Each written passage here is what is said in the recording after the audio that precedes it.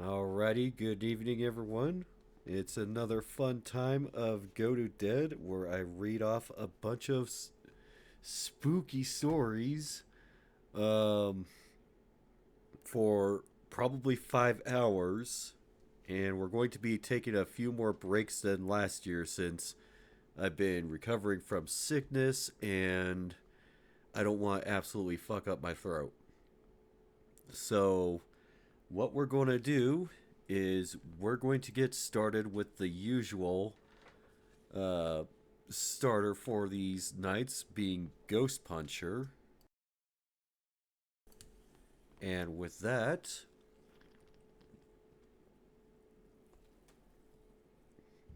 let's get started. Don't know if this goes in fit or X. Wevs, here's the story. I fucking got fucking long, but bear with me. Friend not in the story tells us about place to get palms readings. Lifting buddy and I go to to get palms read. Okay, whoever transcribed this did a horrible job. So many typos. So let's go to the actual text. Also, I hope you guys like the background. I've got Palia loaded up, and we're using the usual pumpkin animation for the BRB screens. But anyways, back to it. Friend not in the story tells us about place to get palm readings. Lifting Buddy and I go to get palms read. Show up to this shady ass place at 10 in the morning wearing our workout gear. Ghost bitches already Myron. Stereotypical scraggly gypsy woman shakes our hands and seats us at the table with a crystal ball. Asks who wants to go first. Hispanic heritage kicks in and I nope at the last minute. Friend chads up to the plate. Woman grabs his hand. He flexes lightly. Woman goes from smiling to horrified. Starts grabbing and studying his hand like a last will. Feeling weird, man. Tells my friend that he's got something following him. Ask him if he's did any Ouija voodoo bullshit. Says he smashed a hole in his wall while he was drunk lifting it at home. Says there was some type of decorative skull behind it and that he now uses as a decoration in his bedroom. Gypsy lets us leave without paying. At the gym 30 minutes later, spotting friend while he benches. Some newbie dumbass is curling next to us. Like no joke 6 inches away from us. Dude slips up and swings a 20 he's holding at friend's head. Throws the bar up and ducks just in time. Almost impale myself trying to catch the bar. Newbie apologizing while friend gets back to up and I'm shitting myself still. Tell friend he should go home. Friend looks unfazed and wants to continue. Leave the Leave to Abuela's sister's house to get some sage and silver. Go back to gym and give it to friend. Next day, friend looks happier than normal. Tells me some shit went down in his house. Says he was power says the power was dead even though his bills were paid and rest of the neighborhood had power. Heard rattling of silverware. Uses flashlight app to see. Saw a silhouette of someone crawl under the kitchen counter. Nothing under the counter, not even the shelves. Friend doesn't believe in Ouija bullshit and believes it's an intruder or an animal. Friend grabs his pull-up bar and gets ready for sweet fit justice. Yells obscenities while patrolling his house. Says he sees what looks like a small humanoid crouched in his weight room. Gives zero fucks and tosses pull-up bar at the window. Shudders like a lanklet kneecap squatting. Thing nowhere in sight. Friend then starts to consider Ouija shit. Calls other friend for advice. Our lifting group has some odd characters. Johnny answers and tells him to burn the sage and carry the silver. Says he'll be by with some holy water. Drops it off. I'll call my grandmother tomorrow to help. She's one of the medium people. Fred sits down on his couch while the house smells like old. Watches American Dad. Looks at the sage, dried up and out. Goes to his pocket for the silver. Fucking melted. Instead of warm, it's cold. Start to see something dart back and forth across the room. TV goes off and static comes on. Says high-pitched screaming fills the house. Fred gets mildly annoyed. Walks over to the weight room and smashes a skull against the wall in one fluid motion. Like, imagine walking into a room and tipping over a vase, then going back to doing whatever you were doing. He did that, except threw a skull against the wall. Says the house shook, screaming got higher and then stopped. Lights go off again. Hears numerous footsteps getting closer to him. Tells me he's mildly freaked out at this point. I'm very concerned that he said mildly. Says he doused himself in holy water and started swinging as hard as he could into the darkness. Only hears the wind breaking on his fists. Says he heard footsteps getting further and further away. Screams, "Nuh-uh!" Starts running around his house and swinging in the darkness. Fucks up his living room in the process. Tells me he swears he made contact with something fleshy a few times. Doesn't remember falling asleep. Wakes up and goes to the gym and tells me this the next day. Alright, I'm going to grab my glasses while taking sips of this oddly decent energy drink that I was way too sick to go to the store, and the person doing the shopping decided rather than get like a substitute of what I wanted, went for something completely different. It's surprisingly tasty. Anyways, doing okay? Yeah. Yay. What would you like to light off? Up to you. For spooky ambiance? Yeah, we might as well. I'll turn on the other light. Thank you. Yeah. Here, I'll light a candle. Ooh, candle. For spooky ambiance. Spooky ambiance. We're getting spoiled tonight, kids. All right. It smells like garden party. Garden party at this hour? Yes. Well, All right, let's get back to business. Frank goes out to make frequent calls throughout his routines. Ask him if he's trying to get in touch with a priest. Tells me he's calling his home phone and leaving angry voice messages for the ghosts. Says he would buy a snake just to flatten it with a rolling pin until it dies. What? I don't know, some superstitious stuff. Friend goes home again. Fast forward a few days. Looks completely normal. Asks Johnny if Lifted Buddy was alright. He tells me it's disturbing how well he's handling the situation. He says he went to Lifting Buddy's house to check up on the sitch. Feels a presence, but it feels scared.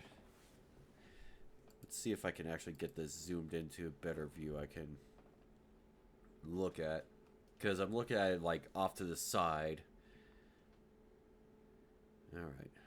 I mean, it makes the text super fucking giant, but whatever. Alrighty. So you want but check the sitch. Lifting Buddy walks out of his bathroom naked, wiping his ass with a Ouija board towel.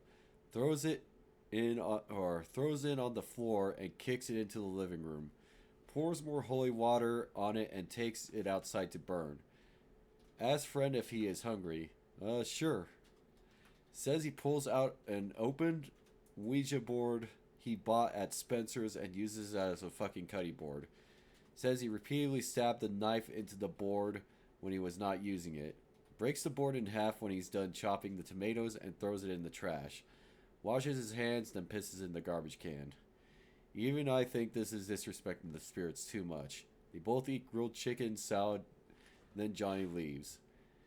Says on the way out of Lifting Buddy goes into the living room and puts another crucifix on the wall. I'm putting Jesus on the wall and I'll be... be back to fucking masturbate on my bench press while thinking about Lucifer's whore daughter. Punches a hole in the wall before leaving. Johnny calls his abuela that night.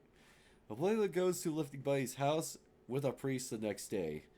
Says her abuela and priest were amazed and disturbed with how Lifting Buddy is fighting the situation. Priest actually cowered and admired Lifting Buddy pissing naked on the satanic Bible he bought at some shady bookstore. Tells Priest he walks around naked a lot lately and talks shit about Satan. Priest leaves before cleansing. Abuela stays to do her medium thing. Tries to contact the spirits. Says it's a group of entities that were very pissed that their shrine was disturbed. Tells her that they have no power since Lifting Buddy isn't remotely scared of anything they've done. Lifting Buddy walks back into weight room with a dead snake. Abuela says the entities scatter like roaches. Check out what I found in the street this morning. Takes a bite of an apple. A fucking dead snake. Throws the snake on the floor. Puts holy water and salt on it. Kicks it into the carpet a few times before peeling it off and throwing it in the trash can in the kitchen. Abuela is what the fucking at this man's mental strength or ignorance. Tries to contact the spirits again. They keep running from her. Finally talks to one. Says they are scared of Lifting Buddy. Ghosts are scared of my bulky friend. Abuela asks what could make them pass on. Says they did black magic to get revenge on some asshole landlord from way back when. Says they had incriminating shit to shame his family within the wall with the skull. Abuela tells Lifting Buddy what he needs to do. Lifting Buddy goes to a weight room, makes the hole in the wall bigger by throwing a 15 through the wall, finds a folder with records of some sort. I'm not lying about any of this, I swear, especially this next part. Lifting Buddy flips through the papers and wipes his balls with it. Abuela is horrified, crumples them and throws them into the corner of the room. Tells the spirits to piss off, then punches another hole in the wall. A total of 13 walls at this point. Abuela says, may God have mercy in Spanish, then leaves. Goes back to Lifting Buddy's house for a month later. Immediately goes to weight room. More holes than wall, destroyed as fuck. But like Halo descending from the heavens, the bench press and squatting rack are still there. Tries to contact spirits. Nothing. Smiles and asks my friend if he did what needed to be done. Again, not lying about any of this. Tells Abuela he uncrumpled the papers and got the address of this bastard. Papers were only 60 years ago, so the guy was still alive, just old as dust. Finds the address of the guy in some sort of mansion. Knocks on the door wearing a Get Swole You Must Star Wars Yoda tank top, board shorts, pink sunglasses, and a backwards Chicago Bulls snapjack. Johnny said Lifting Buddy went full detail about his wardrobe for this. Some scrawny white guy in his mid-30s opens the door. Lifting Buddy holds out some papers and asks for the person in the papers' names. Hey, Dad, someone's here to see you. He has documents. Lifting Buddy lets himself in and finds Old Man in his study. Who are you? Notices the papers. Where did you get that? Old Man tries to grab the papers. Lifting Buddy punches Old Man in the face. Dentures fly out. Says it's like some shit out of a movie. Crouches in his face and sets the old man straight, Sherlock Holmes style. Guy's son runs in and jumps on Lifting Buddy's back. Lifting Buddy stops mid-sentence, lets the guy down, and punches him until he hobbles out of the room and pukes in the hallway. Tells the old man to set shit right or he'll be back for blood. Leaves. Fast forward a couple of days. Various cars outside of Lifting Buddy's house. Thinks the old man brought some friends and grabs his pull-up bar. Walks outside in his tank top and house shorts. Various families are thanking him and giving him cooked foods. Thank him for getting their grandparents' properties back. The documents were apparently deeds swindled out by old man. Families say the whole "we'll never forget you" spiel. Leave. Friend looks into Tupperware. Nothing but calories and carbs. Cookies, briskets, gumbo. Throws it all away and goes back to his lifting room. See old man's name in news a few days later. Apparently he was hated by the community for being a dick. Somehow only heard about him now. News, do- News doesn't disclose how he died. Don't know if it was from lifting buddy doing more damage than he thought, the ghost getting the revenge, or natural causes. Hasn't had any paranormal activity since except for one. Says he went to the kitchen late night non-cheating snack and saw full body apparitions. They smiled at him. He says he grabbed an apple, head nodded while taking a bite, and walked his way back to the bedroom. He stops halfway and turns around. Holy fuck, you guys were real? Spirits fade while smiling. Lifting buddy goes to sleep. Lifting buddy still lifts and does inane shit like he always does. No one fucks with him since the ghost puncher incident. Abuela Myers every time she's around him. And I think the priest told his buddies at church because everyone mires and cowers in his grace twice as hard when they are around him. Again, none of this is made up. No walk the dinosaur 10 shit. My friend legitimately beat up a bunch of ghosts. So, I always like starting off the streams with this one because it's lighthearted and very amusing. Like, we got Ash over here giggling a bit. Yeah. I'm just been cackling and double taking. Just, huh? Pardon? We have a witchery expert in residence tonight. Oh boy. Yeah. So I don't know about expert, but hi. You're at least like more well read into shit. I think we did 1999 last year. I know that it's not smudging, it's smoke cleansing. No.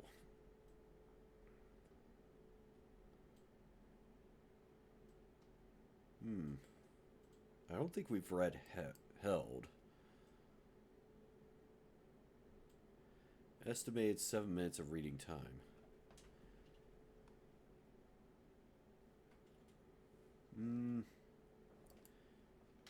Not really liking it. Of course, there's a bunch of Jeff the Killers. Lavender Town Syndrome. Licking.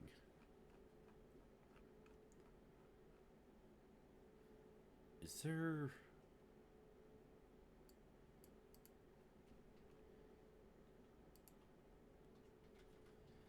Let's see. Alrighty. I think we could start our first big one tonight with bedtime. Let's see.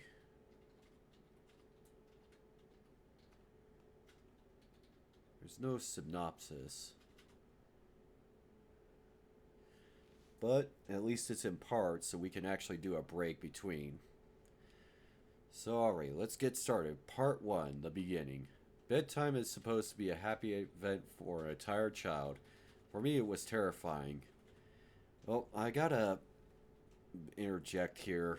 I think a lot of us growing up never really were excited for bedtime, unless it was like day before Christmas or something. I stayed up as late as I could, sleeping underneath the Christmas tree.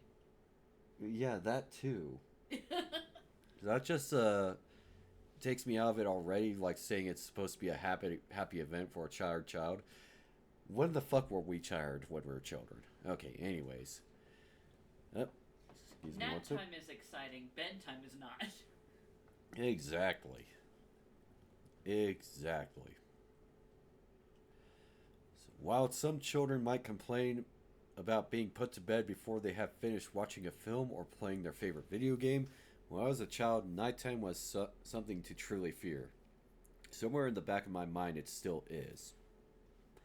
As someone who is trained in the sciences, tips Fedora, milady, I cannot prove that what happened to me was objectively real, but I can swear that what I experienced was genuine horror. A fear which in my life, I'm glad to say, has never been equaled. I will relate it to you as all now as best I can. Make of it what you will, but I'll be glad to just get it off my chest. I can't remember exactly when it started, but my apprehension towards falling asleep seemed to correspond with being moved into my room of my own. I was 8 years old at the time until when I had shared a room quite happily with my older brother. As is perfectly understandable for a boy 5 years my senior, my brother eventually wished for a room of his own as a result. I was given the room at the back of the house. Oh, I think I actually remember this story. It was a small, narrow, yet oddly elongated room, large enough for a bed and a couple of chest drawers. Couple of chests of drawers. That is a very butchered sentence. But not much else. I couldn't really complain because even at this age, I understood that we did not have a large house and I had no real cause to be disappointed. As my family was both loving and caring, it was a happy childhood during the day. Solitary widow, a solitary window looked out onto our back garden. Nothing out of the ordinary, but even during the day, the light which crept into that room seemed almost hesitant. As my brother was given a new bed, I was given the bunk air beds. What? Which we used to share. I don't think they make bunk air beds. They make air mattresses. Whatever. I think whoever reposted it back in my time made some creative edits. While I was upset about sleeping on my own, I was excited at the thought of being able to sleep on the top bunk, which seemed far more adventurous to me. From the very first night, I remember a strange feeling of unease creeping slowly from the back of my mind. I lay on the top bunk, staring down at my action figures and cars strewn across the green-blue carpet. As imaginary battles and adventures took place between the toys on the floor, I couldn't help but feel my eyes were being slowly drawn towards the bottom bunk, as if something was moving in the corner of my eye. Something did not wish to be seen. The bunk was empty, impeccably made with a dark blue blanket tucked in neatly, partially covering two rather bland white pillows. I didn't think anything of it at the time. I was a child, and the noise slipping under my door from my parents' television bathed me. Noise. That is so weird. I'd more like say light from under the door. Bathed me in a warm sense of safety and well-being.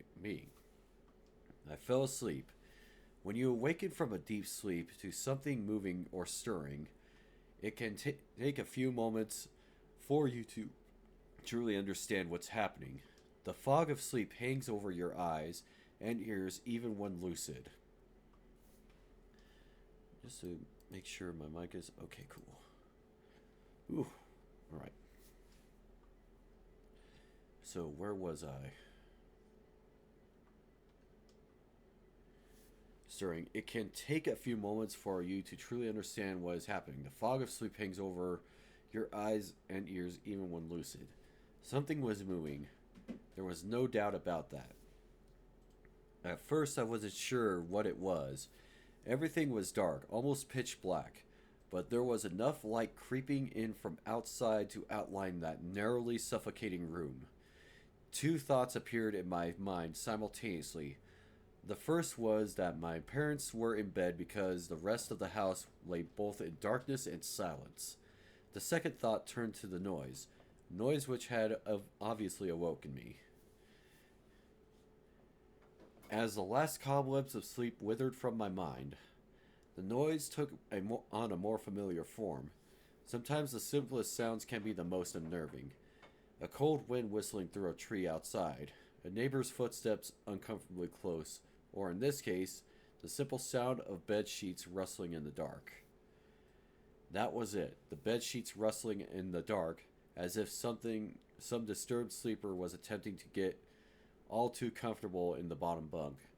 I lay there in disbelief, thinking that the noise was either my imagination or perhaps my pet cat finding somewhere comfortable to spend the night.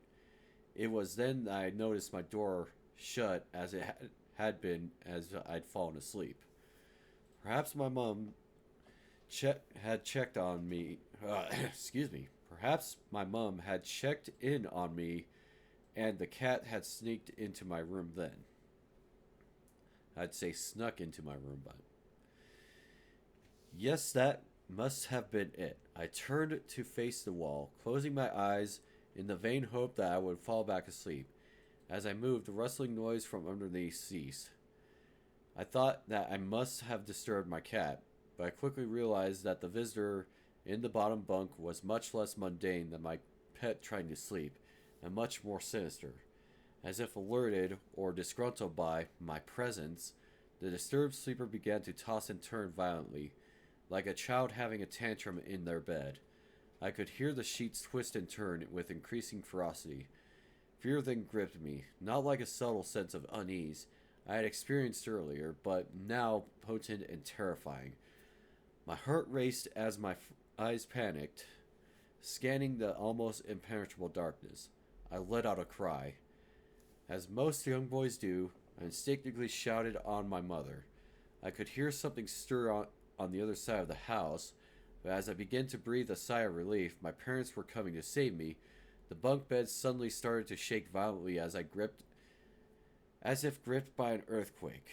Scraping against the wall, I could hear the sheets below me thrashing around as if tormented by malice. I did not want to jump down to safety, as I feared the thing in the bottom bunk would reach out and grab me, pulling me into the darkness. So I stayed there, white-knuckled, clenching my own blanket, like a shroud of protection. The wait seemed like an eternity. The door finally and thankfully burst open, and I laid bathed in light while the bottom bunk and the resting place my unwanted visitor lay empty and peaceful. I cried, and my mother consoled me. Tears of fear followed my relief, streamed down my face, yet through all the horror and relief, I could not tell her why I was upset. I cannot explain it, but it was as though whatever had been in the bunk would return if I even so much as spoke of it, or uttered a single syllable of its existence. Whether that was the truth, I do not know. But as a child, I felt as if that unseen menace remained close, listening. My mother lay in the empty bunk, promising to stay there until morning. Eventually, my anxiety diminished, tiredness pushed me back towards sleep, but I remained restless, waking several times momentarily to the sound of rustling bed sheets.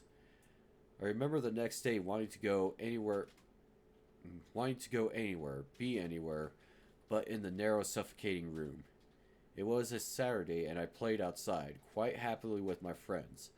Although our house was not large, we were lucky to have long sloping garden in the back. We played there often, as much of it was overgrown and we could hide in the bushes, climbing the huge sycamore tree which towered above all else, and easily imagined ourselves in the throes of a grand adventure, in some untamed exotic land. As fun as it all was, occasionally my eye would turn to the small window, ordinary, slight, and innocuous. But for me, that thin boundary was... Ooh, bless you. Thank you. Yeah. was a looking glass into a strange cold pocket of dread. Oh, got disconnected from Palia. I forgot. I gotta move around a little bit every so often. But at least that spot's easy to get to when Trent or when auto log. So, like literally right here, like the Halloween plot has like the best Halloween spots or reading spots. So, oops. Let's get back to sitting.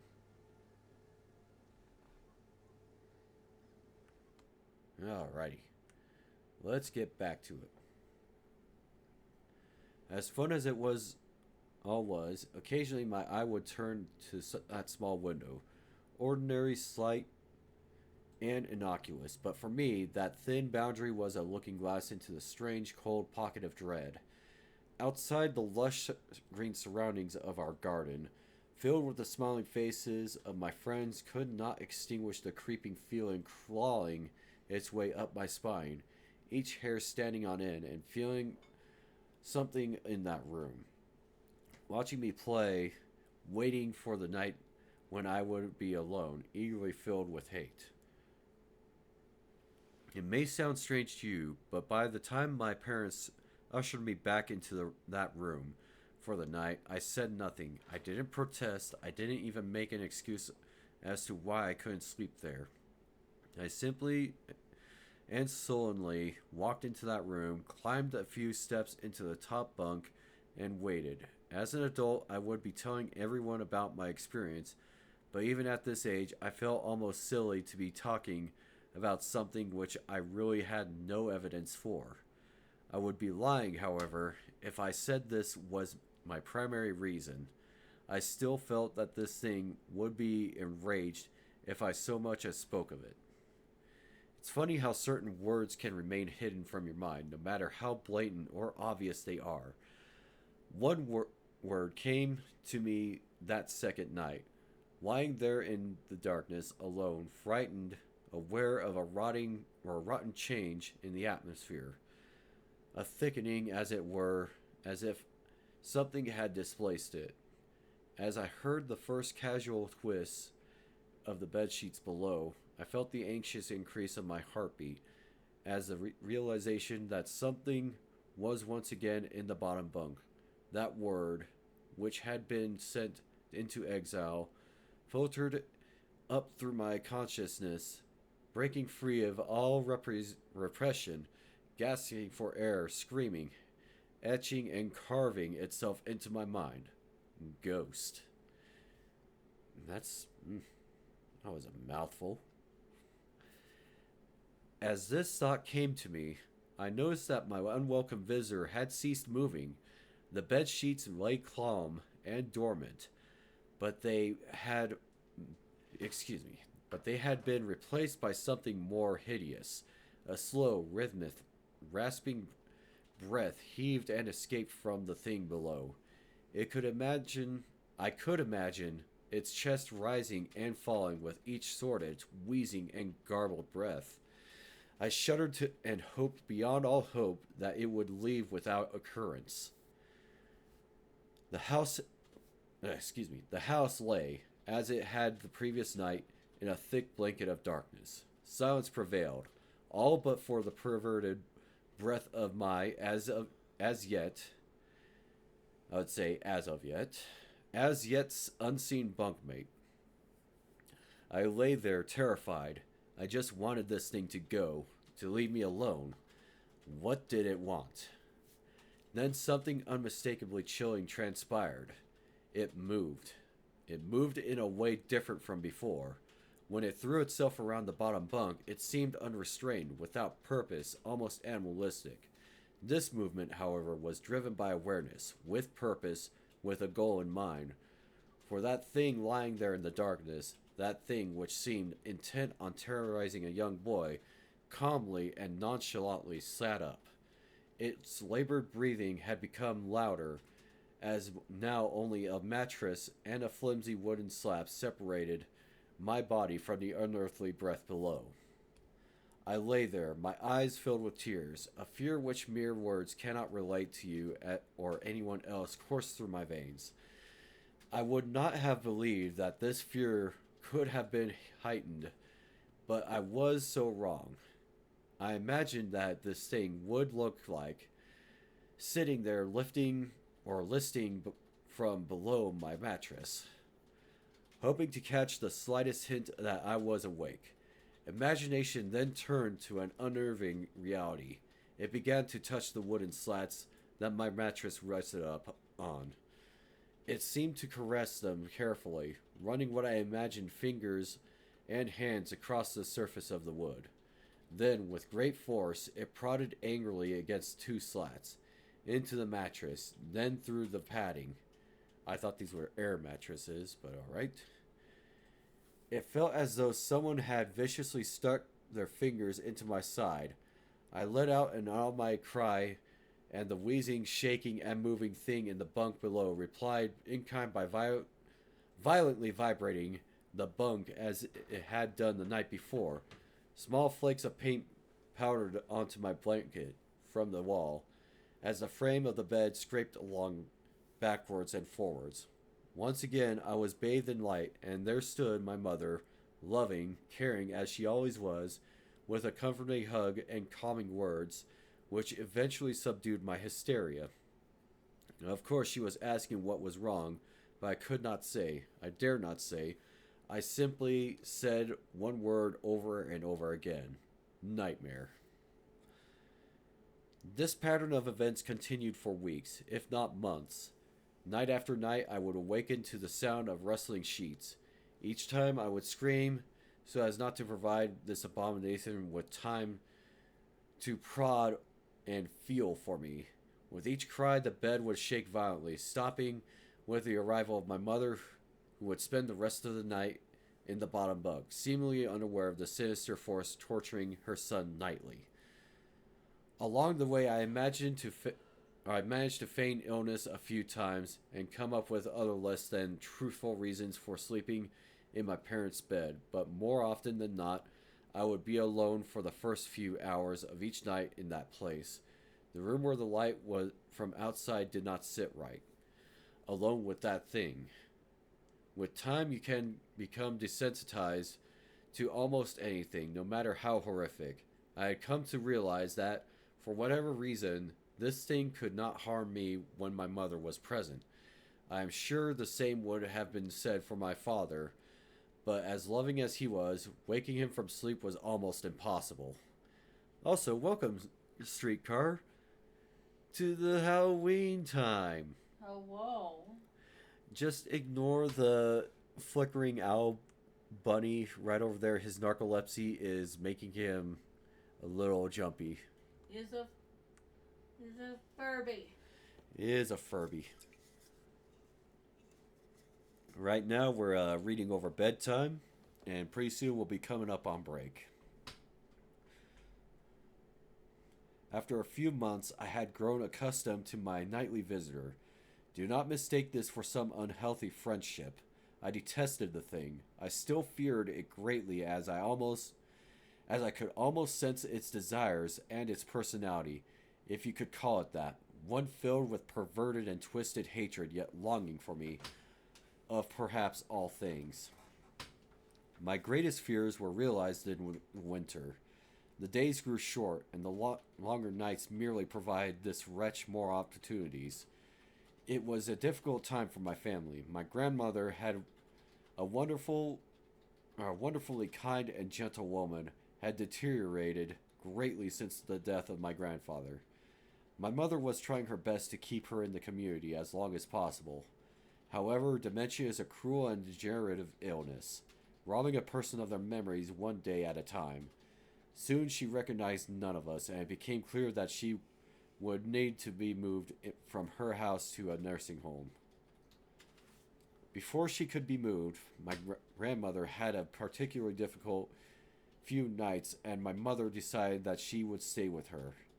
As much as I loved my grandmother, and felt nothing but anguish for her at her illness, to this day I feel guilty that my first thoughts were not of her, but of what this nightly visitor might do should I become aware of my mother's absence. It's it's Jay. Welcome.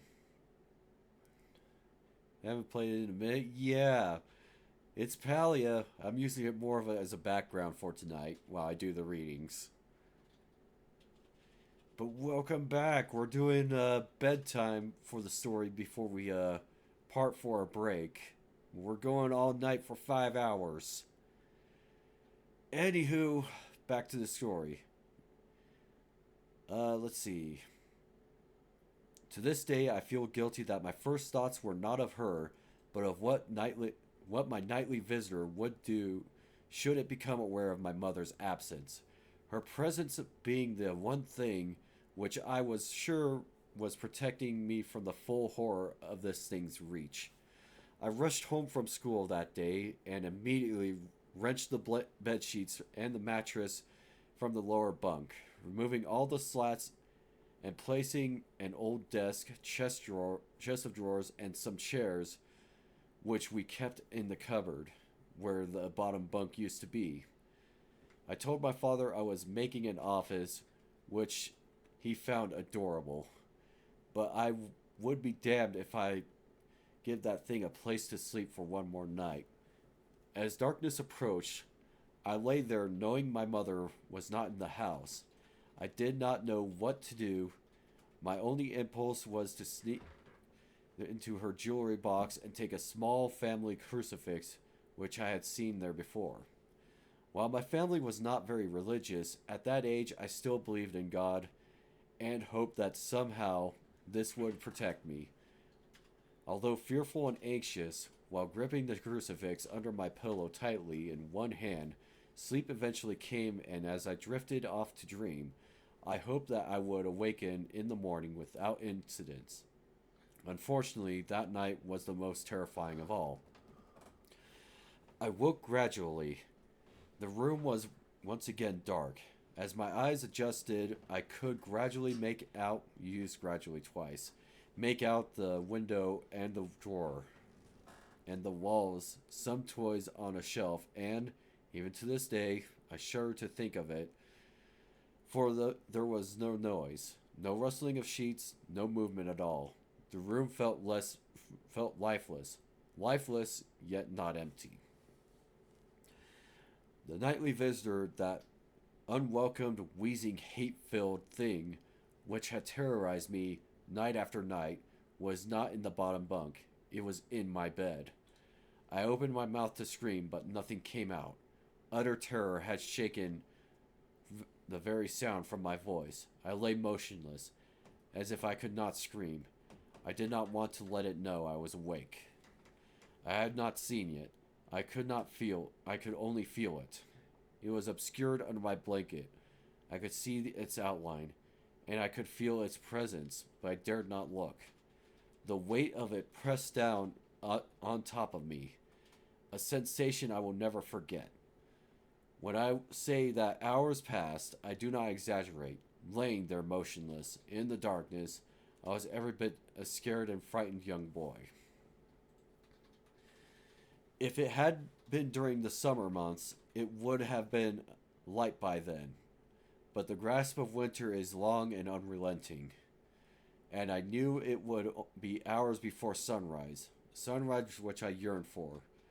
I was a timid child by nature, but I reached a breaking point. A moment where I could wait no more, where I could survive under this intimately deviant abomination no longer. Fear can sometimes wear you out, make you threadbare, a shell of nerves, leaving only the slightest trace of you behind. I had to get out of that bed. Then I remembered the crucifix. My hand still lay underneath the pillow, but it was empty. I slowly moved my wrist around to find it, minimizing as best I could the sound of the vibrations it caused, but it could not be found. I had either knocked it off the top bunk, or I could not even bear to think of it, been taken from my hand. Without the crucifix, I lost my sense of hope. Even at such a young age, you could be acutely aware of what depths it or what death is, and intensely frightened of it. I knew I was going to die in that bed if I lay there, dormant, passive, doing nothing. I had to leave that room behind. But how? Should I leap from the bed and hope I make it to the door? What if it was faster than me? Or should I slowly slip out of that top bunk, hoping not to disturb my uncanny bedfellow? Realizing that I had not stirred when I moved, trying to find the crucifix, I began to have the strangest of thoughts. What if it was asleep? It hadn't so much breathed since I had woken up.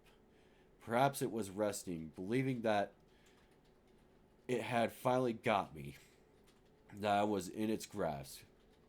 Or perhaps it was toying with me. After all, it had been doing just that for countless nights.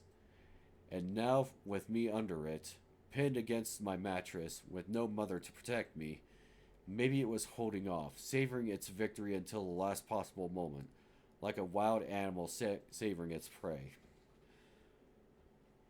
I tried to breathe as shallowly as possible, and mustering every ounce of courage I could, I reached over and with my right hand and began to peel the blanket off of me. What I found under those covers nearly stopped my heart. I did not see it, but as my hand moved to the blanket, it brushed against something smooth and cold, something which felt unmistakably like a gaunt hand. I held my breath in terror, as I was sure it must now have known that I was awake. Nothing. It did not stir. It felt dead. After a few moments, I placed my hand carefully further down the blanket and felt a thin, poorly formed forearm. My confidence was almost twisted. My confidence and almost twisted sense of curiosity grew as I moved down further to a disproportionately large bicep. The arm was outstretched, laying across my chest, with the hand resting on my shoulder, as if it had grabbed me in my sleep. Realizing that I would not have to move this cadaverous appendage if I even so much as hoped to escape its grasp. For some reason, and feeling of torn, ragged cloth, excuse me, for some reason, the feeling of torn, ragged clothing on the shoulder of this nightmare invader stopped me in my tracks. Fear once again swelled in my stomach and in my chest as I recoiled, my hand in disgust, at the touch of straggly, oily hair. I could not bring myself to touch its face, although I wondered to this very day what it felt like. Dear God, it moved. Let me get a sip of water real quick.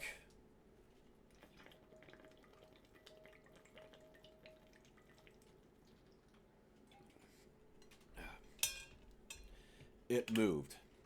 It was subtle, but its grip on my shoulder and across my body strengthened.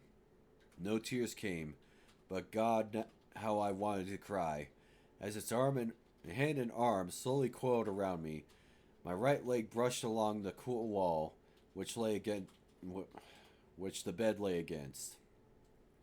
Of all that happened to me in that room, this was the strangest. I realized that this clutching, rancid thing, which drew great delight in violating a young boy's bed, was not entirely on top of me. It was sticking out from the wall, like a spider striking from its lair. Suddenly, its grip moved from the slow tightening to a sudden squeeze. It pulled and clawed at my clothes, as if frightened that the opportunity would soon pass. I fought against it, but its emaciated arm was too strong for me. Its head rose up, writhing and contorted under the blanket. I nearly realized where it was taking me, into the wall. I fought for my dear life. I cried, and suddenly my voice returned to me, yelling, screaming, but no one came. Then I realized why it was so eager to suddenly strike. Why this thing had to have me now. Through my window, that window which seemed to represent so much malice from outside, streaked of hope. The first rays of sunshine, It struggled further, knowing that if I could just hold on, it would soon be gone. As I fought for my life, the unearthly parasite shifted, slowly pulling itself up my chest, its head now poking out from under the blanket, wheezing, coughing, rasping.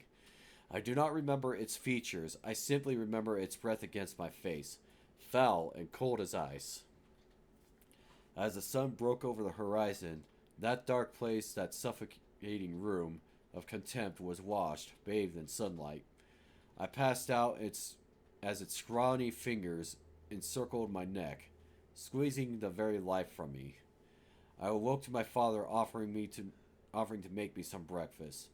A wonderful sight indeed. I had survived the most horrible experience of my life until then, and now I moved my bed away from the wall, leaving behind the furniture I had believed would stop that thing from taking a bed. Little did I think that it would try to take mine and me. Weeks passed without incident, yet on a one cold frostbitten night, I awoke to the sound of furniture where the bunk beds used to be, vibrating violently. In a moment, it passed. I lay there, sure I could hear a distant wheezing coming from deep within the wall, finally fading into the distance. I had never told anyone this story before, except earlier in the story, this person said they told the story to many people, but okay. To this day, I still break out in a cold sweat at the sound of bed sheets rustling in the night, or a wheeze brought on by a common cold. But I certainly never sleep with my bed against the wall.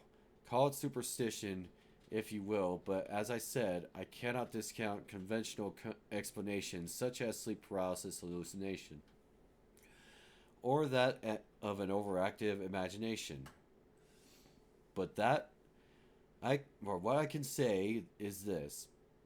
The following year, I was given a larger room on the other side of the house, and my parents took that strangely suffocating, elongated room as their bedroom. They said they didn't need any large room, just one big enough for a bed and a few things. Okay, that's a very odd choice. They lasted 10 days. We moved on the 11th. Alright, so that's the end of part 1. What we're going to do is take a quick 20-minute break. So get some snacks, get some drinks, and we'll be back in a little bit. Get some snacks. Yeah. Better. Music's coming back up.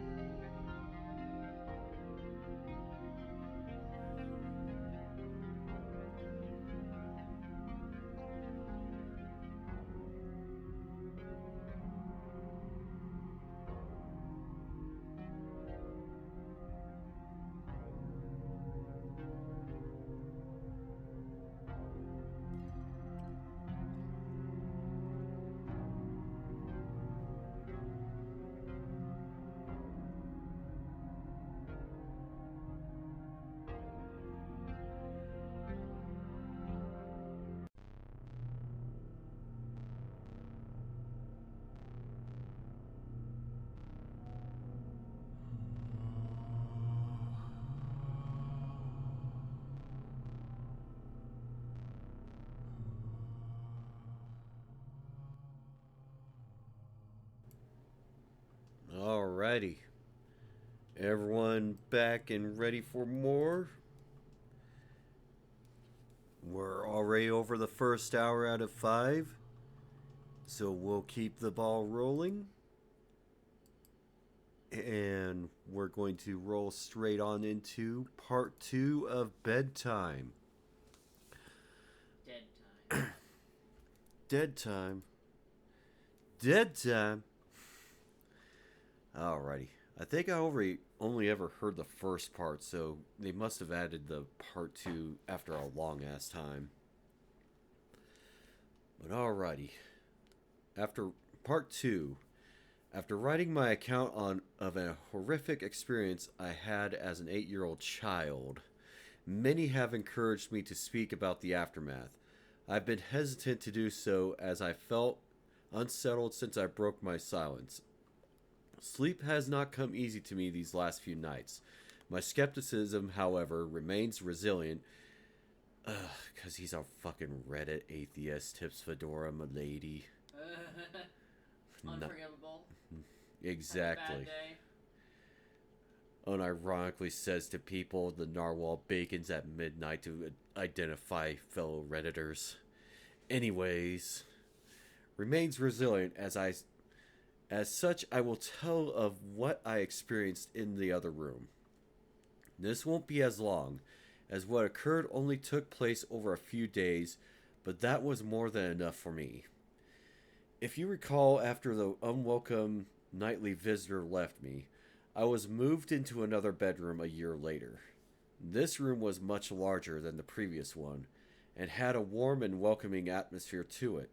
Some places feel bad, the room before felt foul, but this one did not. Thankfully, I was given a normal bed. The previous one was taken apart and thrown out. A welcome sight, I might add. I loved my new room. I enjoyed the space for all my toys. I was happy that the place was large enough to have my friends drop by. But most of all, I was relieved to just be out of that uneasy, foreboding part of the house. On the first night, I slept more soundly than I had done in a long, long time. Of course, I still moved my bed several feet from the wall. I told my mother that I and my friends liked to use the gap between the wall as a hiding place when we were playing. I awoke the next day feeling refreshed and relaxed. As I lay there watching some of my favorite cartoons on the small portable television, I noticed something odd. An old dark brown armchair, which had always been there, sat a foot of my bed.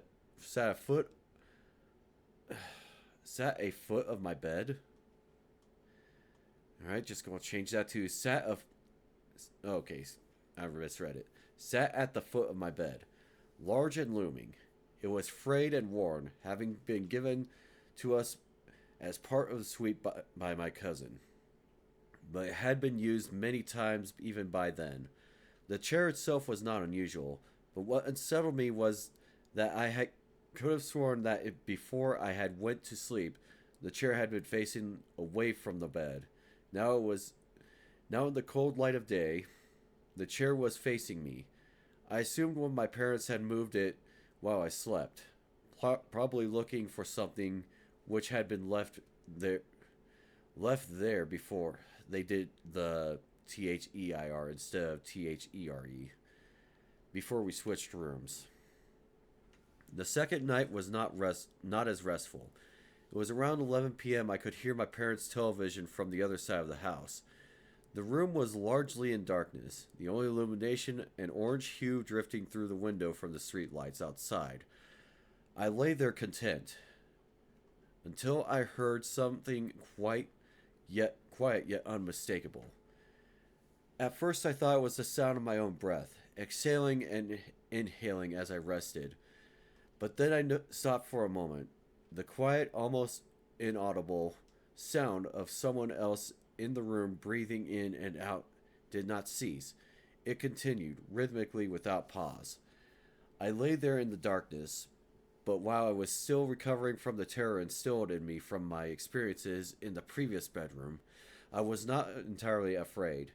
The breathing was so distant, and unlike the wheezing I had heard during my encounter that the thing in the wall, that I remained calm, and even at that early age, I believed that I was so subtle that it was probably my imagination playing tricks on me.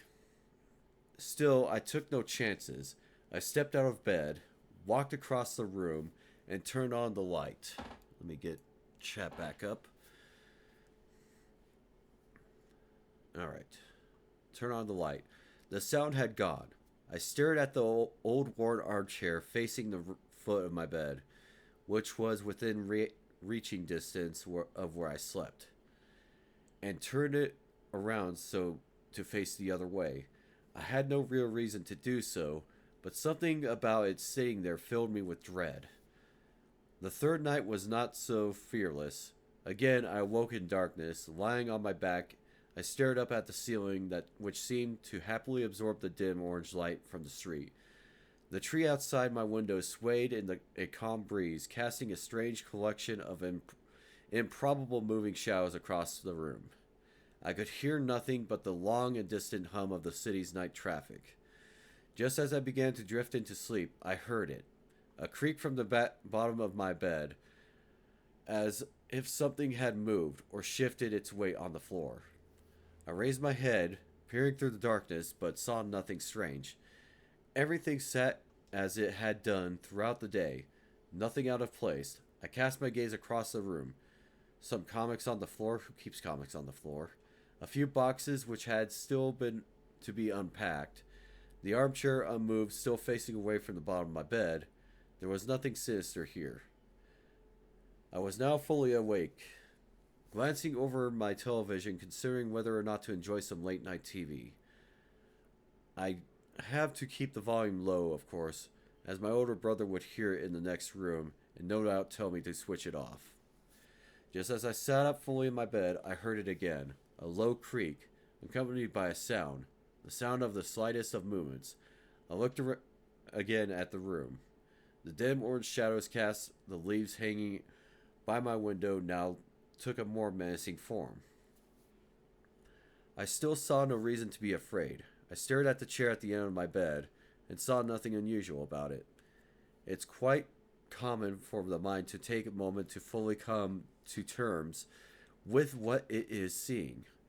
It takes time to put the full horror of what is in front of you together into a moment of cold, bitter realization. Yes, I was staring at that old, worn armchair in the dark, but but what I was also staring at was the person sitting in it. In the dim, I could only see the outline of the back of its head, the rest obscured by the spine of the armchair. I sat motionless, staring, praying, hoping that my eyes were being misled by their surroundings. The slow creak of movement as it shifted in its battered throne chilled me to the very core. This was no mere trick of the dark. Then it shifted onto its right side.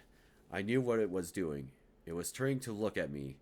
It was difficult to make out, for even in that room, it seemed darker than everything around it. I saw what looked like a collection of long fingers slipped over the crest of the chair, and then another. The room was silent, but for the sound of the thing shuffling in the seat, and then the crash of the chair, and then the crash of my racing heart.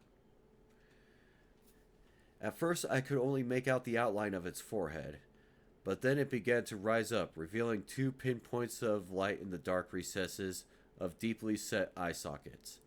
It was staring at me.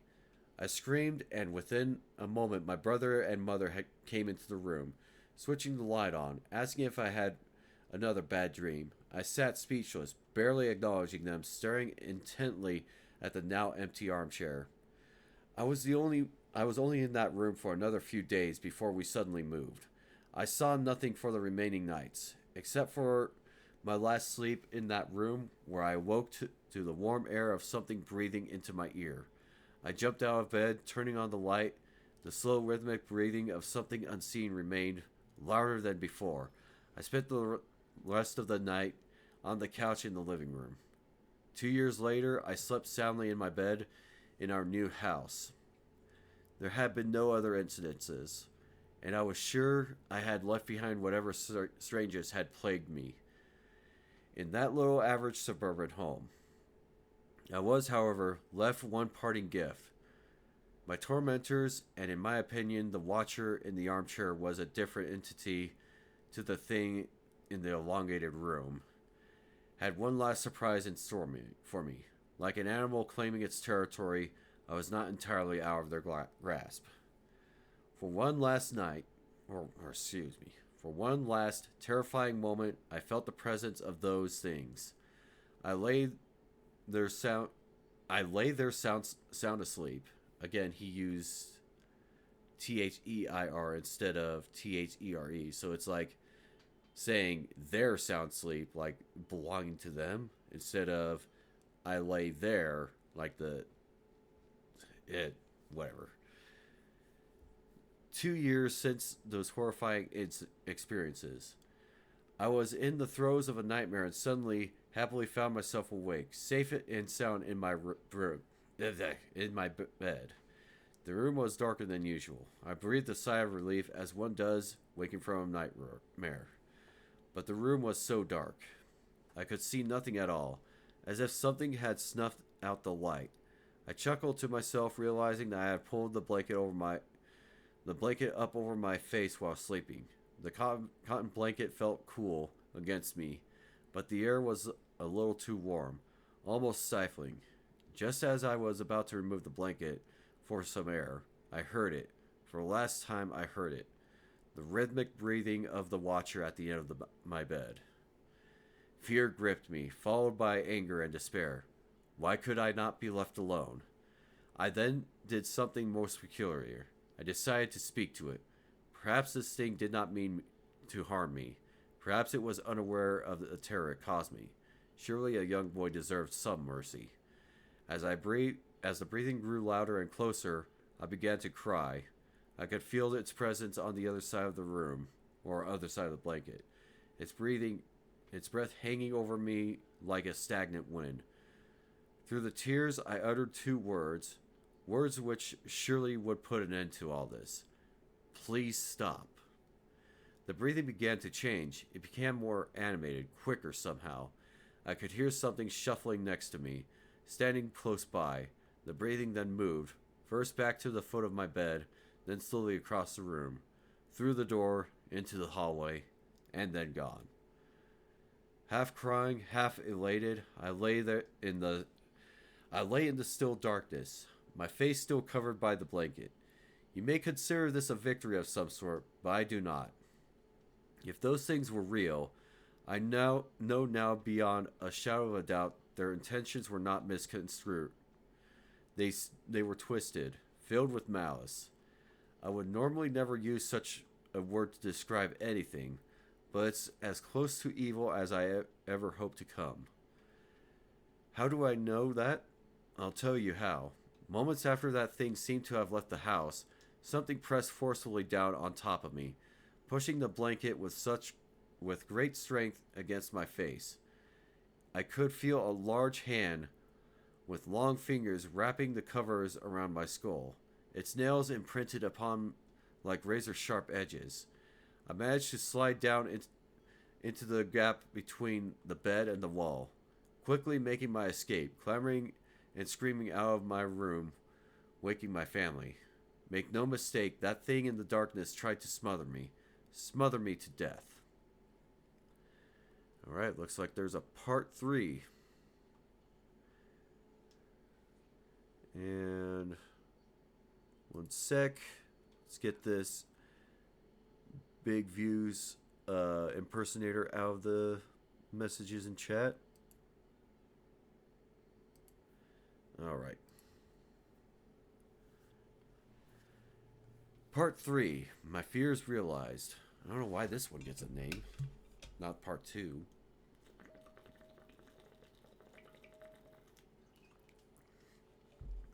A few days ago, I submitted 2 nightmarish accounts from my childhood.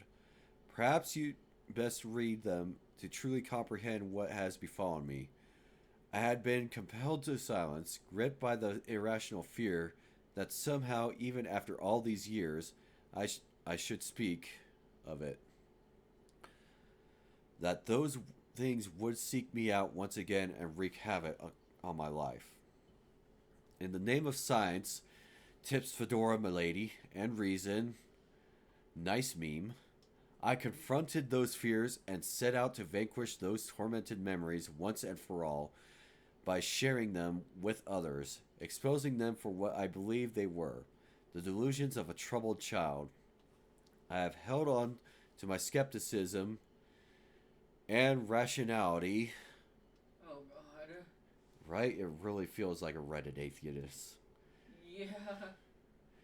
For dear life, I have allowed them to define me, but this morning I was presented with verifiable physical evidence of what I do not know, but it could be ignored or cannot be ignored. And it seems strange to me that the last few days have been so tainted by apprehension and misfortune after finally breaking my silence that I can no longer rely entirely conventional on that I can no longer rely upon entirely conventional explanations. In the wake of sharing those traumatic experiences I had as a child, I have plagued I have been plagued by overwhelming sense of unease. Initially, I attributed this to be the fear I experienced in simply recounting and reliving those terrible events in my mind. But as the days passed, it felt like so much more. A feeling of impending doom consumed my every thought.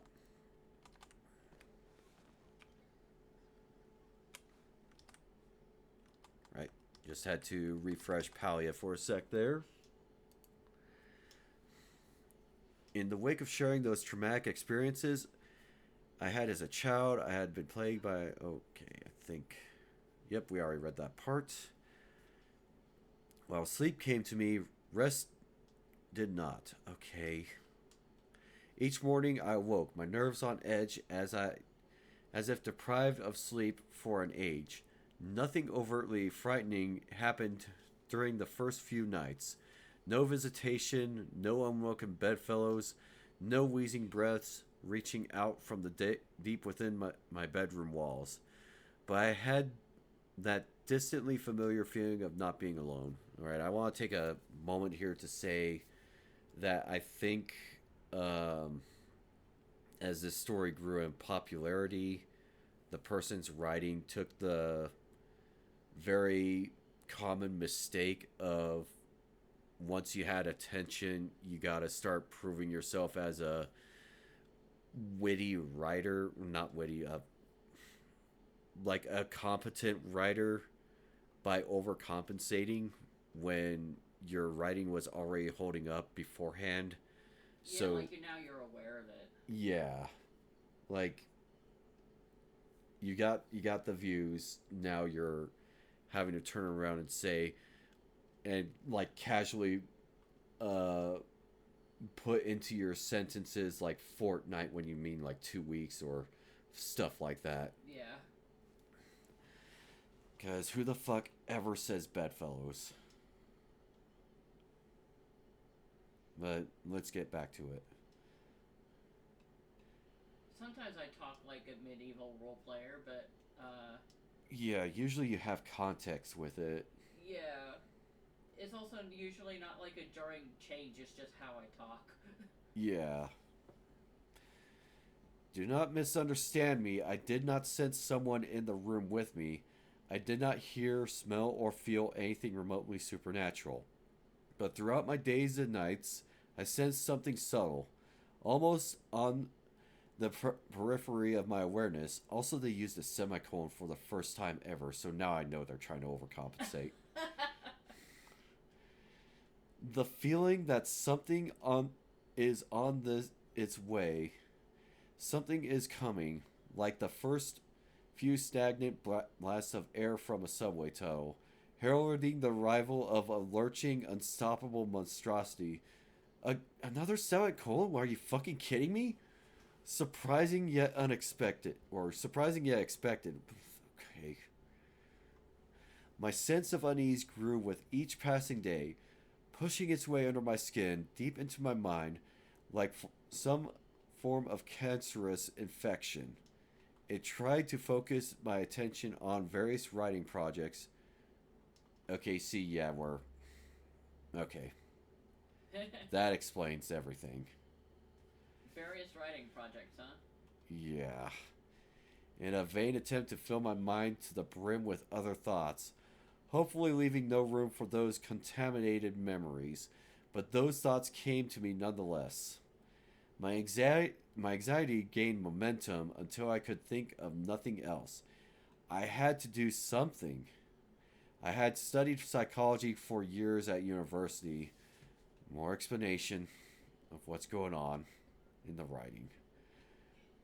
With this, I knew that anxiety is often the result of loss of control, and that one of the most effective ways to combat it is to empower oneself. This is what I intend to do. I call it foolhardy, but I was going to go back to that place, that house where those terrible events took place. I was going to confront those memories and expose them for what they were. Nonsense. Okay, we're just going to casually do some home invasion. Yeah. Wouldn't you? I mean, sure. It was an hour's drive to my home, but it was one filled with elation. I was confident, at ease, happy. Oh my god, here's another semicolon. I was in control now, and nothing was going to get in my way from showing that place I had feared. My entire life was nothing but an average, humdrum, harmless little suburban house. Gleefully negotiating the country. Oh my god!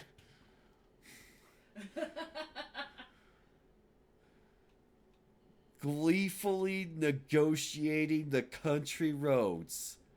That is not how anyone naturally speaks. Yeah. And then motorway. Finally, I made it to the city. Gradually, the streets began to take on a more familiar appearance. Memories of playing in that neighborhood came flooding back to me. A play park with my favorite slide, as an ash pitch where we used to play football, my schoolyard filled with hide and seek, and friendships long since abandoned but never forgotten. My mind wandered through those memories like a prodigal son walking home. Fucking god damn it. And another semicolon. Bear in mind, there was not a single one of these in the previous parts. The problem is that this was no longer just a thing that he did for fun. It is a thing that he's now like, oh, this is something that I might be able to do for attention and profit. Yeah. Wandered so much that before I realized it, I was pulling into the street where I once lived. The road was long and disappeared far into the distance, finally entering into a sharp, blind turn. It was an old neighborhood and had been planned and built long before the advent of the car. The Advent Carlander. Oh my god. This was evident by the narrowness of its roadways, creating a strangely claustrophobic feeling, as if the houses on each side of the road rose up, luring at passers-by. I slowed my speed and cast my eye over each house. You cast your eye. Yeah. Singular. Yeah. Only the one. Did he just gotta do it with the other one pinched. Okay, yeah, that's right. One eye is moving over the houses while the other is still locked on the road. He's got chameleon eyes. It was a nice uniform place with every house looking not dissimilar. It's a suburb then. Those were designed with fucking cars in mind. Ugh. Was this before cars or after cars? The uniformity of suburbs. Oh my god. Whatever. God, do your fucking research. My heart No. suddenly began to beat faster as a cold chill crawled up my spine. There it was. There was the house. It was late afternoon and the street was quiet, almost lonely. I stared at the little place, wondering how much such an ordinary home could have instilled so much fear in me. I had initially intended to only look at the house from afar, confirming it to me as a material construction entirely explicable and removed from anything uncanny.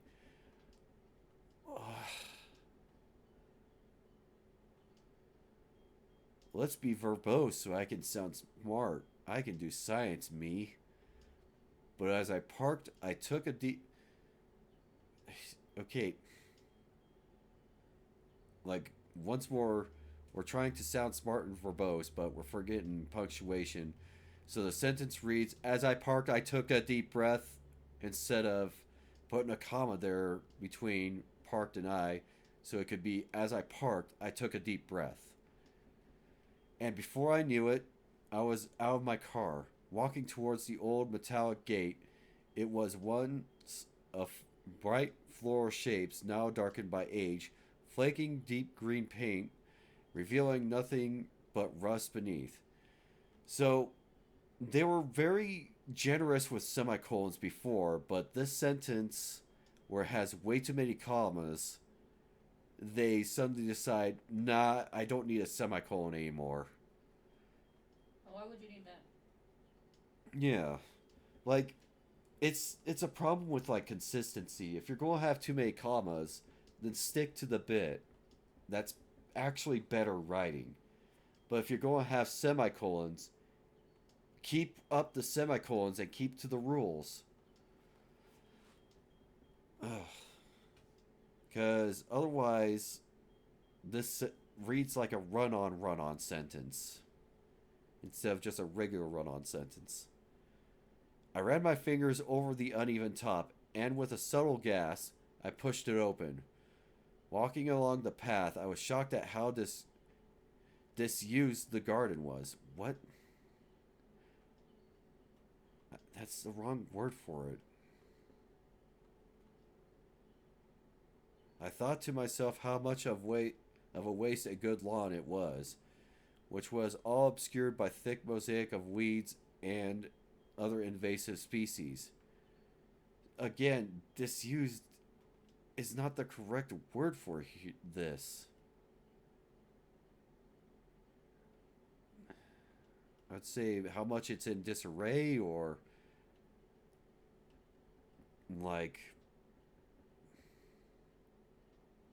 run down. Also, grass is an invasive species, so it's like, okay. As I neared the house, I realized why. It was unoccupied. Once again, a shudder crept through me. But as anxiety rose up, I crushed it with my rational mantra. He rationalized himself through the power of Reddit into not having mental illness anymore. You know, you say the rationalization of Reddit, but you are fucking dead on with this.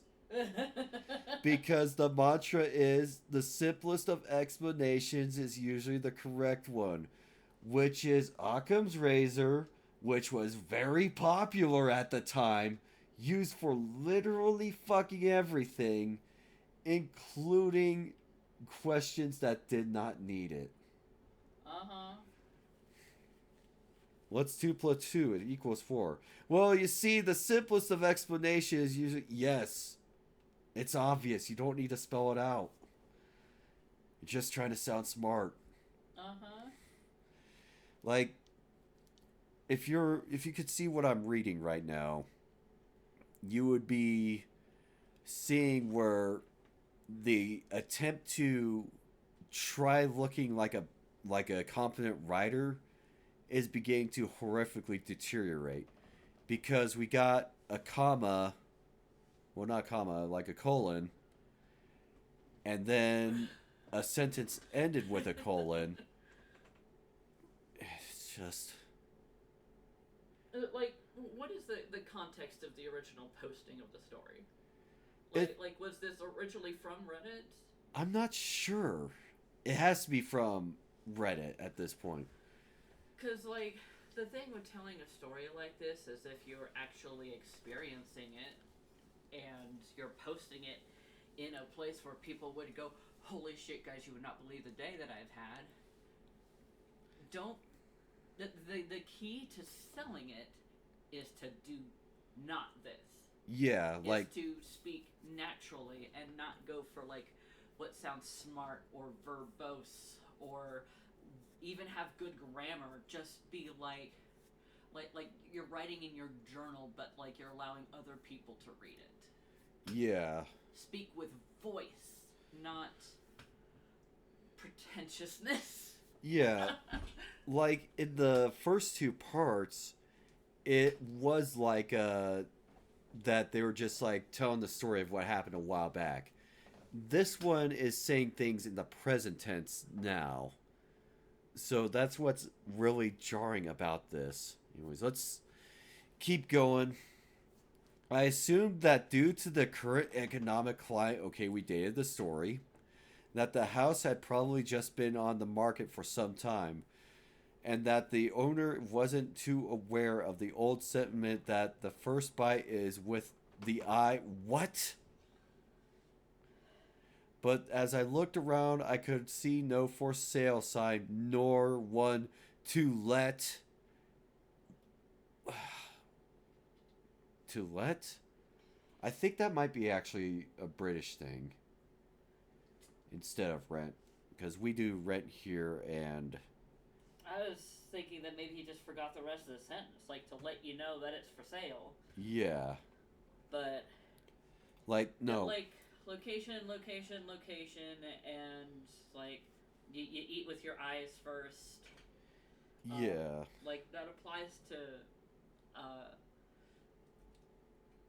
That applies to real estate. But does things that apply to real estate really just. Like. Just say, like. It looked run down as hell. Yeah. Also, if you want to sell something as being scary, instead of just giving like a personal account, what you need to do is like anthropomorphize the details, like the gates screaming as they open, kind of wording. Yeah. That'll make things like unsettling for the reader instead of just describing beat for beat this thing that I guess would be creepy. Anyway, I'm going off. Yeah, and I actually got to add to that too because they made the mistake of like saying the lawn was obscured by a thick mosaic of weeds. A mosaic is like an organized tile piece or like an organized picture of detail that you can look at. So like a checkered floor or Yeah. what I would say is like it was an overgrowth of weeds that infested the lawn and obscured it. Like a mosaic of weeds like does conjure a specific image of something that has like a whole bunch of different species living like tightly knit together, but that's not a relevant detail. Yeah. That's also a thing. Just keep the details to what's relevant. Yeah. Like I could say like yeah, if the house has been unoccupied, untouched over time, the weeds might be a good detail, but saying it's a fucking mosaic. Just they're really trying for their word count here.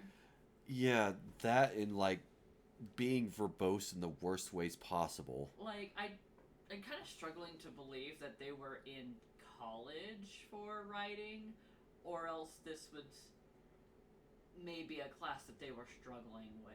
Yeah. Or they had one of those professors that encouraged this bad writing behavior. Because, like,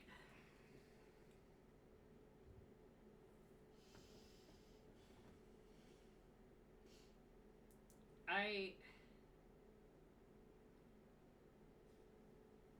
I remember sitting in on a friend's writing class, just kind of like waiting for her to get out of school once, and just for fun, I guess, to pass the time, I participated in the class as like because the teacher like welcomed me and allowed me to. Um, where myself and other students like hit a wall or a struggle point was when something suddenly became forced, trying to make something happen too hard. Yeah.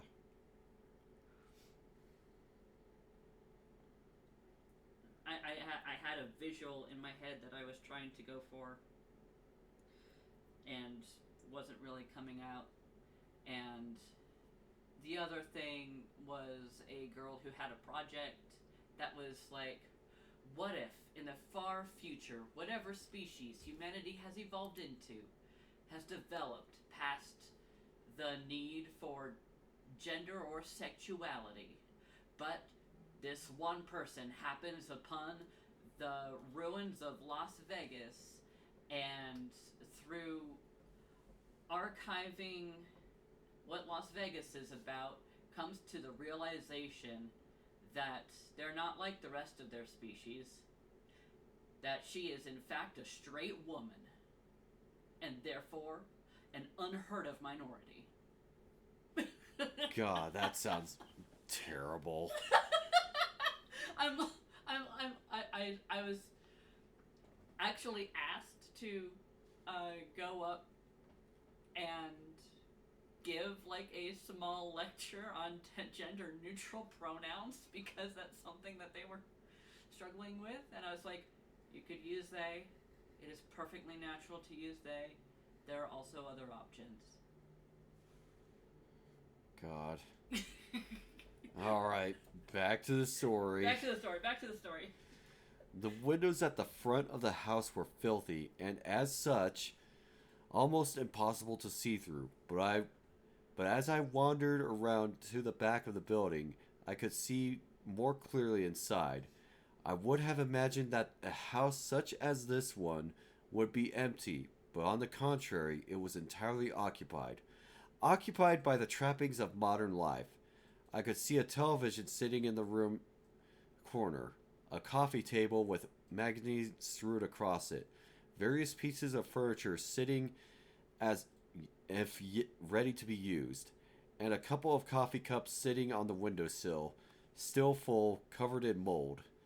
I would have thought the house was lived in if it was not for the thick layer of dust lying over everything, accompanied by the occasional spider's web. Just say spider web. It seemed as though the most recent occupants have left in a hurry and never returned.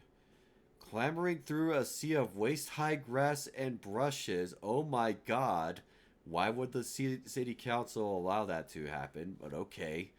I eventually arrived at the innocuous little window at the back of the house.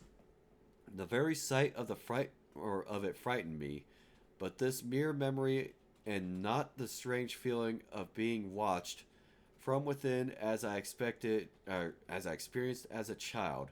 Peering in, the room looked eerily familiar. I suppose there is little that could be done with a room so small, so oddly narrow, but through the dirt-covered glass of the room looked almost unchanged from when I slept in it.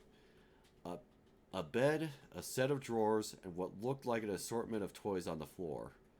A profound sense of anger washed over me momentarily as I shook it quickly from my mind. The room was clearly that of a child's, and the thought of that thing harming another innocent filled me with contempt for such a thought. and within me swelled the desire to protect any child from such an abomination. Okay. As I gazed at that wall, of, of which a bed lying alongside it, the hairs on the back of my neck stood up. For a moment, and it was only for the slice, okay, why'd you have to put that in there? I thought I saw a blanket on top of the bed move. More than that, through the window pane, I could have sworn I heard a wheezing gasp. Closing my eyes tightly, I repeated another scientific mantra. Are you fucking kidding me? Science does not owe its depths to imagination. Oh my god. I am tipping my fedora. I am so euphoric right now. It literally is like a... Guys, I'm not stupid. Don't think that I'm, like, superstitious or something, dudes. Guys, I do not believe in God. I attend my atheist church bi-hourly. Yeah, that's just scrolling Reddit. Exactly. Opening my eyes, I saw nothing but an empty bedroom. No foul spirits or unearthly things. Just a room, no more, no less. I breathed a sigh of relief as it okay, what a tortured sentence. I breathed a sigh of relief as it that all was well with the world the first time in many days. Run on sentence with a very fucking awkward series of words. You may think that it was wishful thinking, but I genuinely felt that I had shown myself that there was nothing to be scared for, other than my overactive imagination. It was starting to get dark, and I wanted to be home before the night, filled with confidence now that my anxieties were behind me. There was one last thing I needed to do. When we had left that house, we did so in a hurry. As a child, it was disorientating, even frightening to leave everything I knew behind. But there was one thing left which I always wondered about. At the bottom of the garden stood a sycamore tree, which looked to be even older than the house was. Or looked... Sorry, bad reading. I was amazed at how unchanged it was. I had grown up, gone on to pastures new. No one says that. But the old sycamore still stood, wise, warm, almost friendly in its appearance. Okay. And this is a spot where the semicolon could have worked, or just ended the sentence after new, or pastures new, and then did but, then comma, then, so it'd be but the old sycamore still stood. Instead it reads, but the old sycamore still stood. So I'm sort of having to like add some auditory creativity to make that sentence read a little bit better. I think it's a rites of passage. Okay. You sound so tired. It's frustrating. You go from good to trying to be so good, or trying to prove yourself to be good, and making so many writing mistakes instead. Because they use the plural for rights instead of right. I think it's a rite of passage for any child to have a place to hide things. It's often their first experience with independence, something removed from any authority figure. For me, my stash was halfway up the old sycamore. I'm sure I must have looked like a fool, but I happily and gleefully climbed the tree with abandon. The configuration of the branches had changed in place. No, that's not how branches work. The branches moved on their own, guys. Yeah, it's a different tree, actually. See, you could actually remove a branch and stick it into another spot. Yeah. It's like Legos. But the overall happy memories of you could saw off branches though, but whatever. It's not like this is a fucking Russian olive Yeah. where they just grow willy nilly. But the overall happy memories of playing amongst the limbs of the old sycamore, okay? You don't have to keep using old sycamore. We already know that's the tree in question. Of having a little piece of the world to myself away from everyone else seemed vivid as it was remarkable how much remained unchanged. Halfway up, I caught my breath and smiled to myself. Okay, you were an 8-year-old child. Did you come back here as a 8-year-old in college? Whatever. You shouldn't be having to like struggle so much to get halfway up the tree. You could probably be, I don't know, just standing at that point and look at the halfway point. I'm pretty sure 8-year-old me is more fit than I am now. True. Whether it had been created by an animal or perhaps the tug of the gale on the weekend branch long ago, I do not know, but it was where I kept things. If I found something which I was sure would be taken from me for being inappropriate into the hollow, it would go. The truth is, though, that the majority of the items inside were not very interesting, mostly just toys, rarely exotic pieces of contraband like a slingshot or some smoke bombs. I had no reason to hide. I just gotta go back there.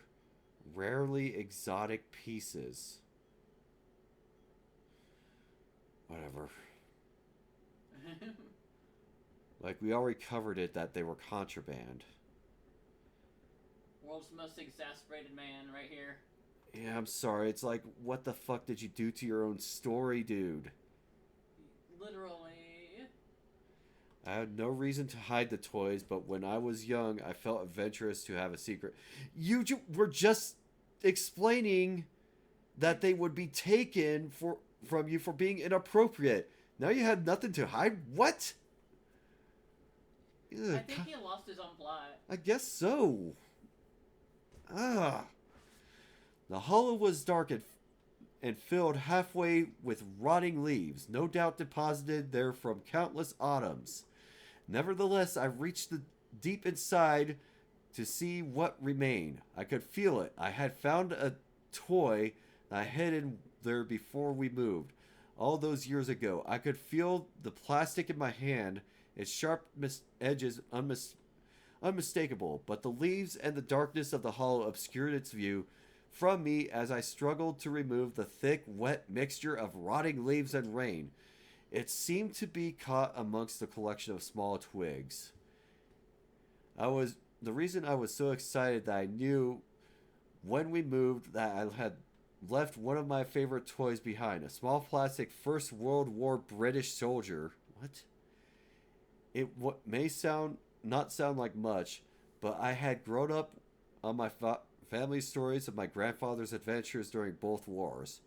And while he had passed away before I was born, I would often act out exaggerated versions with this small soldier. Exaggerated versions of the stories with this small soldier in the role of the hero, my intrepid grandfather. At the time, I thought a hollow the perfect hiding place for the soldier.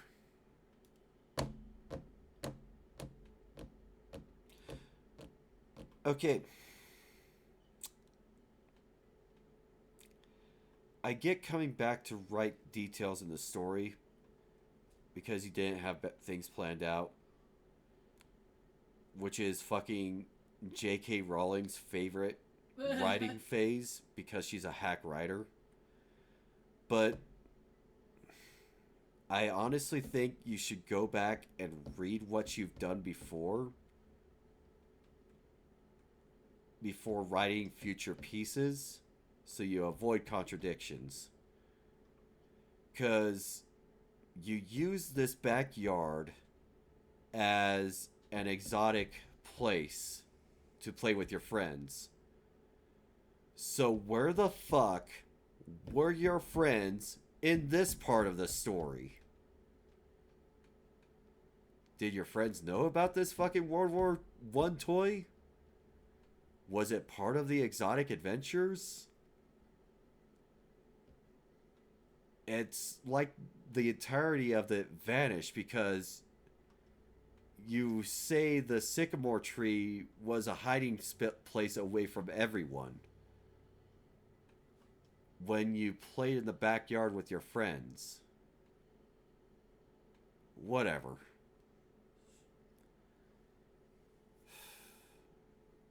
My delight, however, quickly turned to horror.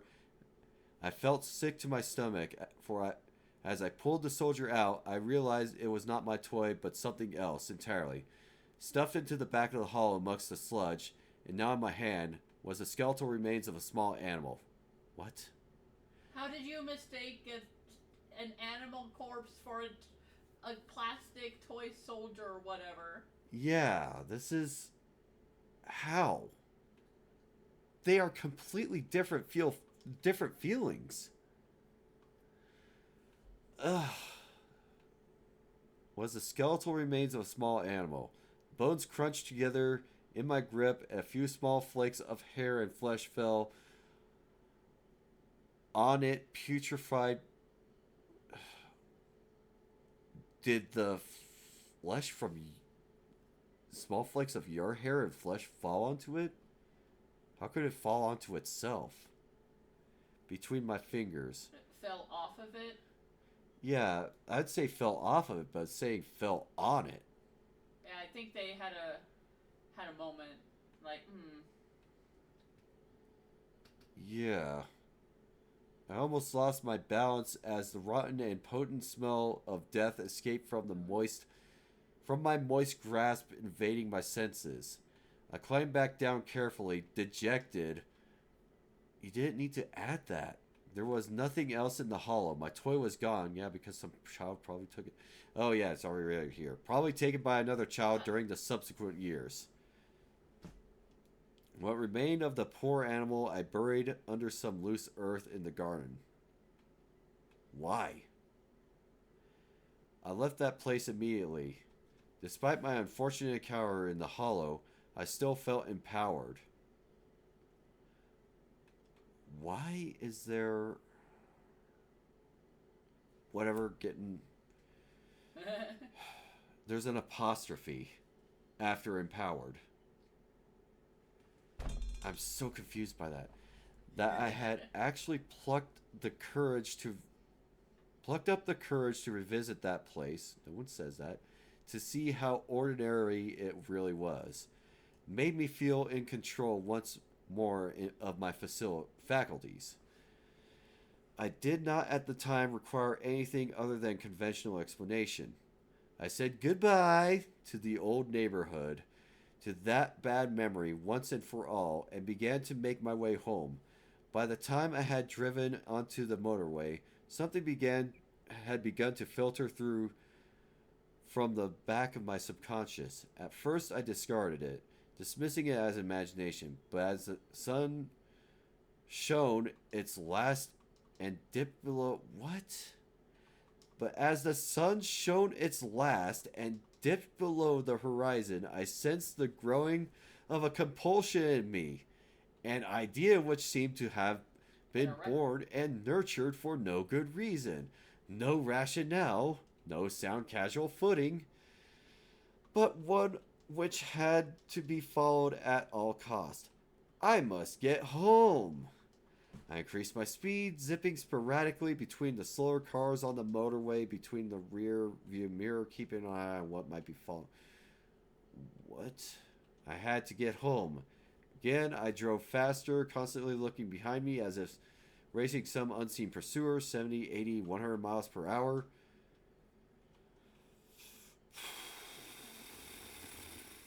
Yeah, this is England. Because that sort of confirmed it from let. That's like a replacement for lease. And they still don't use kilometers or anything. Like, it was already European, but still using miles per hour for road speeds. Okay. I tore along the road. I beeped, I yelled, the sweat lashed off of me. What was happening to me? Please just let me go home. White knuckled, I finally made it off the roadway or off the motorway and onto the country roads which would lead me directly to my town. The roads were narrow and wound around the narrow, bleak, and ominous countryside.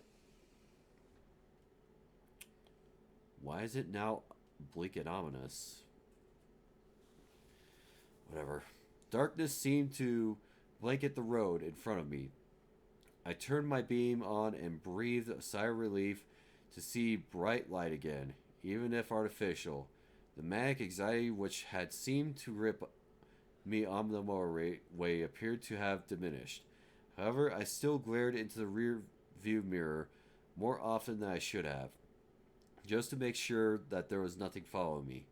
What a ridiculous thought, to think of something chasing my car. To put myself and others in danger by speeding down a busy motorway. Ellipses. Madness. First time ellipses have been used in this entire story, which, okay, I'll grant them that. They get one, but no more. Still, madness or not, I had felt compelled to get away as quickly as possible, and even though I had managed to collect my nerves, the loneliness of the road I was on fueled my yearning for my own town, my own street, my own bed. Nervously, I traversed the web-like winding roads which seared through the countryside. What?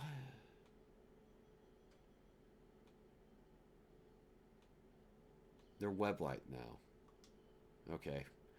Feeling relieved at the first sign of a lamppost of civilization and the boundaries of my town, I pulled up outside of my house, switching the engine off, unnecessary detail, and sat for a moment in silence. I had to stop all this nonsense. Things coming out of walls, watchers smothering me at night, looking into someone's window like a prowler. All of this was lunacy.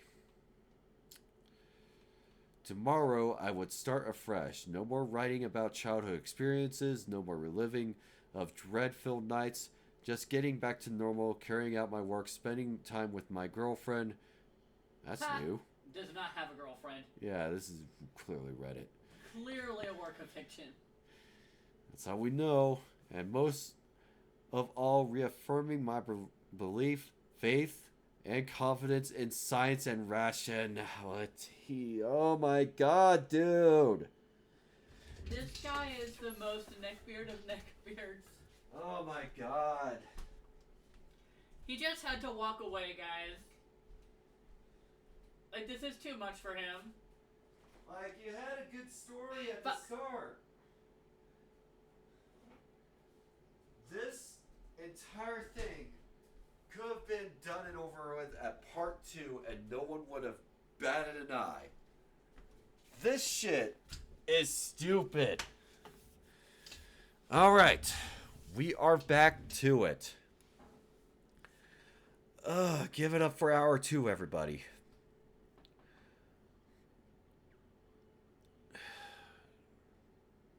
Then the thing in my backseat leant over, grabbed me by the shoulder, and breathed a foul, rancid breath from deep inside its lungs into the back of my neck.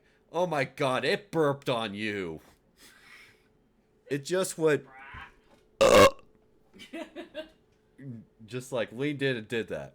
I scrambled from the door, my arms flailing around, looking for a lock. For the lock. What? Fear possessed me, shook me...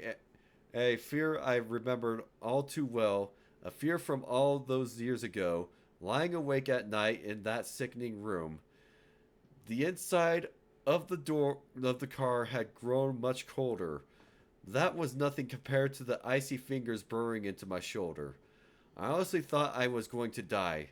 The thing would finally get its way after all this time. Hi, streetcar. I'm glad you're enjoying things so far.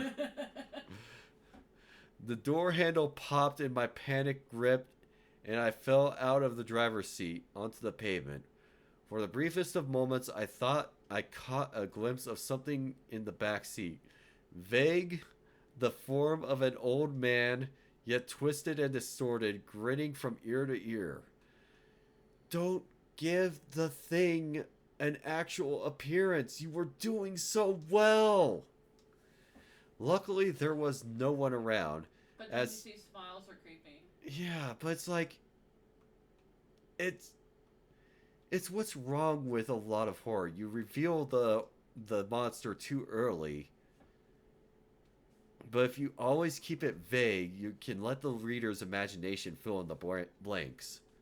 Like I was imagining some Quasimodo shit. Now it's an old man. Oh, okay. Luckily, there was no one around, as had there been, I would have appeared a mad fool, for the car was empty. I grabbed the keys from the ignition and booted the door shut with my foot, locking it for the night. Okay, that's very calm and courteous of you.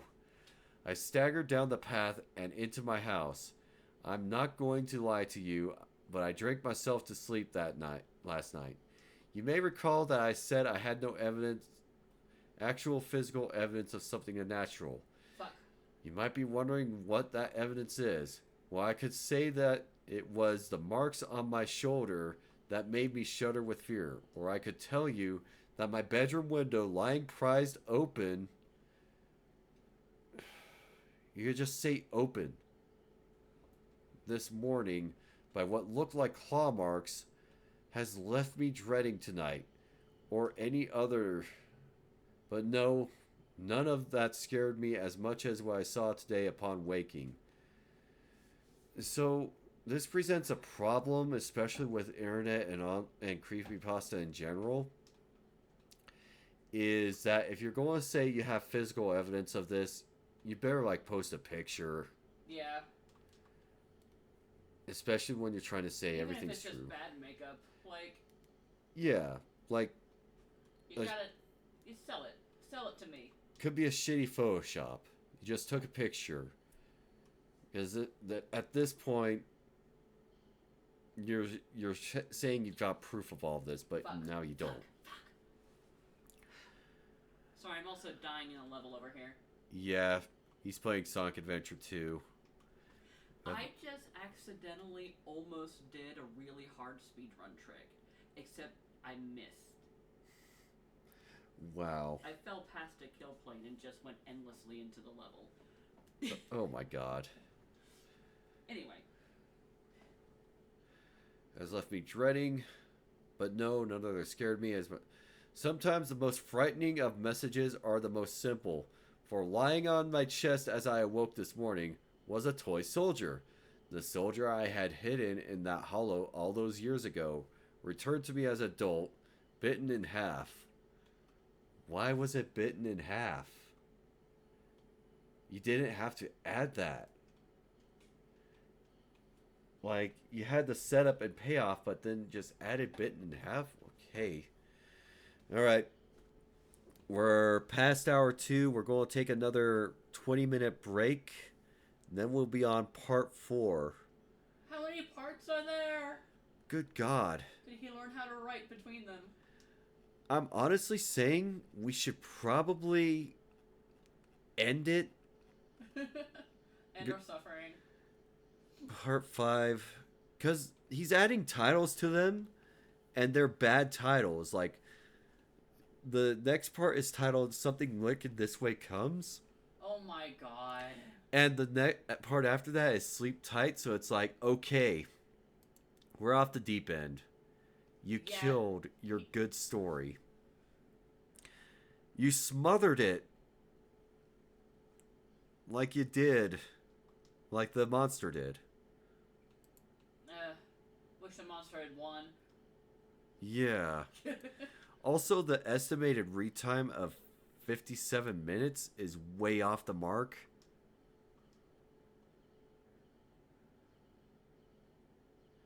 I think we did No End House last year. I don't know if we did Mr. Widemouth. That's 6 minutes. There's Rap Rat, Psychosis. Oh god, Rugrats, Sonic DXE, no. Squidward's Suicide Mouse, Ted the Caver. Ted the Caver's a really good one. Because it's actually written like someone just vlogging. It's great. They've included pictures.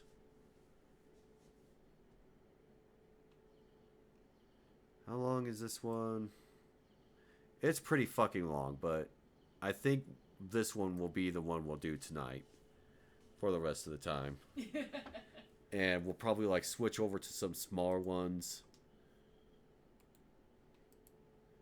I wish there were some crappy pastas I can mix in. Crappy pastas?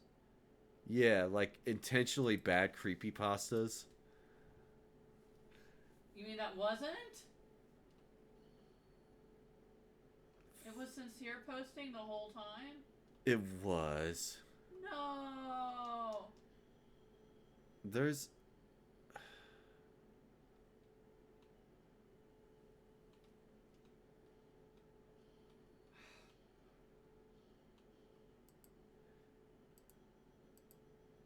Alright, so we're going to bring up the music.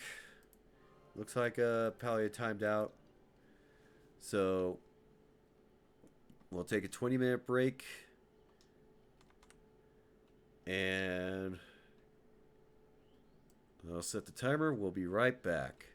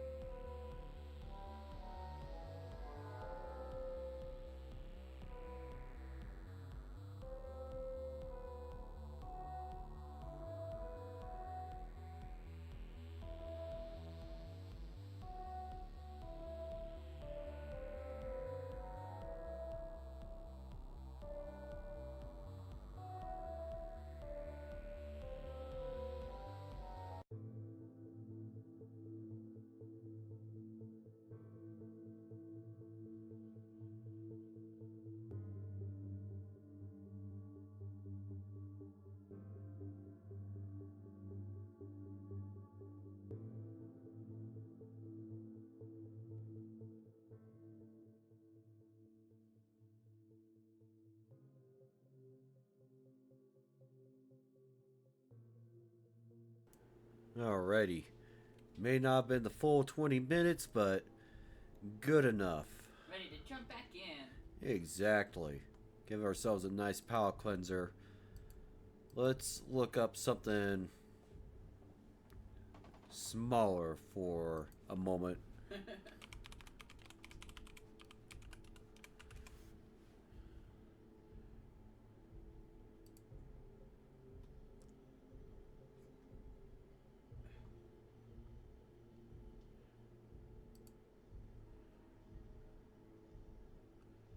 Let's see. Change the search engine.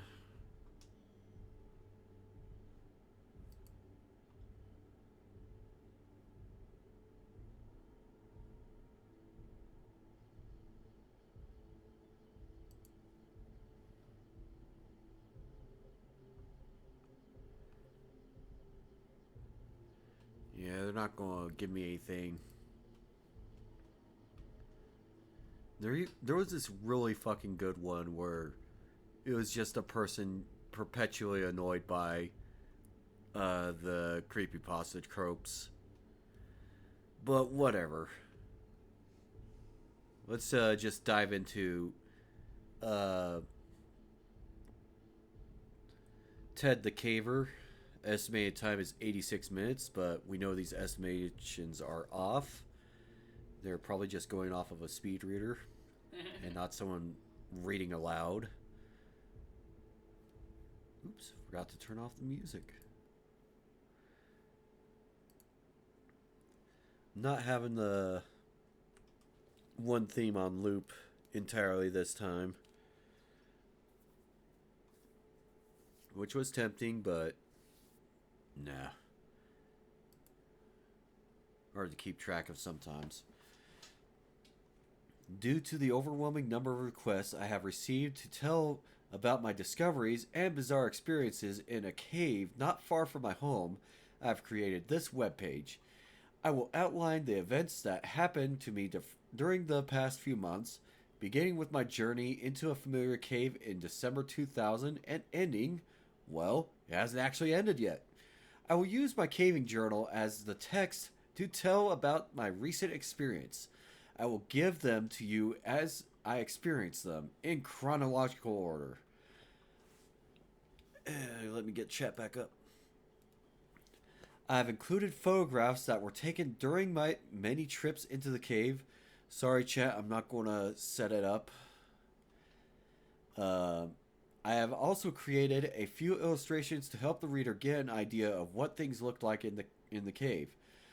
All the photos were taken by me or one of the people I went into the cave with. I want to point out a few things before I tell about the events. 1. Most of the pictures were taken with a Kodak disposable type camera. I took a better camera into the cave on 1 or 2 of the trips. Pictures on this site are all original photos and have not been messed with or enhanced, other than where noted. As a rule, I get my pictures to put onto my disk at the time of developing, so I don't have to scan them later. This ensures the best digital quality. 2. I will not reveal the names of other people involved in this experience. If you know me well enough, you probably know them already. 3. I will not reveal the location of the cave to anyone for any reason, so please don't ask. I refuse to be held accountable for anyone's life but my own. I will refer to the cave as Mystery Cave. That is not its real name. If you think these events sound far-fetched, I agree. I would come to the same conclusion had I not experienced them. I will try to finish the site as soon as possible. Check the date on the main page to see when I've made updates.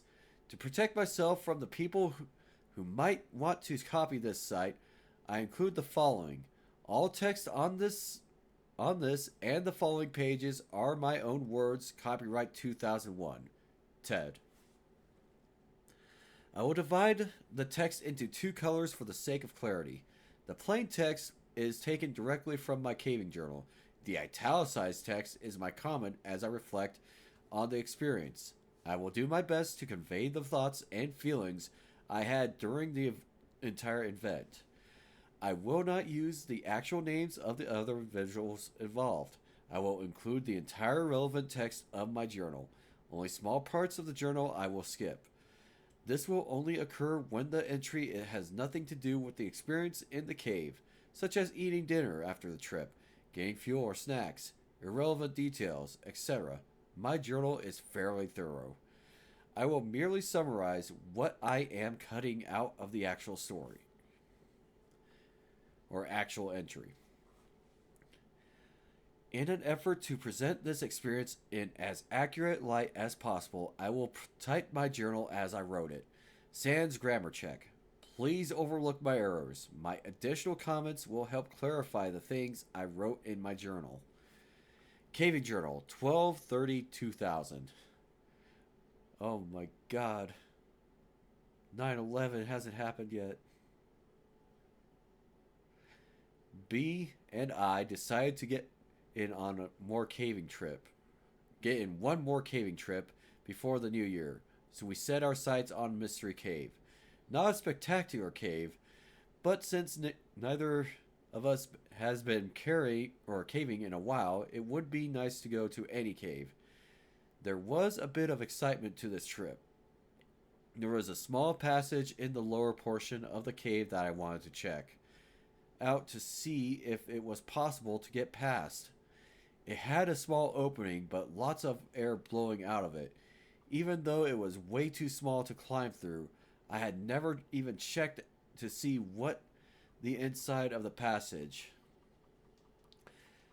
We got our gear loaded up and hit the road by 3 o'clock. We had to we had to the we got to the cave in great time. Since B likes to drive fast, we anchored from the usual tree and began to rappel into the cave. I went down first and got my gear together while B came down. I referred to B many times. We have been caving together for many months now. He was injured in a caving accident a few years ago and was told he would never walk again. Through hard work and perseverance, he not only walks but can get around very well in caves. The trickier parts of a cave might slow him down a bit, but he can make it. He patiently works through an obstacle until he gets past it. As the reference of the small opening in the cave, there is a saying among cavers: if it blows, it goes. Meaning, if a passage has a good airflow or a good flow of air, it is probably worth investigating. After we explored all the usual passages, we climbed down to check the hole. The hole is located deep in the cave near the lowest part of the cave.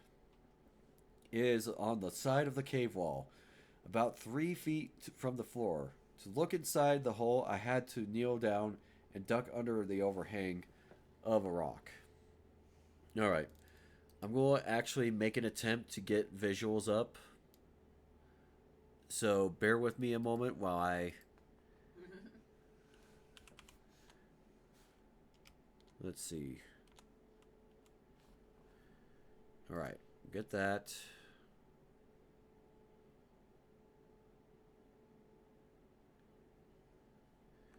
And what I'm going to do...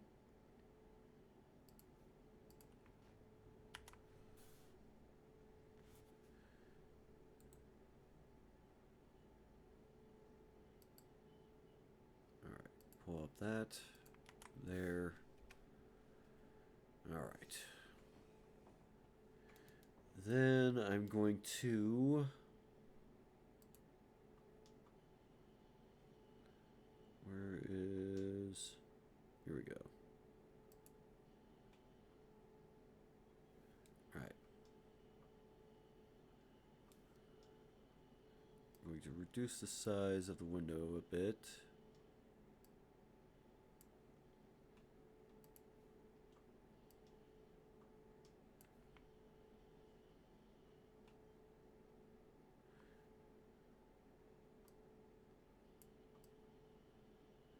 Set that up there for now. But that might give us some happy visuals to work around with. Speaking of, we'll refresh this. All right, we are back to it. Fuck. Why? Oh, that's just fell into the. Oh, Oh, caught themselves on a may have rail. saved. I may have saved. Good job. Thanks. After we explored. I missed. Good job. After we explored all the usual passages, we climbed down to check out the hole. The hole is located deep in cave. Okay, we already read that part. The original opening, I put my glove in the hole for size reference. I used my backup mini mag light and held it inside the hole to see what I could find or what I could see. I was excited by what I saw. The wall around the hole was about 3 to 5 inches thick. It led into a tight passage. The passage opened up a bit just inside the hole. It continued about 10 to 12 feet in a small crawl space. After that, it seemed to really open up. Although how much we couldn't tell. This could be a virgin passage. Ooh. Yeah. Obviously, no one has passed through this route, but there could be a way into the passage from the other side. To even get to the crawl space, we would have to enlarge the opening. Currently, it was about the size of my fist. Though we could get past the opening, we would have to a tight crawl back to where it opened up. It would take some work, but we thought we could do it. We sat down for a few minutes to rest and contemplate our plan of attack.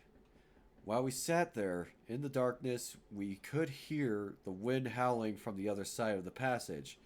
It was low, eerie noise. We could also hear a low rumble from time to time. No big deal, though.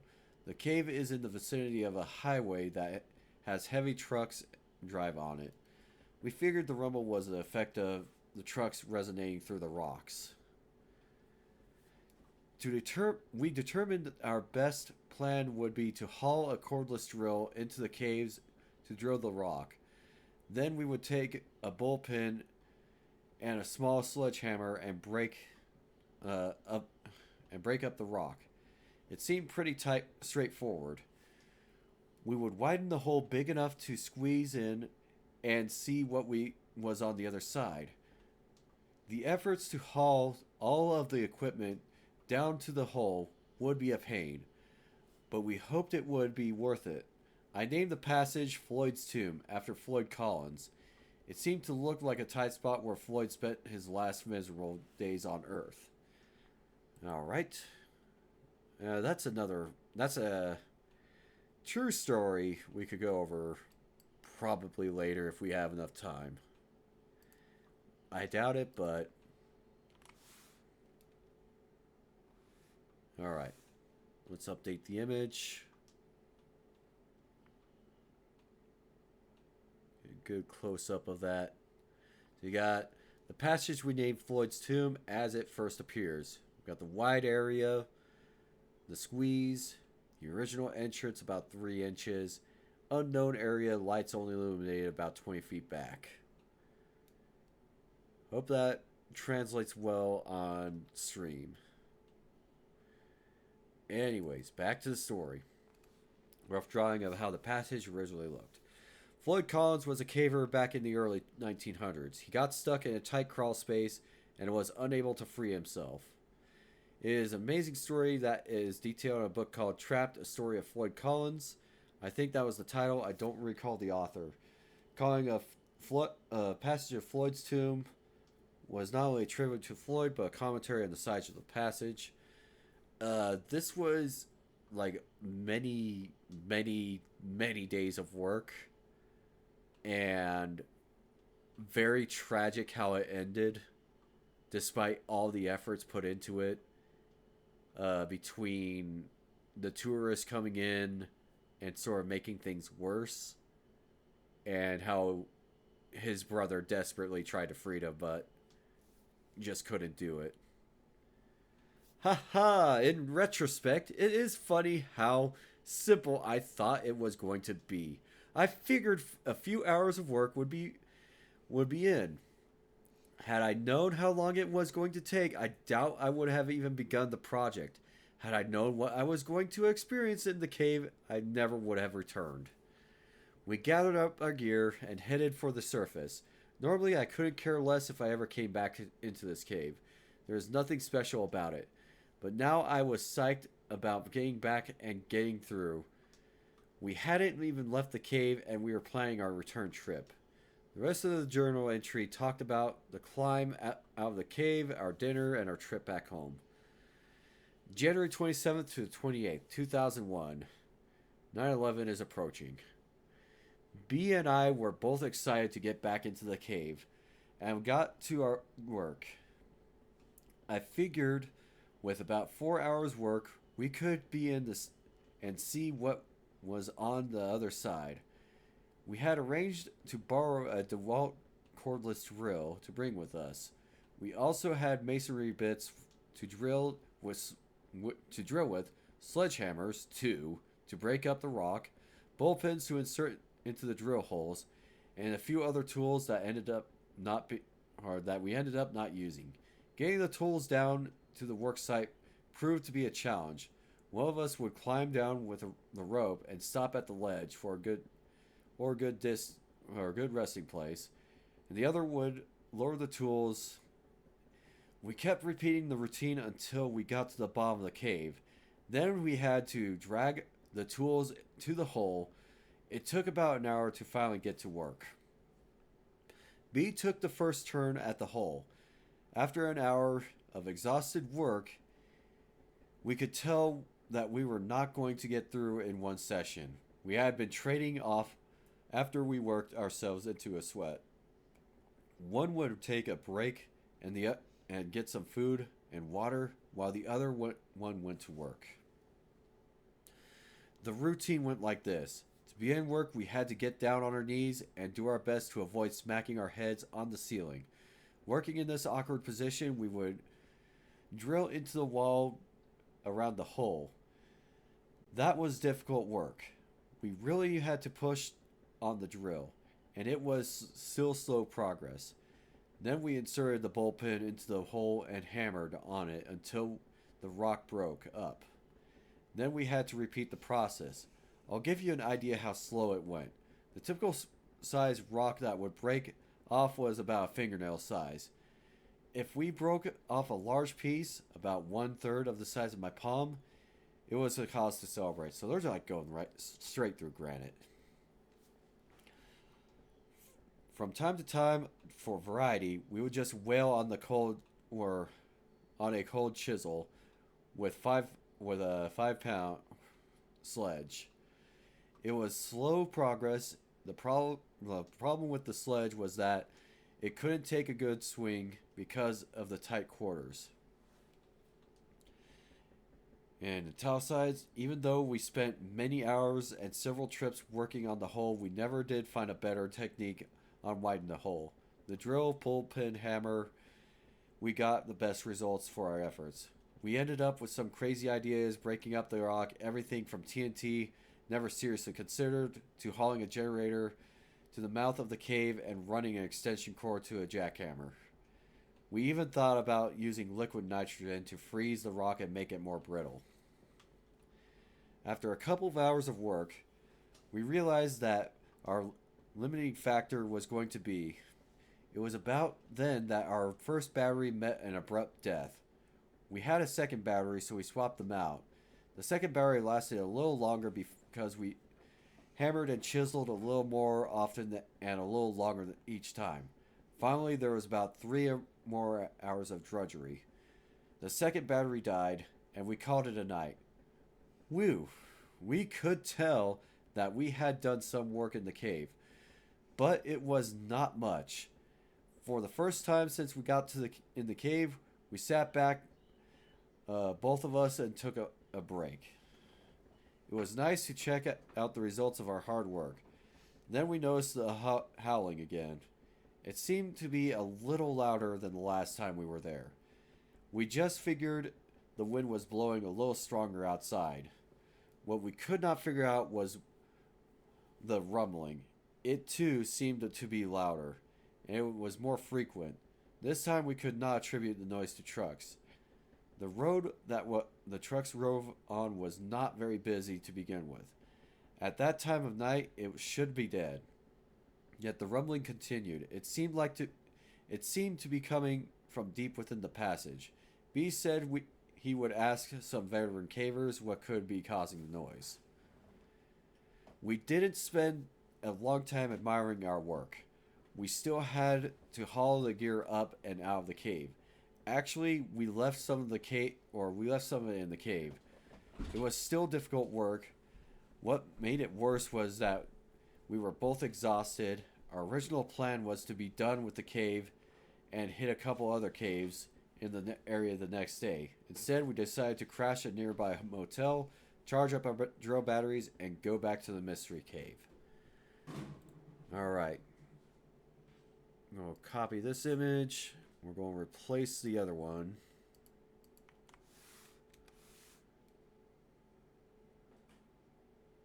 Get a close look. So that's their progress, and they're making very slow progress. So the caption is a photo of the opening after our first trip.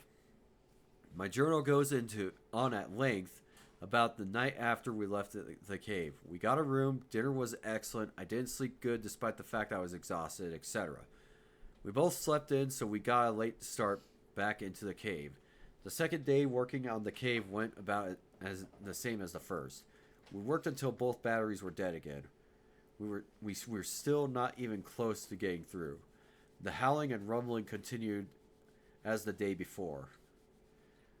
On caving. Before I continue the next journal entry, I thought it might be helpful for the reader to explain a little bit about caving and the atmosphere in the cave.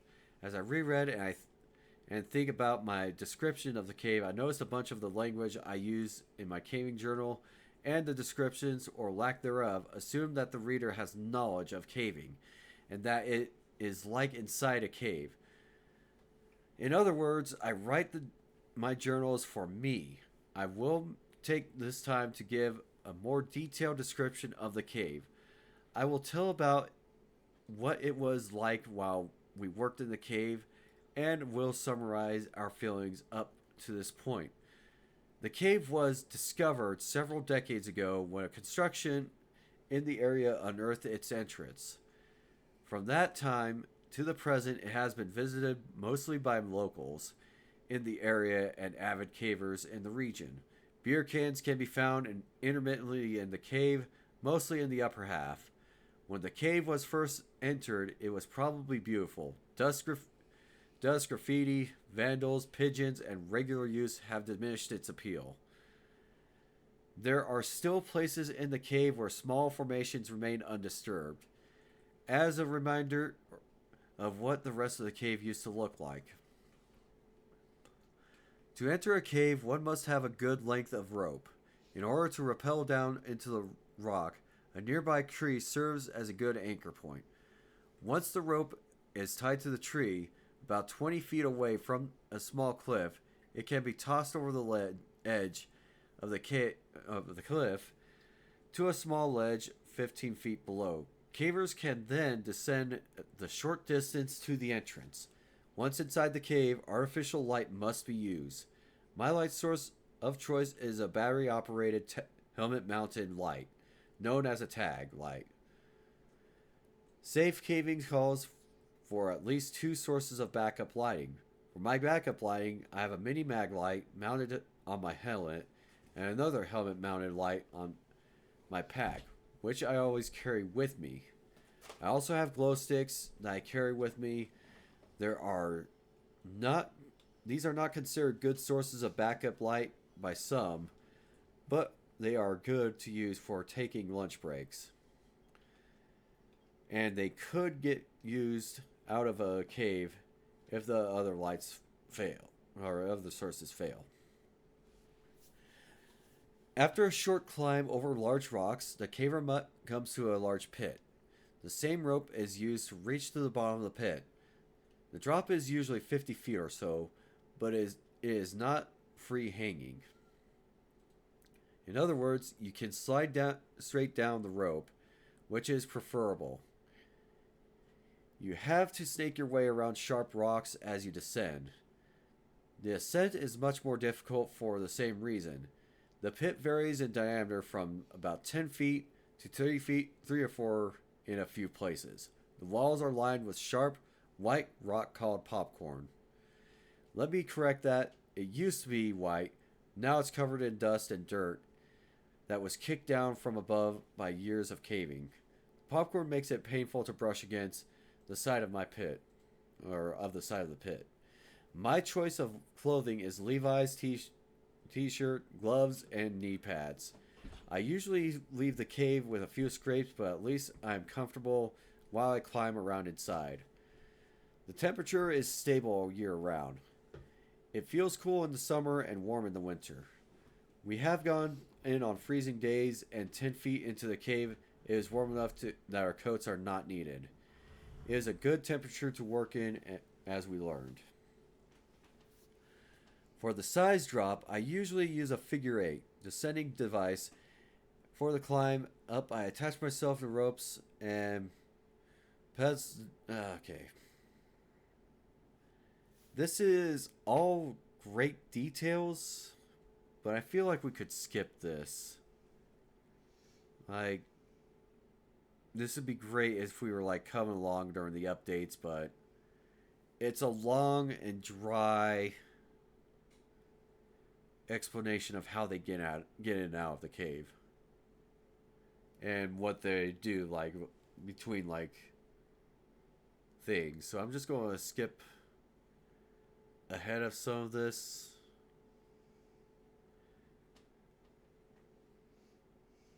So I'm going to say we'll pick up right here. As we proceed to work in the cave, we develop a system pretty early and little changed in succeeding trips. First time in the cave, B took the first shift at tipping away at the opening. After about a half hour, we needed a break, so I took over. He told me what worked best, and I continued doing the same. We would try new things from time to time to use new muscles, but usually stuck to the same method. We would use the masonry bit and press on the drill as hard as we could to drill out a hole in the rock. Safety glasses and dust masks were worn while working. Then we would insert the bullpen and hammer into the rock and break out small chunks of the cave.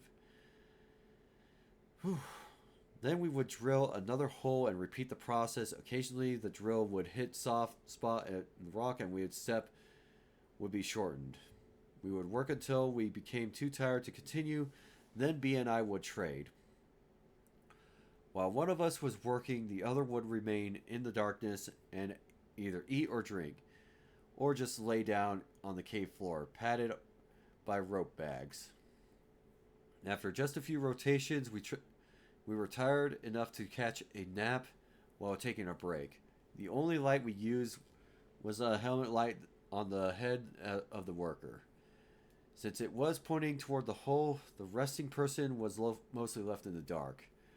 This was a welcome benefit since the resting person was usually well resting.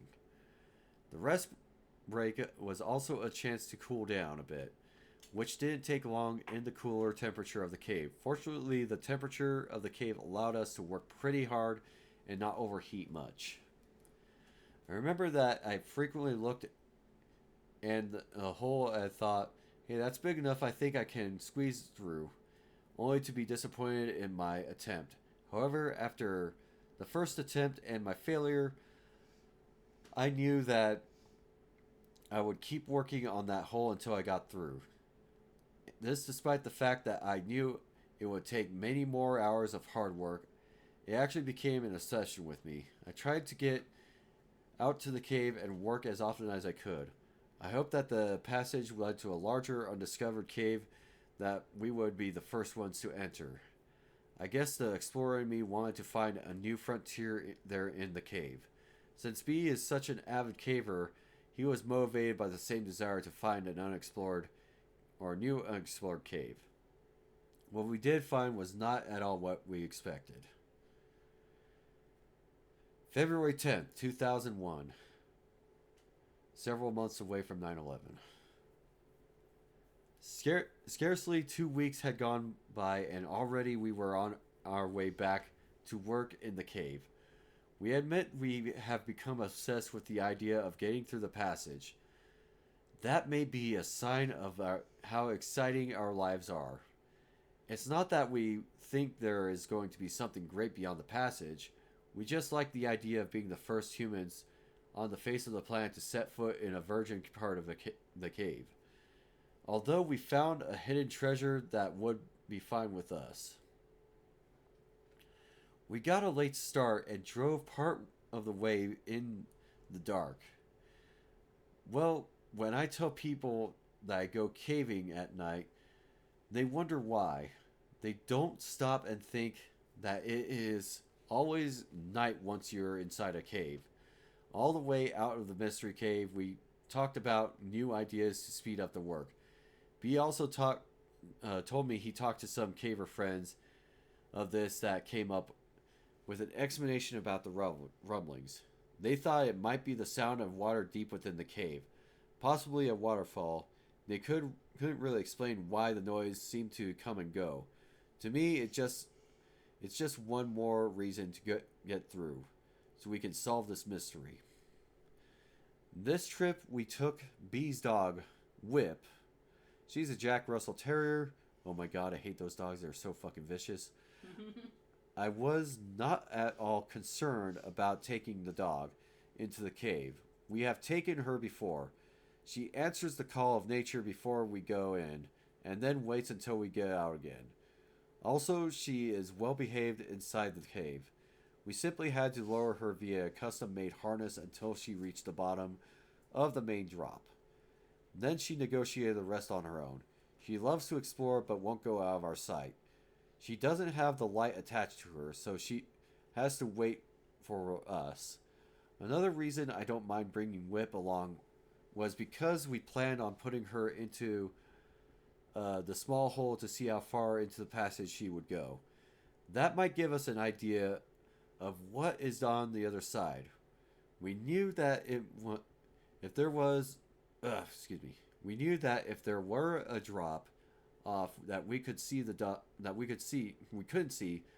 dog would turn around and come right back out. We thought we might have to do some work on the hole to even get the dog to go through, though. B's dog Whip near the entrance, so I'm going to set up the image there. Dog is cute. Alright, back to the story. Despite working in the dark... Oh, actually, might want to refresh Palia real quick. Really nice scene.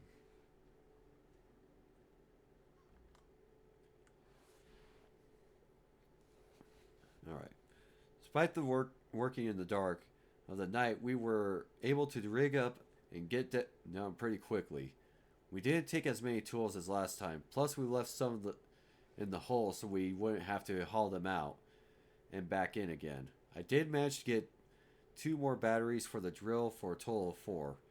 Also, we were a few more masonry drill bits. Even with the dog, we made good time getting down. Then something bizarre happened that I can't quite explain.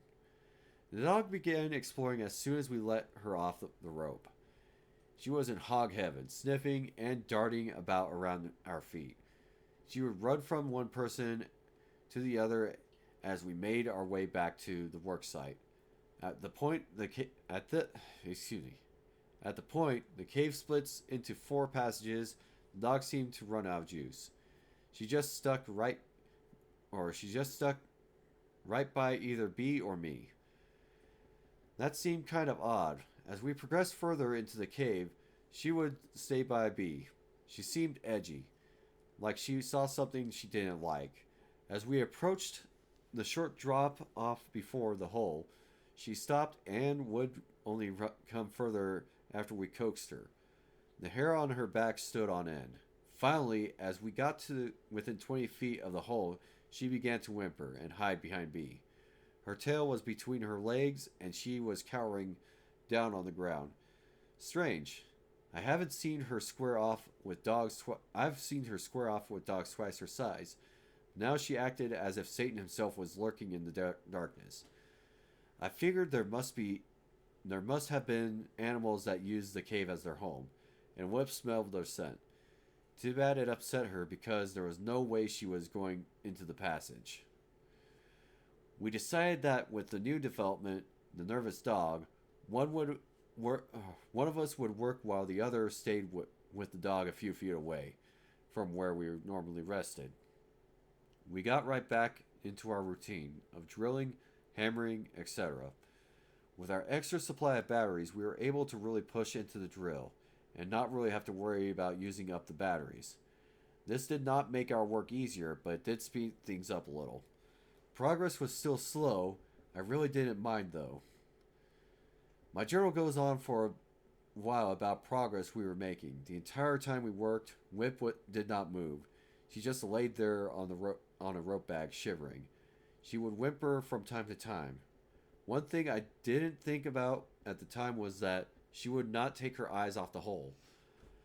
We should have been more observant and more observant of this intuitive animal. We were on our fourth battery when the second bizarre thing happened to us. B was working. Excuse me. B was working. He had just finished drilling a hole and was getting ready to hammer the bullpen when he stopped working and looked into the hole. I was kicking back, almost asleep, and hardly paying attention to B. He had a light by his side to illuminate the work area. I could see in the eerie glow a puzzled and intense look on his face. He looked over to me and shook his head. I asked him what was up. He said that he swore he heard a strange noise emanating from the hole. He said it sounded like rock sliding on rock, sort of like a grinding sound. I assumed his ears were just ringing from the drill. He didn't wear any earplugs this trip. He assured me that he had heard what he heard. I didn't have an explanation, so I was back to dozing. B sat in the quiet of the cave for a long time before he resumed work. Also, we would stop from time to time just to listen. B is very grounded and not one to pursue some imaginary sound. I believe he heard something, but I'm not too concerned about what it was. I assume we will figure it all out once we get through the passage. The final battery lasted another hour or so. We were sitting around talking about the progress when I decided to see if I could get my head through the hole. My head easily fit, but there was no way my shoulders were going in. As I was kneeling there contemplating how close I were, I noticed something that B overlooked. The wind had stopped. In all the times I've been in the cave, I've always felt the wind blowing. The last time we were out working on the cave, the wind was blowing worse than ever. Even earlier, we remembered the breeze cooling us off. But now nothing. B said he did not know when it stopped, but the rumbling had ceased too. Bizarre. The plain old cave was becoming mysterious. We talked for a long time in the dark of the cave. We debated what could possibly be causing these unusual events to occur. I think part of the reason we were sitting in the dark was because we were both too hammered to move. I guess they brought some beer. We could come up with no reasonable explanation for the strange things happening in the cave. After sitting for at least half an hour, we slowly loaded up our gear and started for the surface. Whip couldn't have been more happier to get out of there. Once again we left some of the tools behind in the cave. We just put them in the hole. Not enough people used the cave to worry about. Plus, we were too tired to care.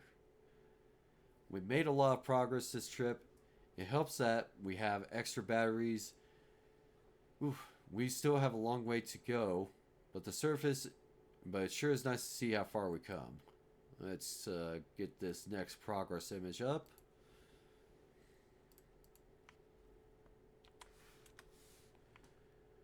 So the hole is a lot wider now. Well, we could fit a head and a shoulder in there. Alrighty. The rest of the journal entry talks about climbing out of the cave, getting a room at the motel, and crashing. We were beat. In retrospect, I can't believe how casually we were about everything that was happening in the cave.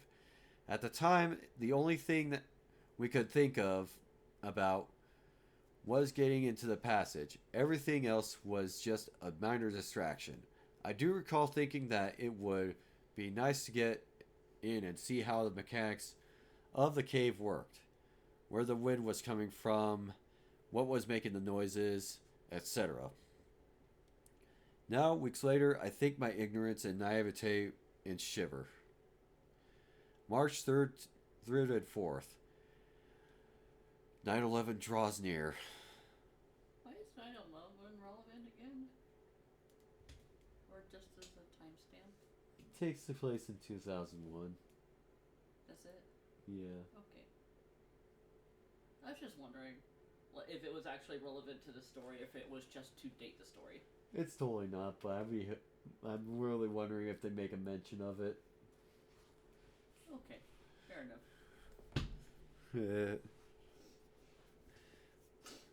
I didn't realize you were editorializing that in.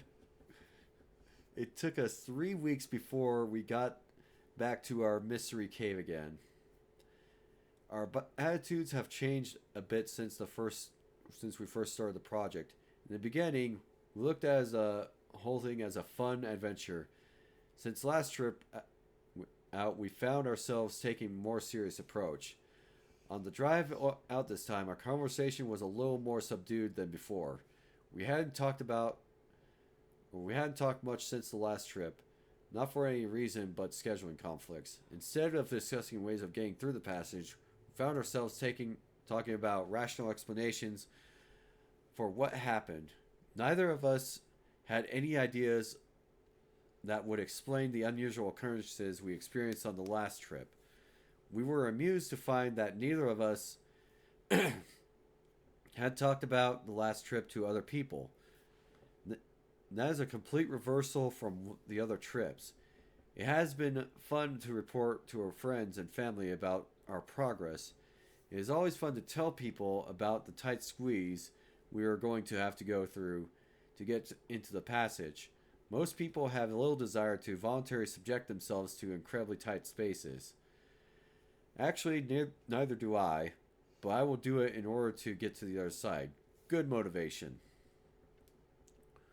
We left town early in the afternoon to beat traffic. I don't recall what time we finally got to the cave. Like I said, the mood was subdued. We got rigged up and started down. Obviously, B left the dog at home this time. We took essentially the same gear as last time. We left some tools in the hole to save our backs the agony of hauling the extra weight. Even with gear, we got down in good time. We really have a good system for getting up and down. There was only one minor mishap this time. B scraped his arm on the descent. Not real bad, fortunately. He waited until we got all the way down the hole to patch it up. It was just a superficial cut. While we were getting the wound cleaned up, I started working, but we both took note that the breeze was back and the rumbling was present. We had our 4 fresh batteries and 4 or maybe 3.5 fresh arms. I had high hopes this would be the day. It started out pretty slow when we first started working on the hole. The thickness was about 3 inches. As we have enlarged the hole, the thickness has increased. As a result, our progress was a bit slower, or was becoming slower. Still, we continued with as much energy as we could put into the work. The hole was big enough, or at least for me, to put a hammer into the hole for reference. Then put the camera into the hole and take a picture of Floyd's tomb. Alright. We'll get that in there for our next update photo. See, unlike the last story we were reading, when they mentioned physical proof, they could have just done the bare basics, but here we are with actually putting in the effort. Also, better refresh Palia real quick.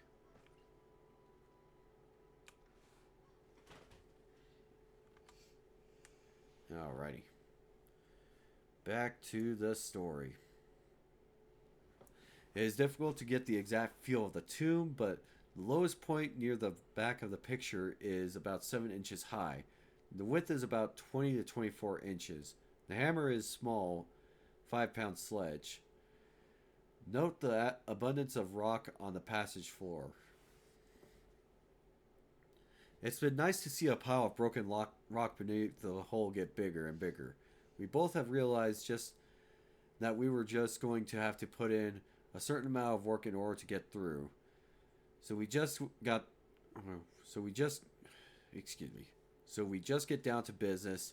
We don't usually talk much while we work, since one of us is making a lot of noise with the drill or hammer. Break times are used for chat momentarily about whatever topic pops into mind. The breaks take place whenever the guy that's working decides to switch roles. We put in some pretty good work sessions. I have a little more stamina than B, but he gets just as much done in a shorter amount of time, due to his upper body strength. We still celebrate the small victories we encounter along the way. Whenever a section we've been working on crumbles, we cheer. On the rare occasion that a fist-sized rock falls from the entrance, we whoop and holler. That's one small chunk of earth that no longer separates us from whatever lies on the other side. I still harbor the fantasy that there is a hidden entrance on the other side of the passage, and years ago Spanish explorers hid their treasures in the cave and sealed up the entrance. And it has remained untouched until we find it. B has a more realistic, although more mundane theory. He figures there's more cave on the other side. We'll see who is right. We'll see.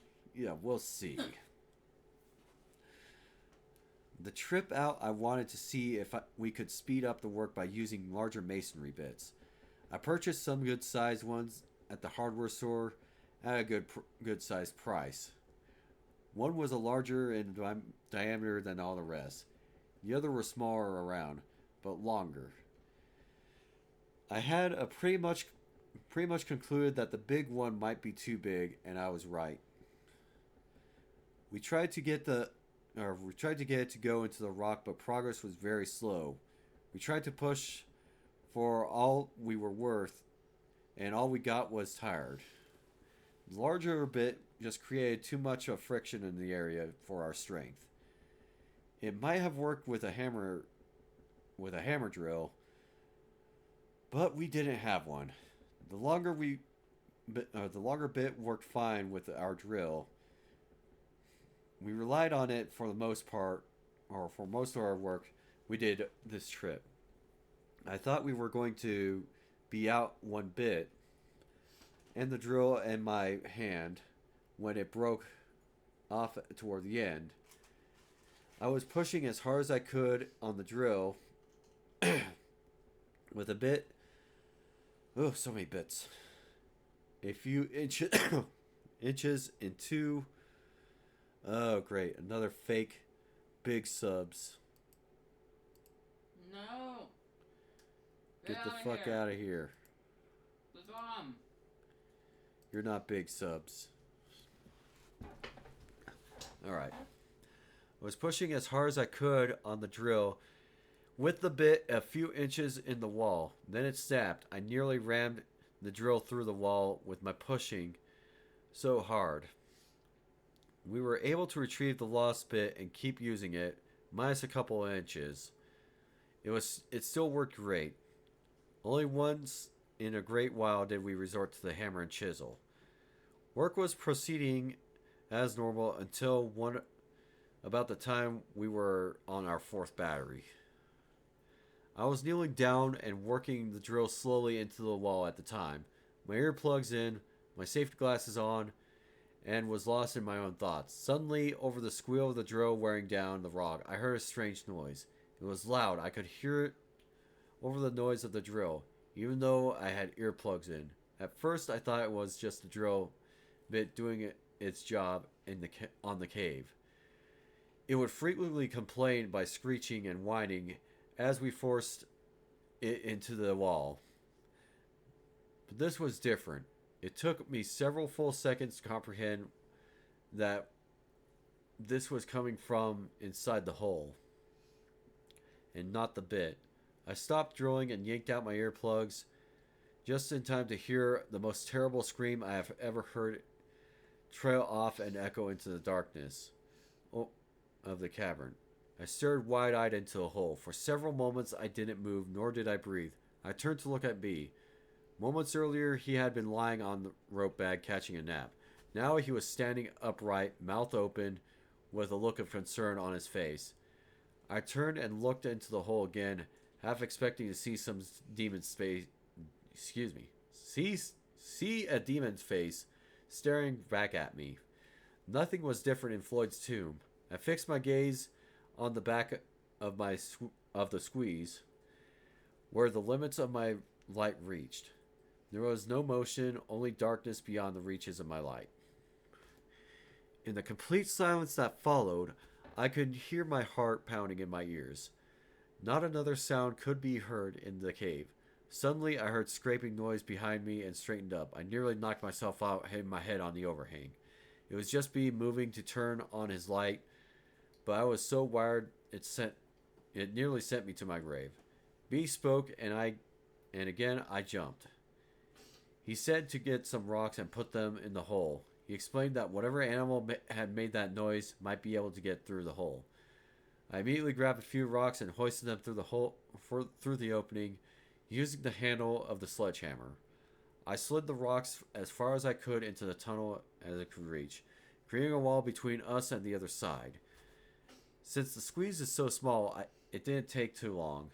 The entire time I was doing this, however, I was thinking that the noise certainly did not come from an animal. I didn't know if B really thought it was, or if he was just trying to convince himself. I didn't say anything to him about what I thought. From the time it happened to the time writing this journal entry, 2 days later, I have tried to come up with some possible source for the noise. To describe it, I would say it sounded like the cross between a man screaming in fear and a cougar screaming in pain. It sounded like it came from the hole and was roughly 100 feet away. A horrific noise reverberated through the cave and through my ears. B estimated that the scream lasted 8 to 10 seconds. My best guess is about 5. 3 seconds while I was drilling, and a half second to drop the drill and yank the earplugs out, and another half second of sheer terror. It's difficult to tell how much time passes when you're listening to a solo from the depths of Hades. After I filled the back of the passage with the rocks, we just sat there listening to the silence. My breathing was a lot more rapid than usual. Neither of us spoke for quite some time. Finally, B suggested we get back to work, but keep an eye out for movement in the hole. We put a light in the passage and shined it to the back of Floyd's tomb. It was only at this point that we realized the wind had stopped again, and the rumbling could no longer be heard. To say I was nervous would be an understatement. I didn't say anything to B, nor him to me. Back to the drilling, B took over the work, which was fine with me. I wasn't exactly worn out, but I didn't mind being further from the hole. B would stop from time to time to listen. I just sat, watching with my light on. I wasn't close to the entrance to the hole, but I still found myself looking behind me down the passage to the still water. Every time my light would cast an unusual shadow, my heart would jump. Sorry, dehydration is really starting to catch up, so we'll probably take a break after this journal entry. B seemed to be less concerned about the strange noise than me. After a short time, he seemed to be focused entirely on getting through the passage. I was still straining to listen above the sound of the drill. I heard nothing but the now familiar sound of carbide on stone. As I contemplated the possible scenarios which might play out on the other side of the passage, I found myself strangely getting somewhat excited again about getting through. It might have been fatigue taking a toll on my mind, or the thought of something valuable on the other side. My thoughts were broken when B let out a yell, possibly a cuss word. He said the drill battery was dying, but he hadn't quite off a large relative section of what he was working on. He set the useless drill aside and picked up the hammer and pull pin. He started wailing away at the hole created by the bit. After nearly 10 solid minutes of the hammering, he sat back against the rock, sweating and nearly out of breath. The pull pin was still protruding from the cave wall. He held the hammer toward me, inviting me to take a few swings. I held up my hand and shook my head. I had been ready to exit the cave for quite a while now. He didn't press the issue. Without speaking, we both started gathering up the gear we were going to take out. Once again, we stashed some of our tools in the passage. It was the first start. I was first to start the top of the cave. Several times, I had to stop and wait for B. Not because we were moving slow. I was just more than eager to get out. Few times have I felt better than that night, stepping into the chilly air. My journal talks about the rest of the evening. Our dinner, the decision to get to a motel and come back the next day, our lengthy discussion of the strange noise we heard, another mediocre night's sleep. I cannot believe that we were willing to get right back into the cave, hearing the scream. Part of the reason I went along with the idea was because B seemed indifferent of the way of any possible dangers, even if there were an animal, which I did not believe, but could offer no better explanation. Weren't we possibly putting ourselves in harm's way? In retrospect, I still have difficulty understanding the process at the time. We were just eager to discover virgin cave passages. I now think it can be summed up with one word: testosterone. Right, next entry takes place on February 13th. So, a year has passed, and so has 9/11. But I think we're going to take a quick break. Another 20-minute one this time. I'm going to time it.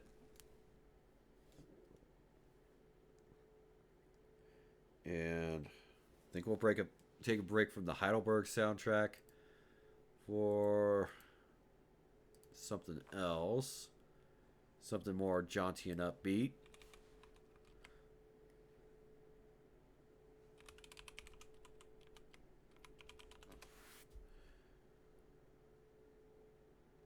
What was it called?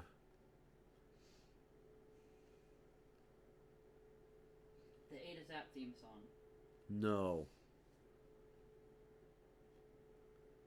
The Hockey Manor. What the fuck is it called?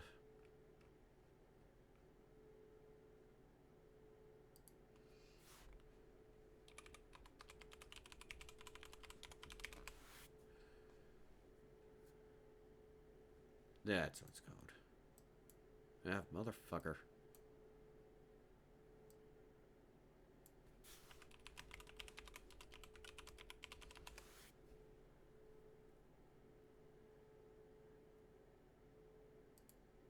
Alright.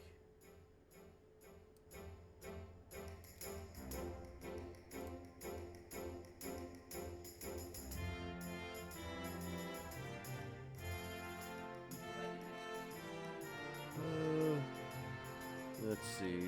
Just gotta get the stuff back up.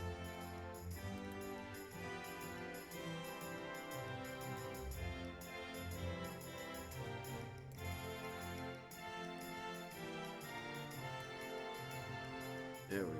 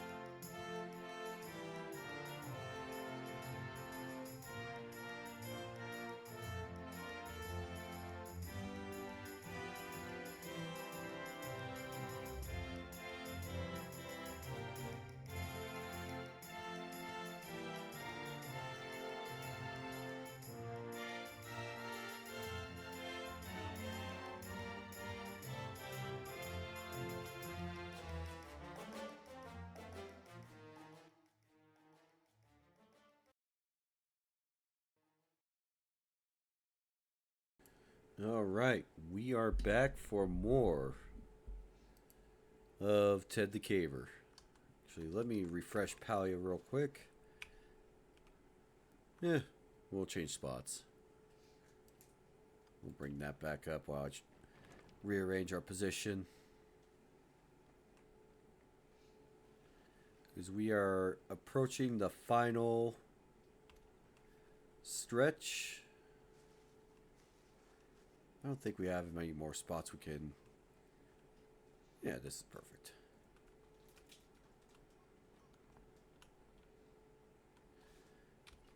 They did really well on this Halloween theme map. And I regretted not buying it last year. And now we are able to get back into the swing of things. Literally with Ted the Caver. Where I put that tab. I have chose incorrectly. Motherfucker, where did I put it?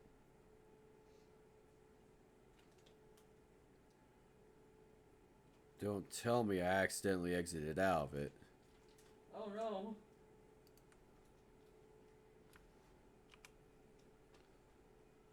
Nope.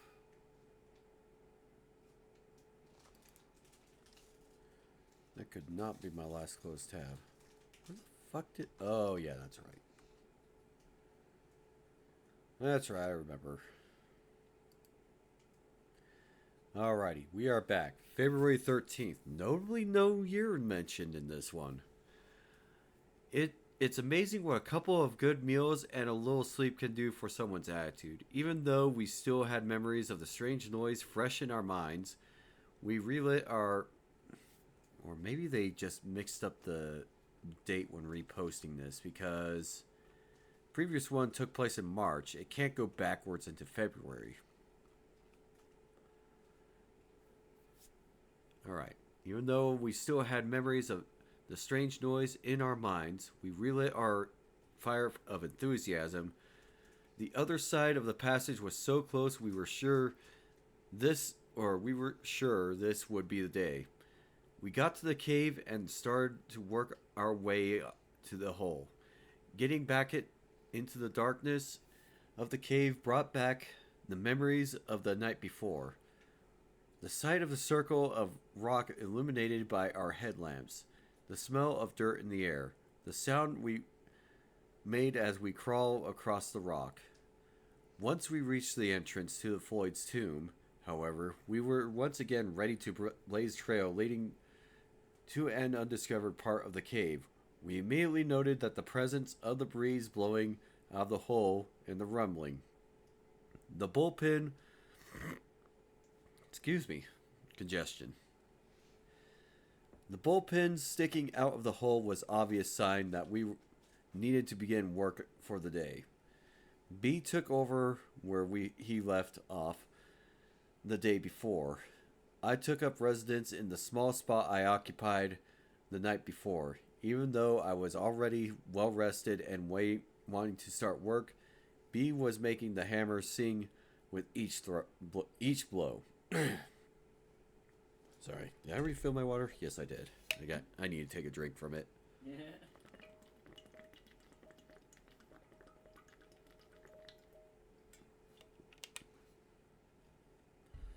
After a mere 2 or 3 minutes, he let out a cheer and turned to reveal a handful of rock that used to be attached to the cave. He was breathing heavily, but had a big smile on his face. So did I. For some strange reason, the noise had been forgotten, and this vision of success captured our attention. Alrighty. Let's get the next image up.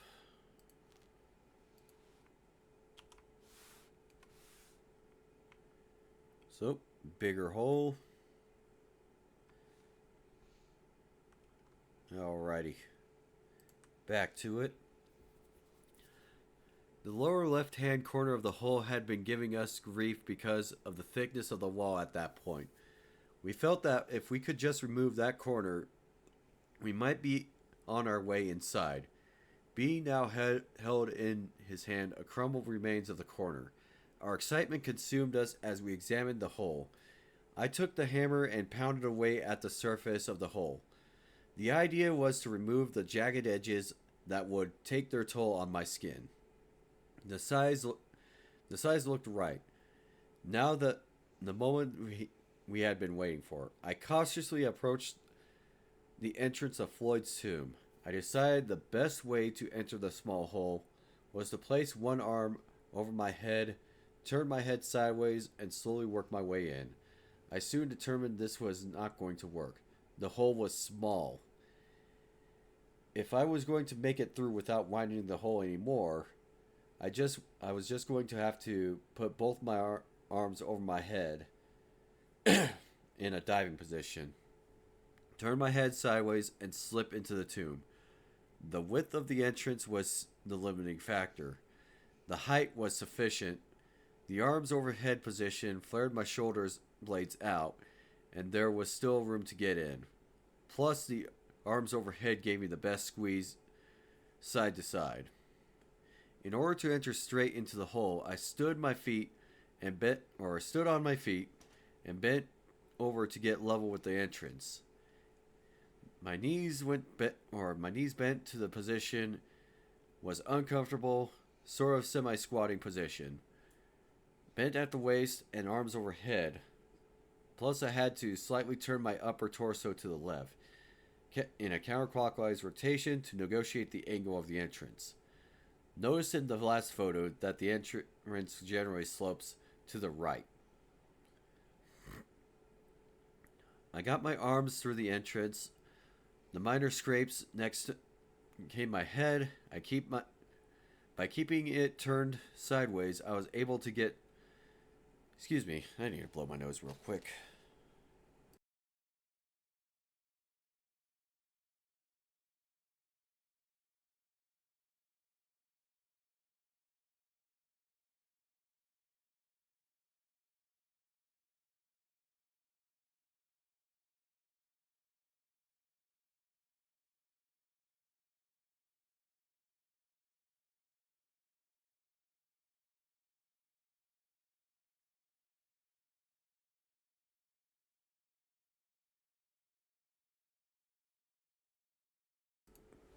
Alrighty, I'm back. Got my arms through the entrance with minor scrapes. Next came my head. By keeping it turned sideways, I was able to get in, for the most part, up to my shoulders. When I got to my shoulders, I could feel the rocks touching all around my shoulders and chest. It was not stopping me, but I was definitely scraping many surfaces of my body. I decided to just push through, keeping in mind that I was going to have to come back out eventually. The pain was not too bad, and I was in. Well, my upper body was in. At least I could get a good idea what the tomb was going to be like. Right, we got another photo.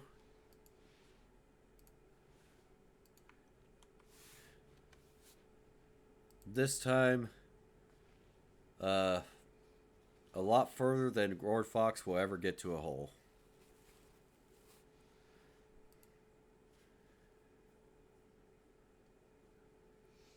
If he's in chat, I hope it landed. Here's a flattering photo of my best side. Notice the size of the area we're working in. The ledge overhead was an obstacle. Once inside the tomb, I had a few inches all around me in which to position my body. This was the largest part of the passage, and it was conveniently located right at the beginning of the crawl. That gave me a little room to get into position to crawl further into the passage. Inside the tomb gave me a whole new outlook of what it was going to take, or what it was going to be like to crawl through. Even though this was the largest part of the crawl, it was still small. I could move my head around freely, but every direction that I turned, it was staring at a rock wall or a wall of solid rock. Let me get my glasses back on.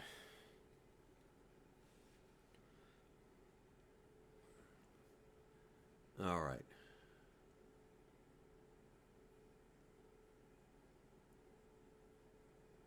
really solid rock. When I spoke to B, my voice sounded muffled. It was like talking in a small box.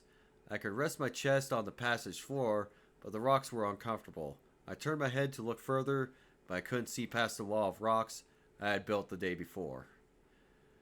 The squeeze forward, or the squeeze toward the end of the passage was closer now, and appeared even narrower. I didn't know if I could squeeze through or not. I knew it would be close.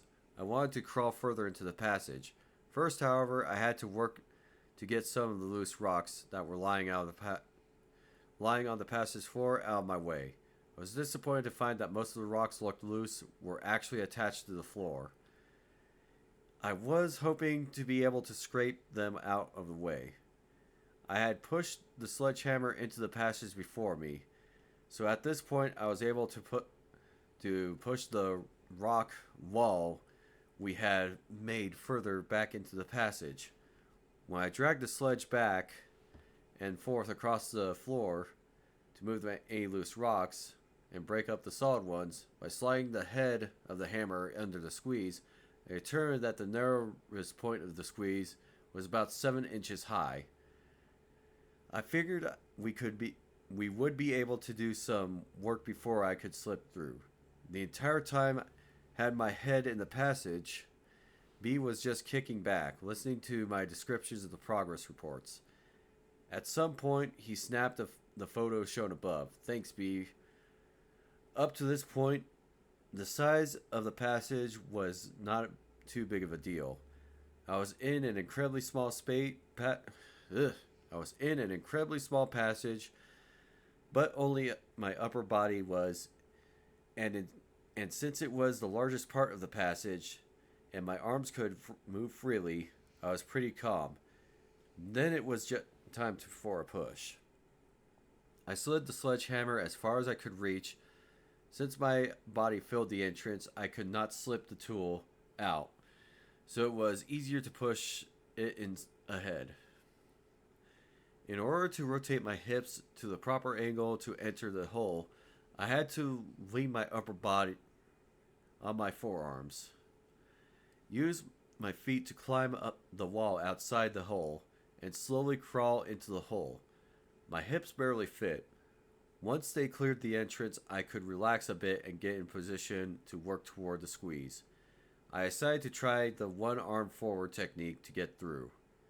The passage was so narrow that whatever position I started with, I would have to stay with through the entire length. There was just no room to move around or change positions. I would also have to turn my head one way or another and keep it in the same position. This crawl was tight. Moving forward at this part of the passage was relatively easy. I could use my forward arm, my left arm, to pull and move my other arm to push. At the same time, I would wiggle my body, trying to arch much as I could to keep my chest off the rocks. I tried both ways to determine that I would turn my head to the right. It felt the most comfortable. I began to learn things as I went. I determined that a small flashlight in one hand would be nice, then I could shine it ahead to get a better idea of what I was about to crawl over. It was a difficult maneuver because I had to look overhead since my head was turned. It became immediately obvious that there were going to have to do some more work removing rocks from the passage floor. As I moved along the surface, I was constantly scraping my chest on the rocks. They were sharp and it was painful. Occasionally I would cause a rock to slide along my chest and actually wedge me between it and the top of the passage. It would then have to back up and either try to move the rock or to the side with my cheek, using a sweeping motion with my head, or back out of the way and move it with my forward hand. Yeah, that sounds extremely inconvenient and painful. My little trip into the passage represented a major milestone in my caving career. When I began caving, I did not feel overly comfortable going through tight spaces. Even the little squeeze at the beginning of the cave was an obstacle to overcome. By pushing myself and forcing myself to try the narrow passage, I was becoming much more calmer about tight spaces. Still, this passage represented a new benchmark in small spaces. I had not been faced with anything this small. I don't remember having to take off my helmet before now. With this passage, it is mandatory. As I mentioned before, not only do I have to take off my helmet, but I have to turn my head to the side in order to fit. The journey into the tomb went like this. After I had twisted my hips in the passage, I took a few minutes to stop and look and work on my game plans. Most of the length okay. I might have to actually start skipping over some of this stuff because it is just more or less the same description. Repeat. Yeah, like I'm squeezing my way in, and I'm squeezing my way in, and I'm squeezing my way in. Yeah, let's just get this next progress image up before we just do another time skip. Also, just realized I didn't zoom in on it, but yeah, now his feet are only hanging out. Hi, Weeb. We're on the final hour, and we're doing Ted the Caver. So, note for this picture is last shot before my feet were all the way in. Note the webbing tied to my webbing be tied at my request. All right, so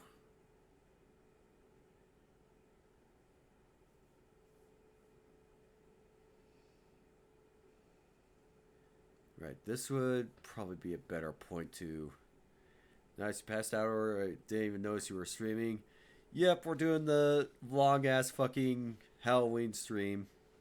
Speaking of, let me refresh Palia here.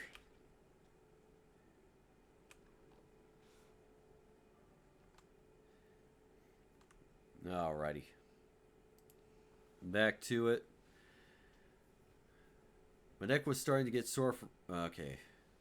Let's skip to this part. While lying in the darkness in a passage deep within a cave, one is in the unique position to ponder, a mountain literally resting atop of me, the entire earth lying below, one tiny movement of the earth and I would cease to exist. Or worse, to recognize the fear shared by Floyd Collins, and as he lay there trapped for days within the heart of Mother Earth, incapable of freeing himself from his earthen prison. Picture yourself in my position, lying on your stomach, your left arm extended over your head. Left arm extended overhead, right arm at your side, having a few inches to move in which to move. Your arms and hands are sore and bleeding from crawling/pulling yourself across the broken rocks.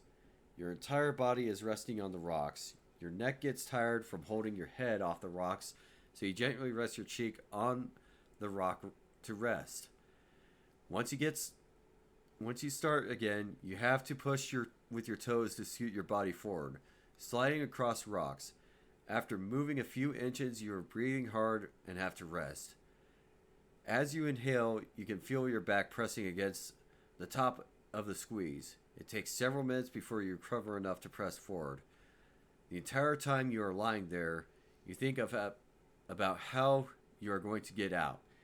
And what if? Well, that's pretty much what I was going through at that point in the passage. More italicized text.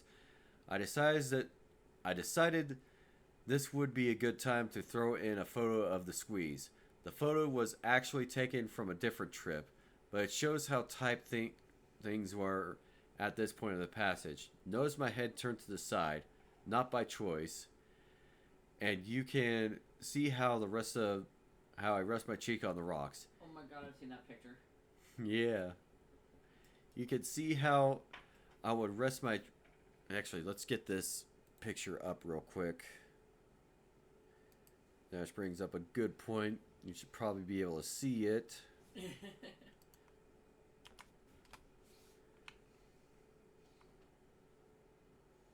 Alrighty. It shows how tight the things were in the passage. Notice my head turned to the side, not by choice. And you can see how I would rest my cheek on the rocks. You can also see how difficult it is to look ahead of me. My arms were pinned to the side. I decided later this would be the best position. There is virtually no space between the top of the passage and my head back. In my back. Tight. Not for claustrophobically inclined. When I reached the point where my back was rubbing, I could feel with my head the passage was not getting bigger. I knew I was most likely not going to get through. Still, I decided to give it one last push. If I had been in this position a year ago, I would have been in a state of panic, but not today. I was pretty pumped. I took a few minutes of rest, then I went for it. I exhaled completely all the air of my lungs. That caused my chest to collapse enough to scoot forward a few inches. Because it takes so much effort to scoot, I only went a few inches before I had to stop and breathe. As I inhaled, my chest pressed hard against the floor and back. Okay. This is more of just like a difficult crawl through. Backing out was not too difficult, but it did take some time and work. I encountered the same obstacles when I went in. After I wiggled my hips out of the hole, which took some time, I had trouble getting my shoulders out. Both arms were overhead. At this point, my shirt was getting caught in the rocks and my shoulders were brushing sharp rocks. After struggling to find a good position, I gave up and just pulled my upper body out. Scrape, my shirt was pulled up over my head. I had some nice scrapes on my shoulders, but I didn't care. To me, this trip was a success. I had pushed myself beyond what I thought was possible. I kneeled down at the entrance and looked through the narrow passage. I had just been in. The rock wall was about 11-foot mark. I had to push a little with my arm. The smallest point was at the 9-foot mark. We were close. Between the work and excitement, I was tired. I just sat on the rope bag, grinned. What a trip. Here, let's get the progress of the hole posted.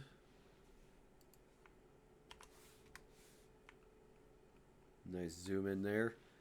Get that nice early aughts JPEG compression.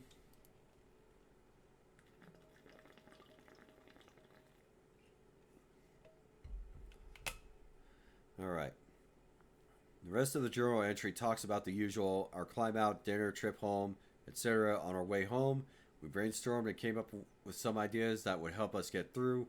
We both invented some tools to remove rocks from the floor deep within the passage. We were both very excited by this trip. I from pushing my limits in the cave, and B from his success in climbing out of the cave. This was the first time he was able to climb all the way out without help of climbing devices, nor my help. It was a personal success that showed the progress he has made since his accident. Pretty cool. I remain amazed that we could so easily forget the terrifying moment we experienced just that day before. All had been forgotten, with the strange noise being blamed in our minds on some rational, harmless explanation. April 7th, 2001. 9/11 is still approaching. Prior to going back into the mystery cave again, we spent a lot of time preparing. We made a squeeze box, which is a wooden box, the opening of which can be adjusted in size. Ooh. We could then crawl through the opening and measure to see how tight the squeeze we could fit through. From that, we were able to determine we needed about 8 inches of height to get through the smallest portions of Floyd's tomb. That meant we would have to scrape out enough, about an inch from the floor of the passage. We also learned that the best position we would need to get into the passage would be on my stomach with my arms at my sides, and of course my head would be turned one way or another. The position allowed for my shoulder blades to drop to their lowest point in order to move. Alright.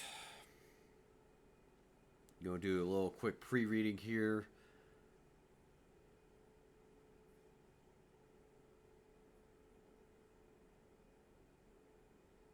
Alright, so they're just going into detail about using an iron scraper to clear out some of the rocks. So I'm just going to post the next progress image and read its description. Because fascinating as this story is, it's a lot of just like, I'm describing how I'm moving through the cave. We're just here for the creeps right now. Like, the point has been made. So, here's a picture of B, edited to protect his identity, with a pipe we made. So, it's a iron chisel on a pipe. So they can reach in and scrape things out.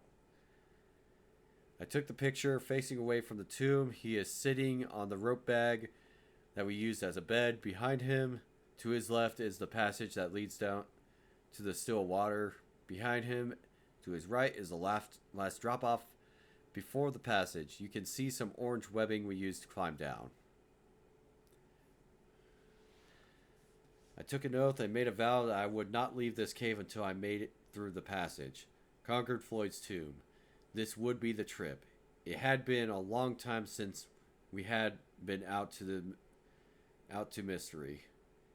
We had been busy though. We had made the tools that we talked about. It was fun coming up with ideas for tools. Also, we made the squeeze box to determine the best technique to getting through the tight spots. Plus, we knew about how much rock we need to remove before we could get through. Alright, we were excited to get back through work. The scraping tool worked like a charm. Sidridge Passage, observe clearance. Hi, Generok. This definitely reads like a cave diver's blog rewritten as a horror story. Right? I worked about 2 hours before I had the desire to try the tomb. I just wanted to make sure I was going to make it through on the first try.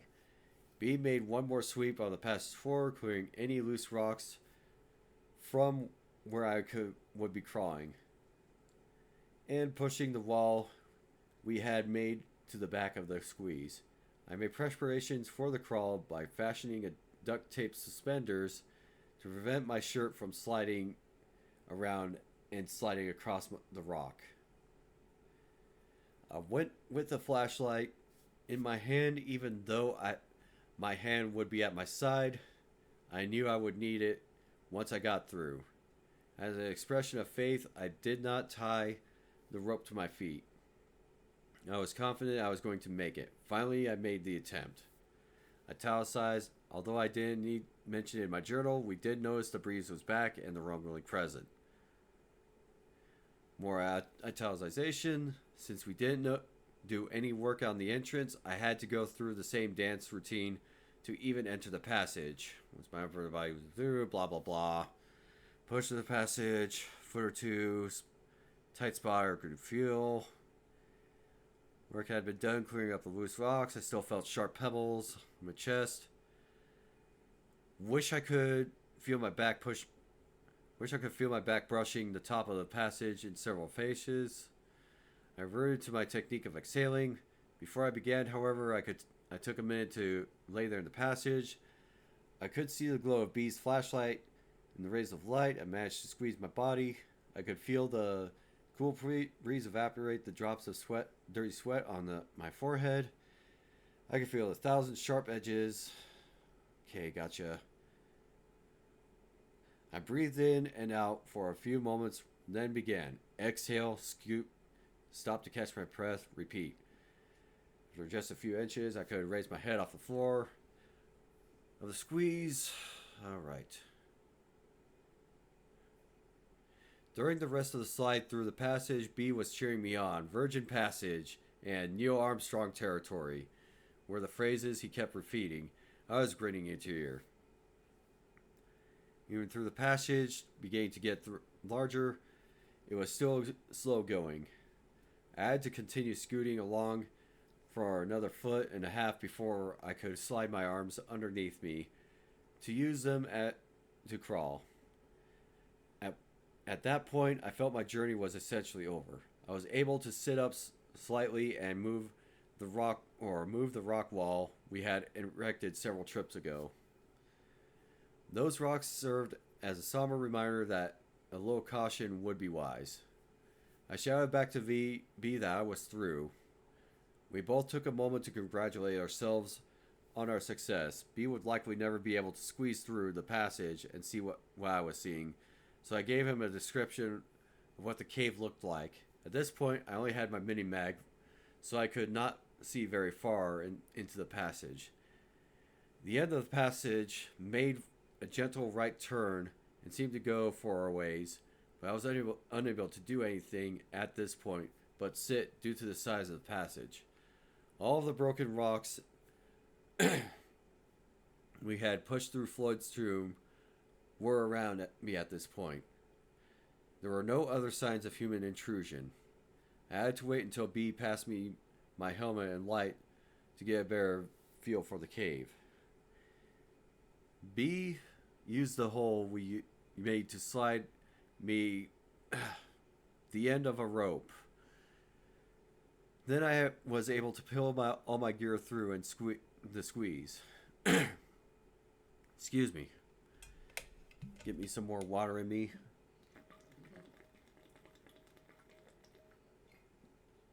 Throat starting to clog up again because Dayquil's running out. The first thing I sent through was my helmet and light. After I got the light up, I was able to see the new section of the cave. Ours. It was an exciting experience to see the results of hours of hard work over the course of several weeks. At this point, we still had no idea what the cave had to offer. But the only thing I could see was the passage immediately following the squeeze. It was a narrow passage with a low ceiling. I would easily be able to get through, but I would have to crawl. I began taking pictures so I could show B. Alrighty. So let's get this next progress picture up.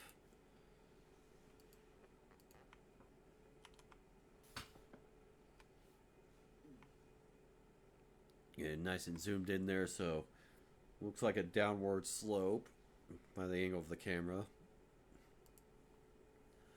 First section of the new passage, I was almost laying down. Since the passage was so small, my feet are extended in front of me. As you can see, notice the broken rock on the floor of the cave. The passage looks like a dead end, but it turns gently to the right near the end. I asked B how far I thought I should venture into the cave in light of the strange events that had occurred. For the first time, he, too, toned down his enthusiasm as he remembered the noises. He slid the pipe through the tomb with the loosened tip on the end.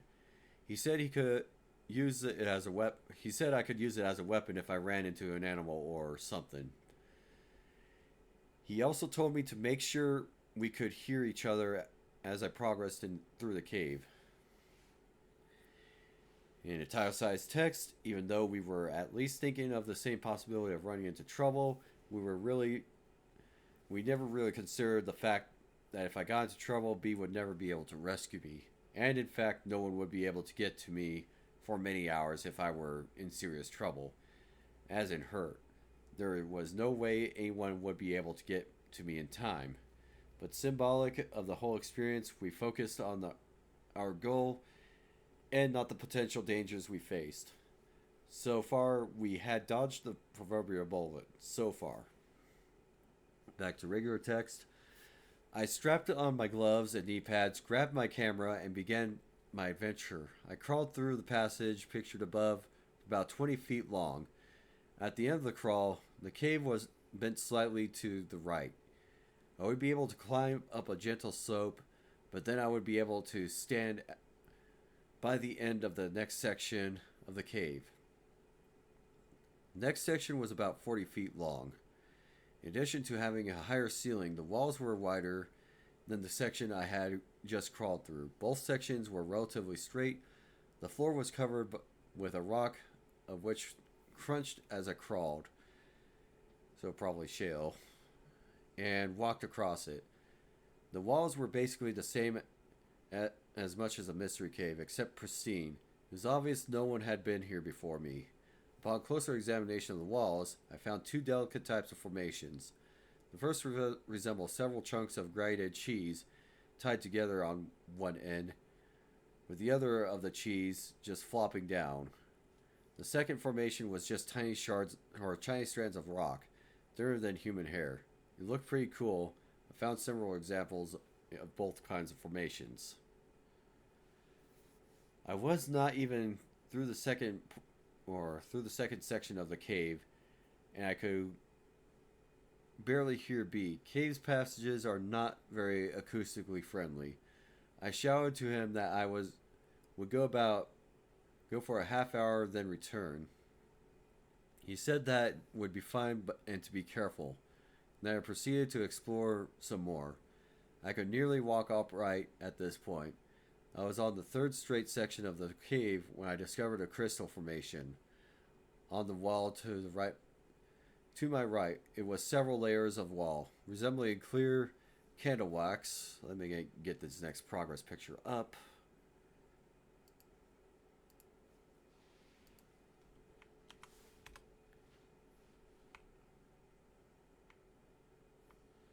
Alrighty. Clear candle wax. That was allowed to melt and drip down the wall. There were several small stalactite-looking formations formed by these crystals. The longest was about 4 inches in length. There would have been one much longer, judging by the size of the base, but had been broken off. I looked to see if I could locate where it ended up, but couldn't find it. So, caption for this picture is the crystal formations are right behind the rock in the upper right corner of the photo. I could walk upright, but had to stoop on occasions, like ducking under the rock. The passages continued for another 100 feet or so before the cave opened up a little. It was at the end of the short, straight segment of the cave. At the very end of the segment, the cave had been opened up to a room. Just at that point where the room began, where there was a round rock that appeared to be leaning against the wall. This seemed odd, but singular formations are common in caves, so it is by no means unique. I had crawled and stepped over several large chunks of rock that fell down from the ceiling. Alright, that's just more going deeper and deeper into the room. I had an eerie feeling. Here we go. It was like the old saying that I felt like I was being watched. Once again, the excitement of the new find faded, and the memories of the mysterious side of the cave crept back into mind.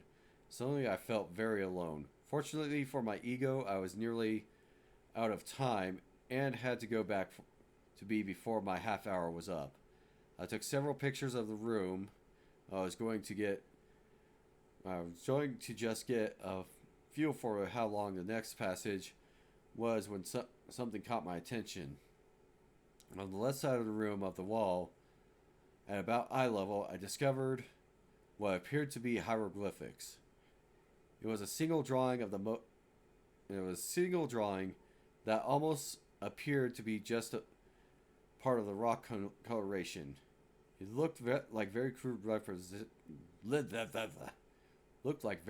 representations of people standing below a symbol.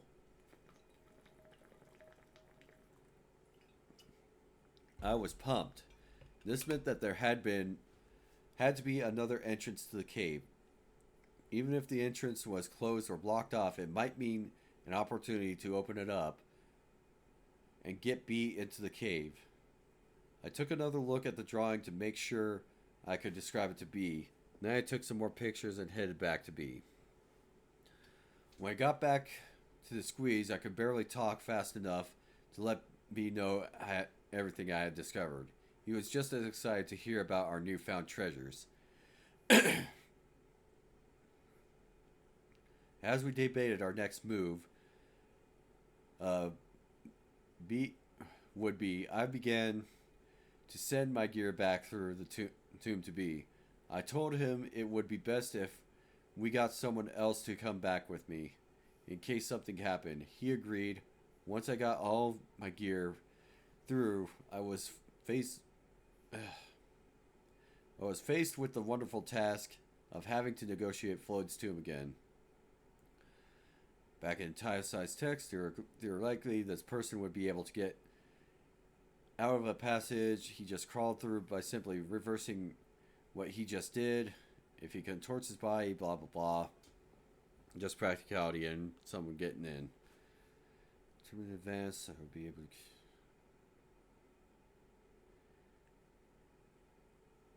to. Alright, just explaining that he'd just be tired and going through the squeeze again. Sort of squeeze, close and tight. Scooting with his toes. Alright, here we go. I was a little over halfway through when something bizarre happened.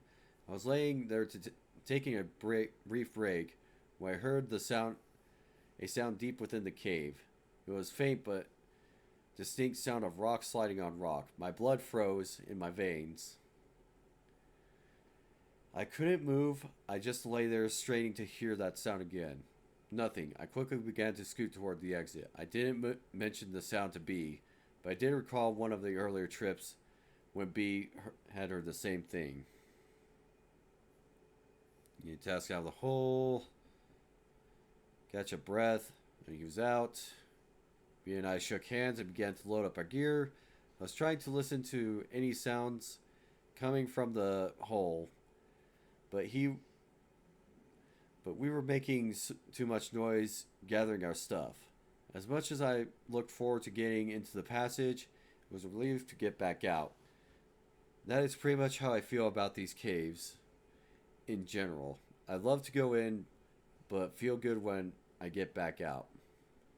Something strange happened with the pictures I took in the new part of the cave.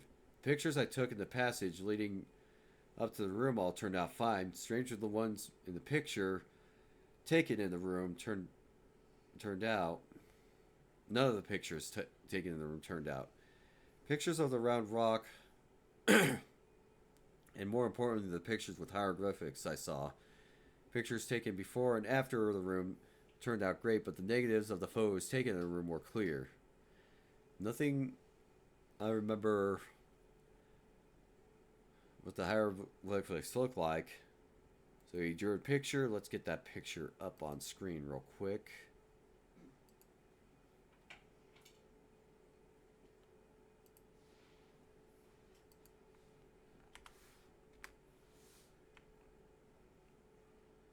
So the hieroglyphic right there. It looks like a bind room. Yeah. It's a crude drawing of what I saw, but it's accurate to the first thing I thought when I saw the Blair Witch Project. Right? Kind of has the same feel to it. This symbol was in the center of several figures and looked like people raising their hands below this. Alright. So we'll get the next picture. Now I'll read its caption.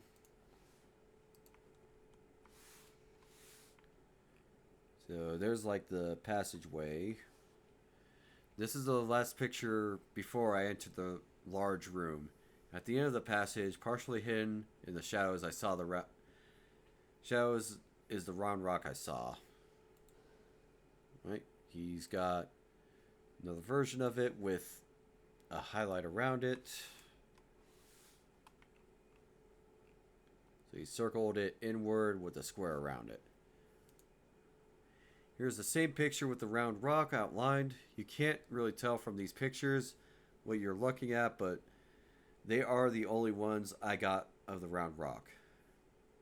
Only a couple of days elapsed before B found someone who wanted to explore the passage with us.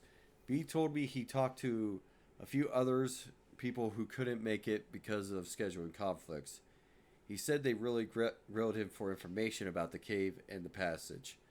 He would not tell him which cave it was to ensure that we explored it to our satisfaction before we made it known to the public. Even the guy we ended up with going with us did not know which cave until we were very close to it. And he was sworn to secrecy that he would not reveal the location of the cave to anyone on the planet. I won't identify him by name, so we'll just refer to him as Joe.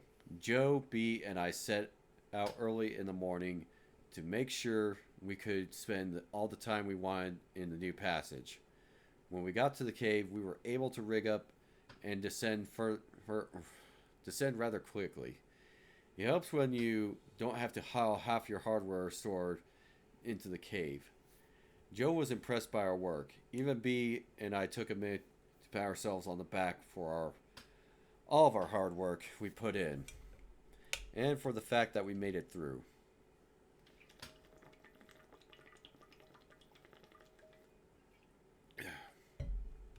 Joe was a rather thin caver who has had a lot of experience in the caves. He also said this might be the tightest squeeze he had been in, but it didn't bother him. I knew that physically he would be able to make it, since I was bigger than him and I made it. He was just as excited as us to get through it and get caving, maybe more. He quickly got ready and was waiting to hear what the plan of attack was going to be. I figured I would send him through first, since he was ready and I would follow. B would pass our gear through and wait for us outside the passage. B would give us 2 hours to return. That was nice of B to go down into the cave and babysit us. It gets boring sitting there in a cave with our plan set. We were ready to roll. It was perhaps irresponsible of us not to tell Joe about all the unexplained events that occurred. Oops, forgot to refresh Palia. Let me get that done real quick. Hee hee. Let's bring up the pumpkin. You're a pumpkin. You're a pumpkin. Appreciate pumpkin. I use this every year. However, I never save it. And this time I did. And it's now in glorious 4K.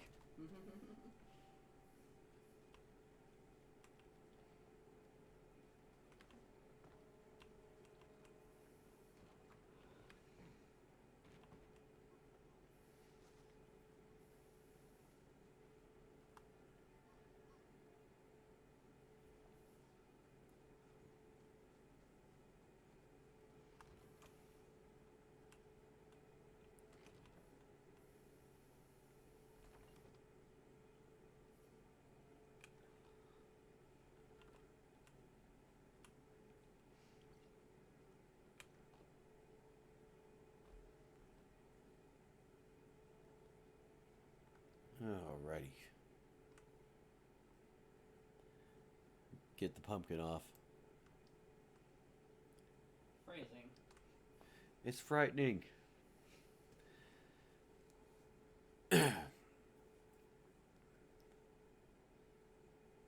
Responsible to unexplained events in the cave until after he had gone through. What exactly do you tell someone? How many of the weird things did we need to reveal to him? We did not feel that we were in any danger, or we would not go in the cave ourselves, so we did not tell him a thing prior to him entering Floyd's tomb. Of course, when we did tell him afterwards, it was too late. Pumpkin, that's right. Appreciate the pumpkin. Right, explaining how easily Joe got in through, how well he did, all the all the details of going back through the cave.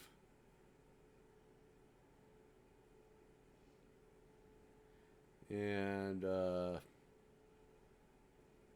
head or a head got smacked, and first aid getting administered,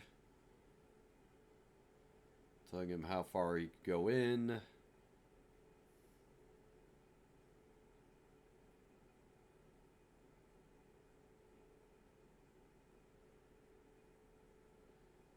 Alright, his light disappeared first turn. Back through the squeeze. Alright, so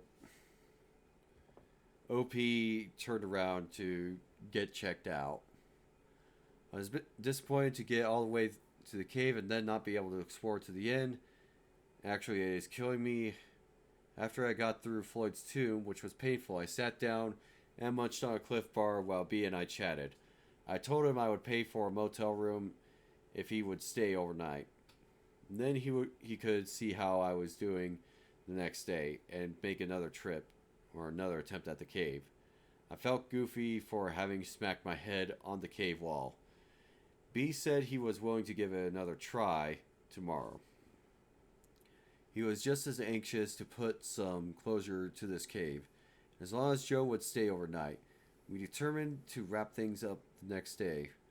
Once this was settled, we just sat back and enjoyed the darkness. We could hear no sounds coming from the passage. The silence reminded me of the scraping noise that I heard last time we were out there. I brought up the subject with B. Since I had not explored the cave completely, I could not offer any explanation of what could be making the scraping noises, or the change in wind strength, or the rumbling, or the terrible scream that we heard suddenly. We both wished that we had not sent Joe into the cave alone. B went to the hole and yelled into it, "Joe!" No answer. Not surprising. You just can't hear each other when you're very far apart in a cave.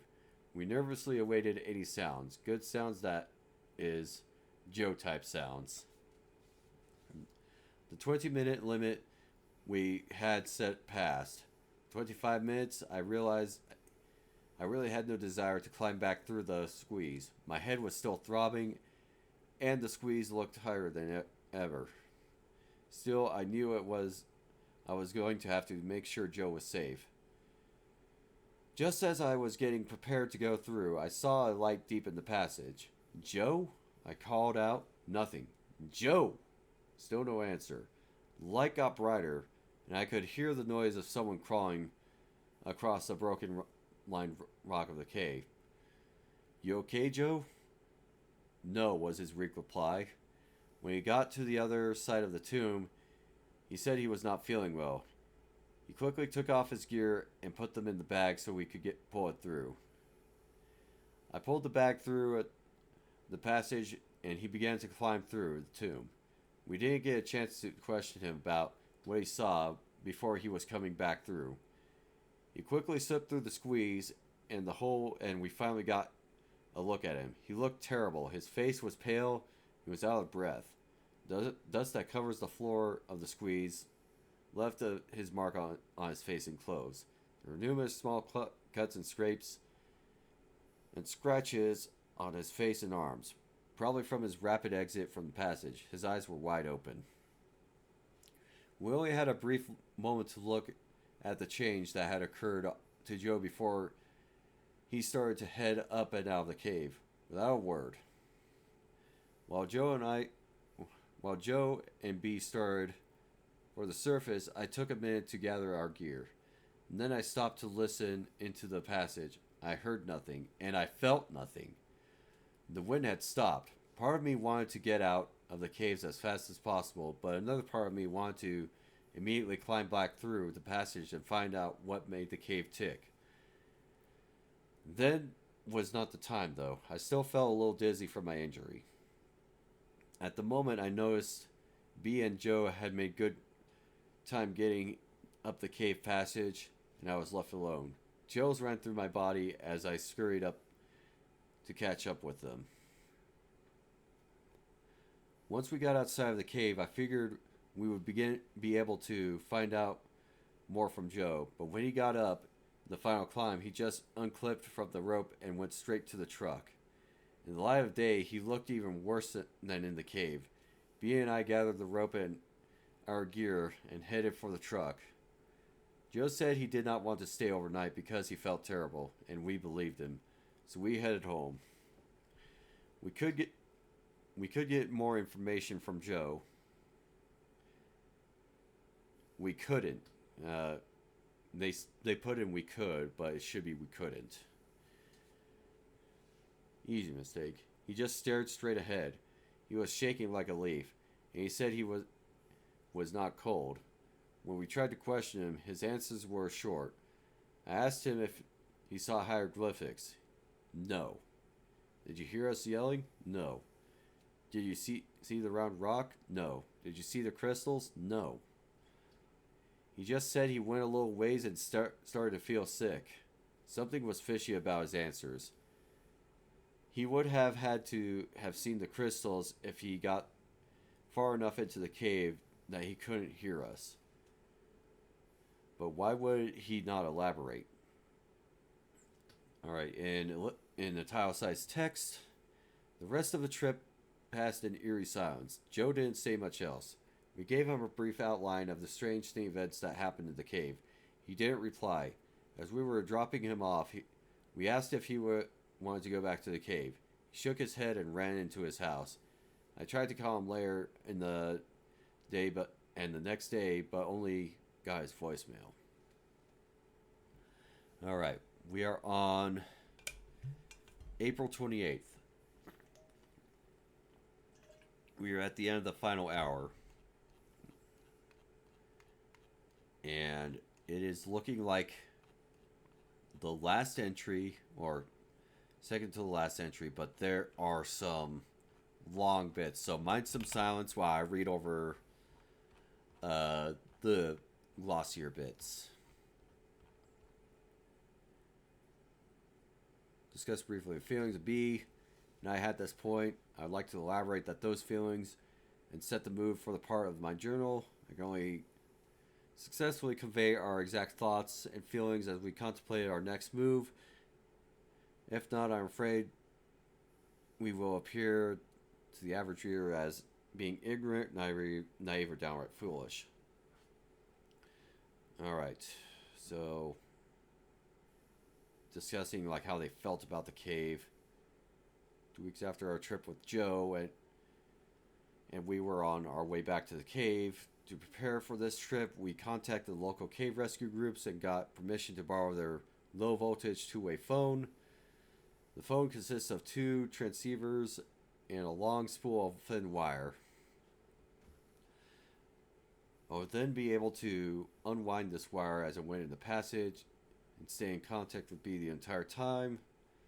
We also thought it would be a good idea to take a video camera into the new passage. I purchased a case that would protect my video camera from dust, as well as the sharp rocks. I was more than willing to pay the cost for a case. Okay, so it's one of those extreme environment cases. My head was doing fine. Light red line. Okay. So we were rigging up the rope to descend into the cave. I felt something for the first time. I did not want to go into the cave.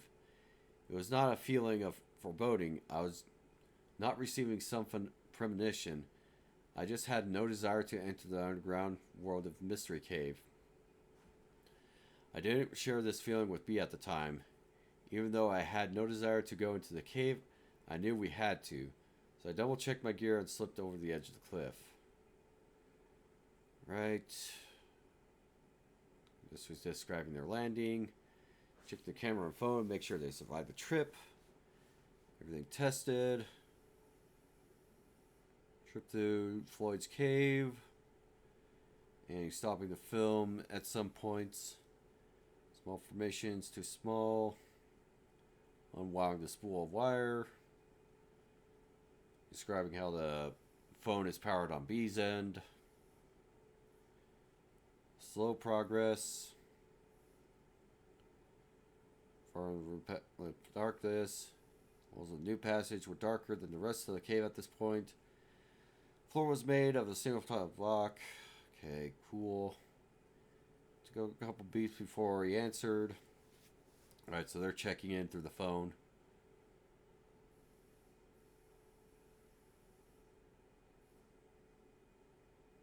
Behind me, I heard a scraping noise. It was loud, it was close, and it was coming from the large room had just left. I wheeled around to face wherever the noise was. When I did, I lost my presence of mind and stood up at the same time. Crunch! My helmet crashed into the ceiling. My light broke, and I was buried in heavy darkness. Being shot through my neck and down into my back. What protected me? Neck felt numb from the impact. Fear enveloped me. Alright, so he's alone in the dark right now. I turn around and look behind me. Where I look, I saw black. Finally, it broke my stupor of terror long enough to reach to an outdoor light source. The mini mag on my helmet and twisted the light on to turn on, and when I did, I nearly cried. I've forgotten to put fresh batteries in, and now can barely see more than a few feet. Still, it was better than nothing. Immediately began shining the light with all my might into the room. Saw nothing.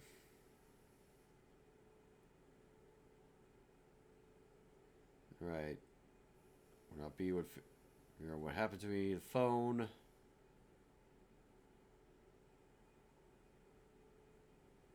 All about the glow sticks. Alright, so he left some stuff behind, like the glow sticks. Oh no, he brought the glow sticks and not the backup headlamp.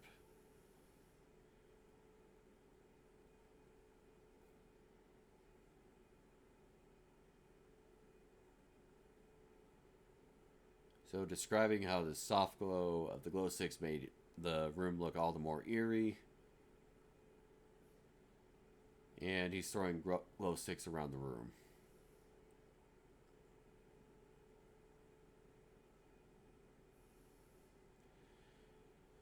The throw was a perfect one, and the sticks sailed through the length of the room. In a brief moment in the light travel of the room, I saw nothing but cave walls. The absence of anything unusual did nothing to ease my panic. At the far end of the room, I got a glimpse of the round rock that the light bounced off of. Then the light went behind the rock and seemed to disappear. It was still shaking, but at least I didn't see anything. Still, there was noise.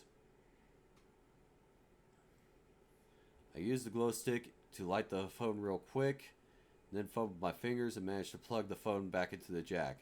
Put the phone to my ear and heard nothing. The usual beeps to indicate of the connection to the other person were not there.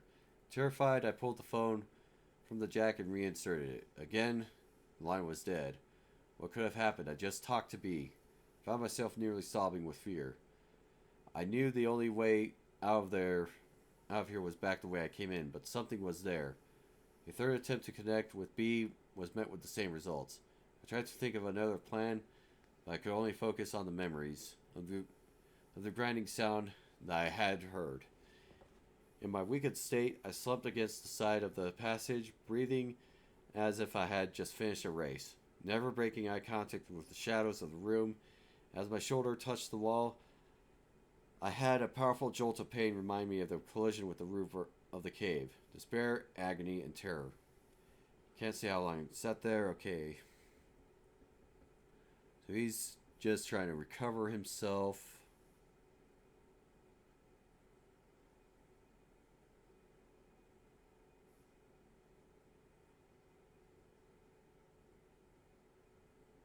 And how he's not blinking. You're not blinking. I'm blinking. As I wound the cord, I could hear the squeak of the wheel. To each turn, bring me closer to the tomb, closer to me, closer to safety. Short trip through the room took an eternity. Past the crude drawing that seemed to glow. Holding glow stick, stopped to the side. Rock was now sitting on the wire. Okay, so the rock moved.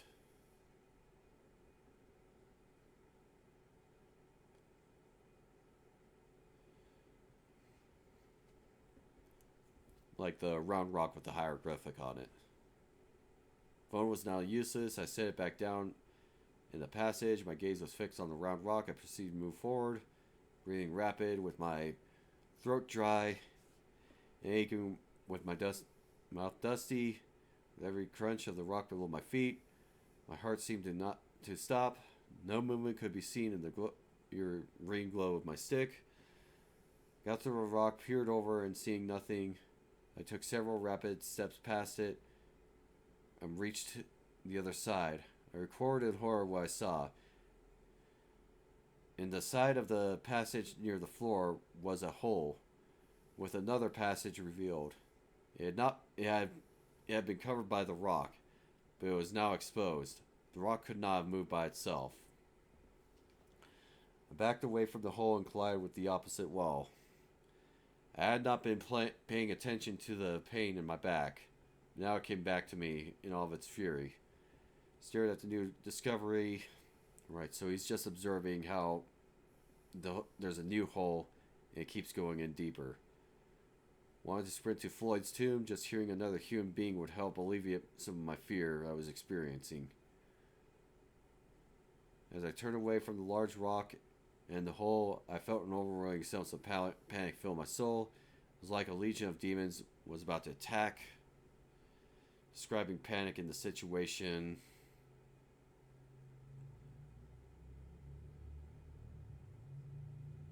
Dropped on all floors, trying to get to the passage. For Floyd's tomb. And experiencing back pain.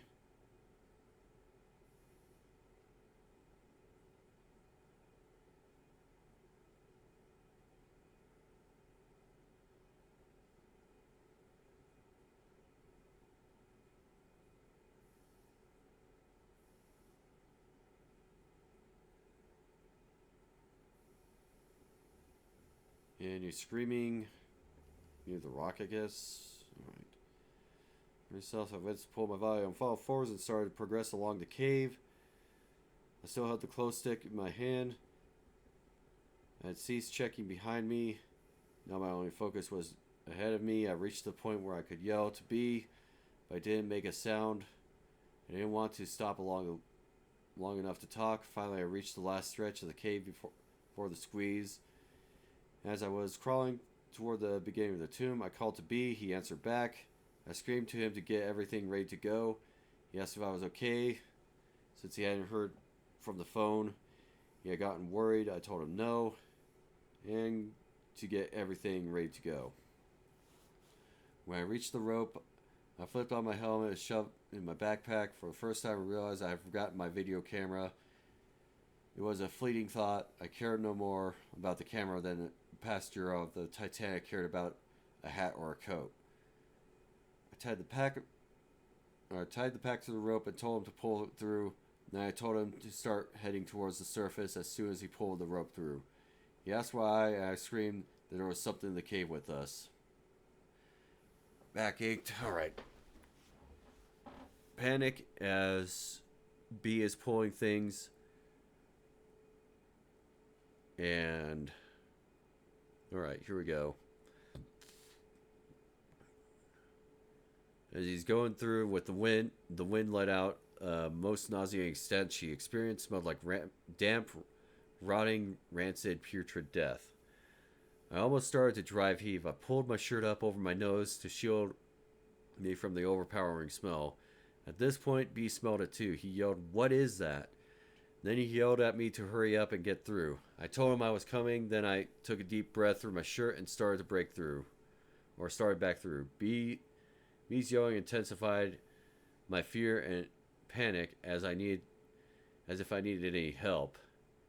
I knew he could sense the urgency in getting out of this place. Still, I worked my way through. I yelled at him to start up, and I would catch up with him when I got through.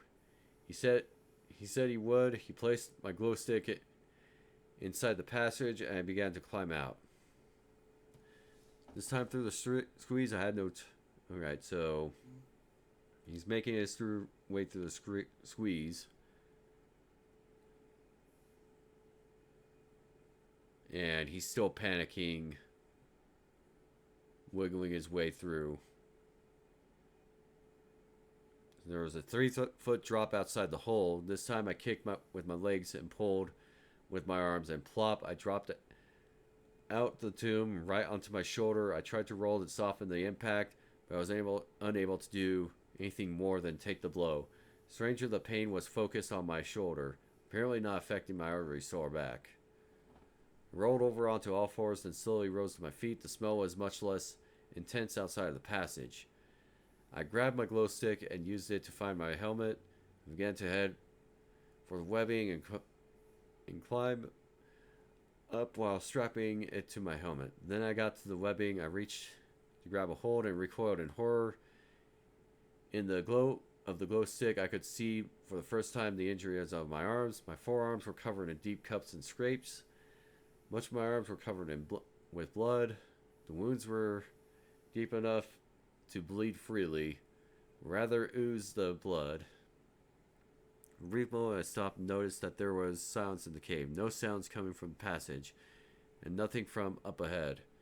Once again, the feeling of being alone returned, motivating me to proceed.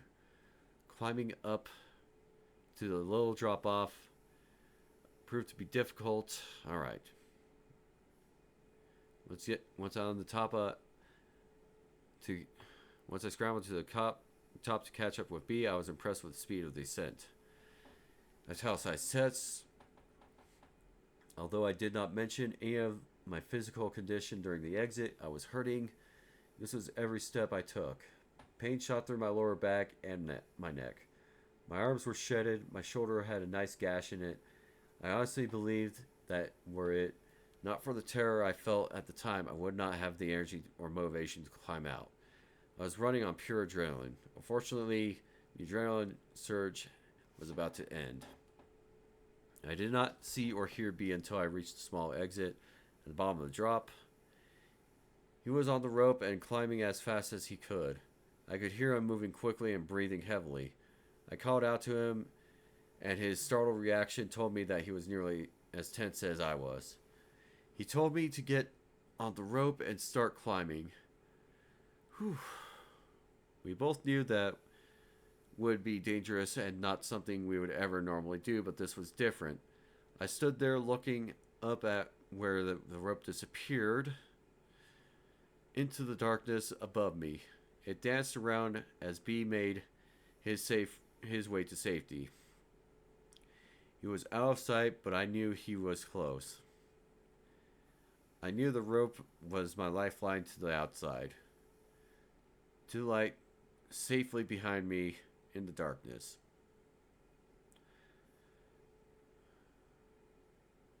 Fear of the unknown I had before fleeting. Sorry, I'm starting to lose a lot of steam. Outwitted. Fear and the fleeting thought of a movie scene where the actor outwitted the monster and reached the front door of the haunted house. Just before he reaches the knob, he sees and hears a sound behind him, only to see. Slid the glow stick into the cord of my helmet and reached for my harness. And I thought I would let B get a little bit higher. Alright.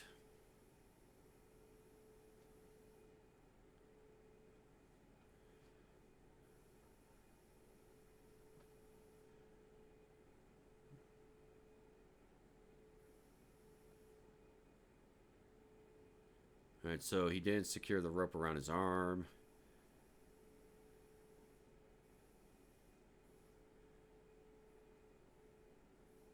So he gets up on the rock landing and starts pulling the rope. He had about half of it, and the rope hits a snag. There's no way going to crawl back and release it. So I decided to just forget the rope and get my harness on and get out of the cave. Quickly threw the harness around me and started to buckle it before I could secure it. I heard a strange noise at my feet and my pulse began to quicken. Looked down to the rope and discovered to my horror that the rope was disappearing down into the darkness. Something was pulling the rope back into the cave. Let go of the harness and began to crawling my way up the rope. The unbuckled harness fell to the floor. Unfortunately, or fortunately, I held on to the ascender. At the moment, I could not think straight and began climbing out of the cave without being attached to the rope. I had climbed out many times without using an ascending device, but I was always attached to the rope just in case. Right, he's climbing out of the hole, still in a panic. B's screaming that something's pulling on the rope. He's yelling that things to hurry up. And lucky that he didn't slip and fall back into the cave. Made excellent time. Could see a rays of light. Caught up with me on the ledge. And the rope had... Let's see. For a second, grow up. Expecting some creature to climb out. The rope is moving around to the same as climbing with no tension on it.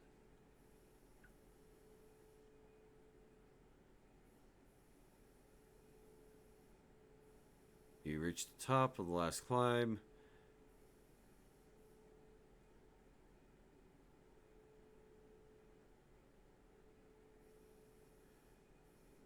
Rope tightening from below. The tension of the rope, but it was steady tension, not like someone was climbing up. Either way, I wanted to get out of there as fast as possible. Clipped on, scrambled up the rope, and noticed B had kept on moving towards the entrance. Got to the last few feet in a hurry, just unclipped and kept moving, leaving the rope behind. By the time I got to the entrance and daylight, B was almost up to where the rope was anchored. I wanted to get up so bad I almost started to free climb, clipping on the rope. All right, more details about the ascent.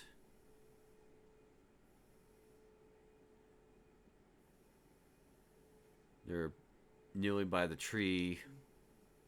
B is kneeling by the tree where they tied the rope off at. B is in bad shape. He has cuts as well.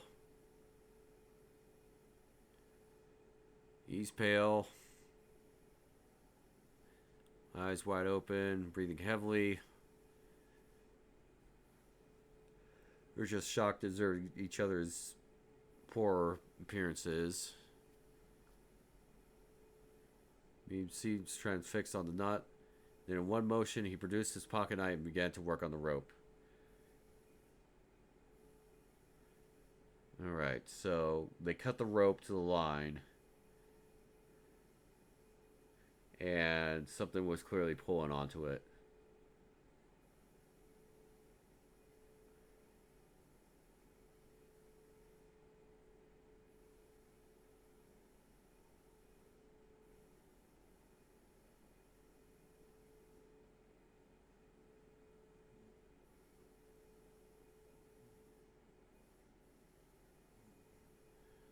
Right, so B was still recovering while the rope was zipping off. Right, it to the italicized text, and neither of them said anything on their way home. It's now 4 days after our trip to the cave. It has taken me 4 days and dozens of attempts to get this entire experience written into my journal. Every time I started to write, I recalled. Looks like we got logged out of Palia. Hey guys, are you ready for more pumpkin? Pumpkin? Pumpkin. Running along. Oh, we are over the 5th hour. Yeah. I dozed off for a minute. Yeah, we're pretty much at the end, thankfully. We got one more journal entry left. Yay. Oh my god.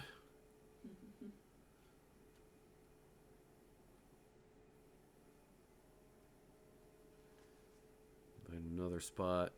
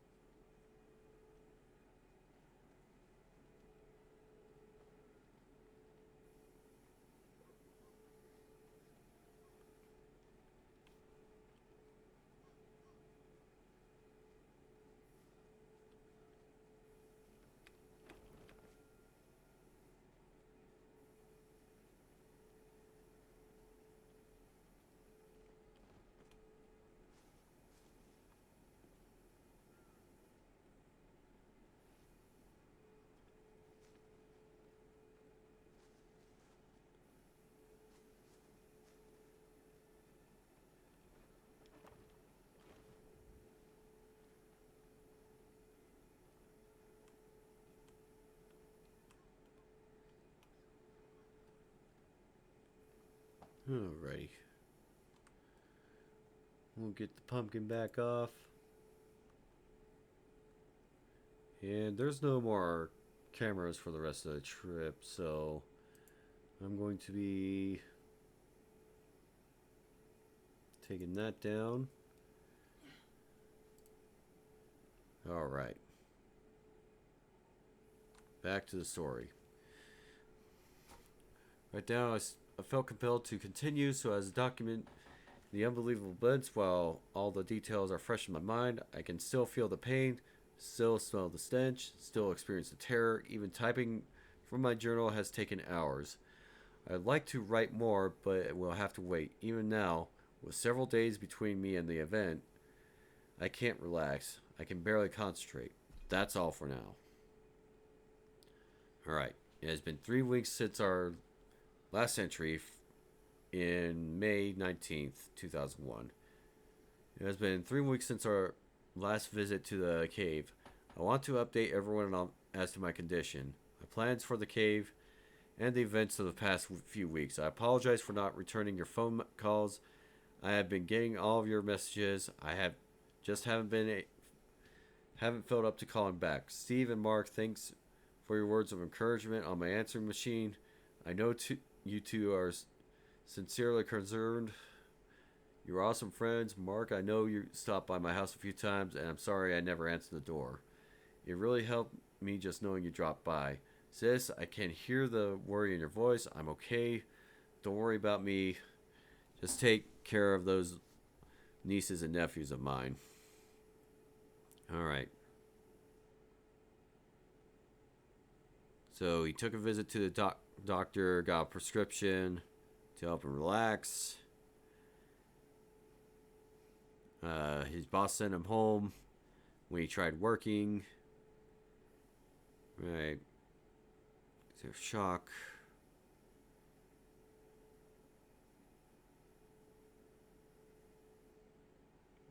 Alright, B and I parted company after the trip, and I didn't see him again until yesterday. I didn't try to reach out to him. Alright. Nor did I was trying to contact Joe. Trip. Alright. After the drop off, he had no appetite, was restless.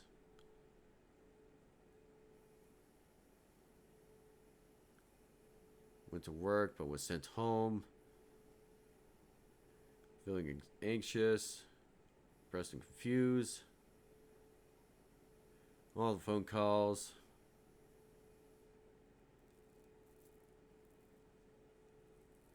Then things start getting strange. At first, I was hearing sounds in the house that had no explanation. Footsteps, shuffling noises, creaking doors. You know, a typical horror movie fare. One of the sounds were non-distinct. It was as though I would be eating or getting out of the shower and stop thinking I heard something.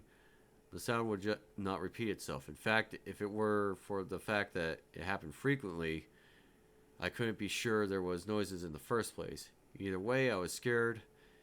It was as though I had been caught in the spider web for the last week. Feelings of anxiety Then came the hallucinations. Again, seeing a man similar to the things I was hearing, just glimpses of something out of the corner of my eye. Alright. It mentions his doctor trip, him getting the prescription about his injuries.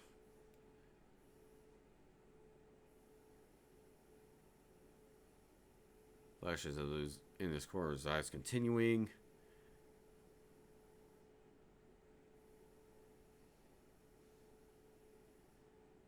And he does some research about caver folklore and something called a hodag. The hodag is supposedly a creature that roams caves.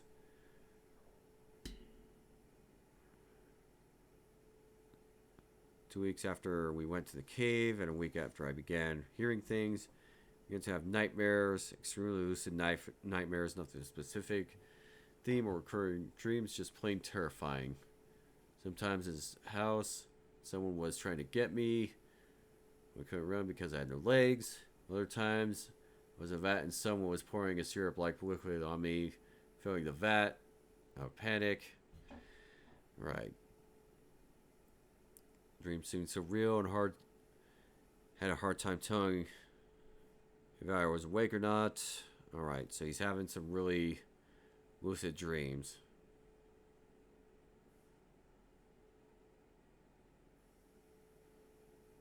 Alright. Going from my living room to the bedroom in the early evening when I looked down the hall and saw a dark figure towards the end. I thought it was a thief and began to back up slowly. It didn't move. As I was backing up, the lights flicked off and on. Every muscle was tense. I stopped to stare at the figure. Just then, the phone rang. It startled me so bad I stumbled over the chair. When I got up, I wheeled around and took a look at the hall, and nothing was there. I grabbed my keys and left my house. I felt compelled to get in the car and drive. My pulse pounded in my temples as I got in and started the car. I wanted to drive to the overlook. Point to see the city lights. I didn't know why I needed to go there, but I knew I had to go. The closer I got, the more urgent the feeling. When I arrived to the point, I saw something that at first startled me, but then caused me to relax.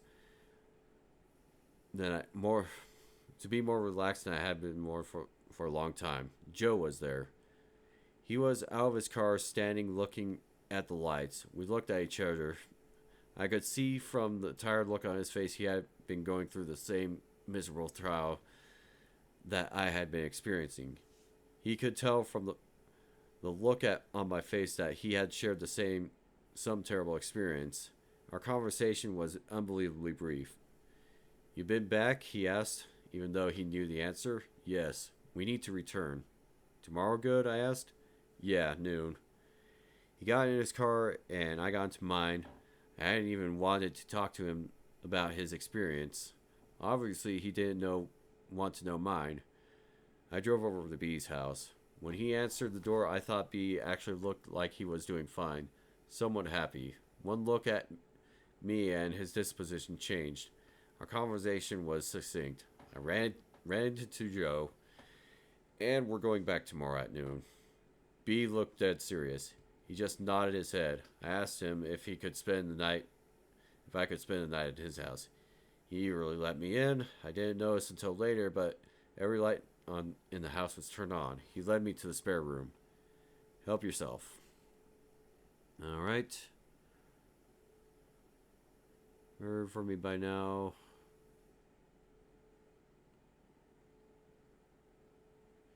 All right. Preparing for the trip. He says he's got a paper and pencil. Things I hope to accomplish.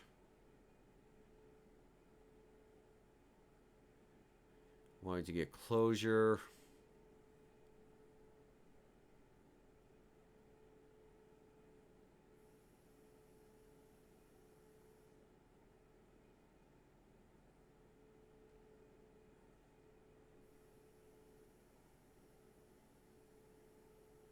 Many of you do not agree with my decision to pursue this cave. I know this from the messages I have received. I'm afraid I don't have a choice. If I am ever to experience restful slumber, I must return. If I am ever able to walk the halls of my own home in peace, I must return. If I am ever to exit the overworld and enter the subterranean world of a cave, I must return. I no longer feel that I have a choice. I must return. For my family and friends who are reading this, I say, be at peace. I will conquer this cave. Then I will return and update this website immediately. I will include any photos we take in the cave today. And if you stop by the house, I will show you the video we will have. I expect to be home later tonight or tomorrow at the latest. See all of you soon with lots of answers. Love, Ted. And that is the final entry. We are at the end. 5.5 hours. Holy shit. Made it. We did. Ugh. What a fucking trip. So, get back into tradition. The song I'm thinking of.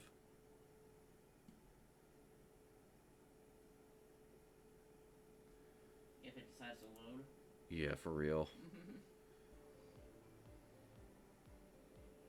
Not the version I'm thinking of.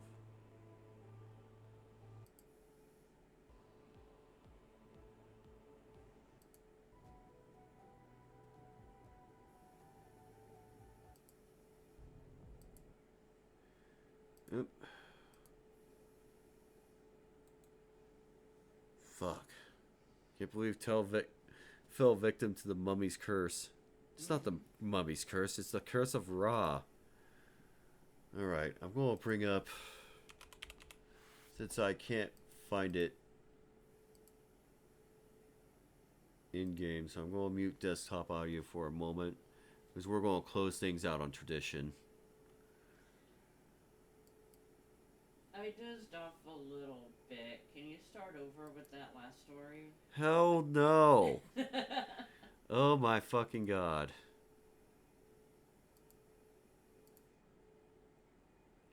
Ugh. Oh, what a fucking read.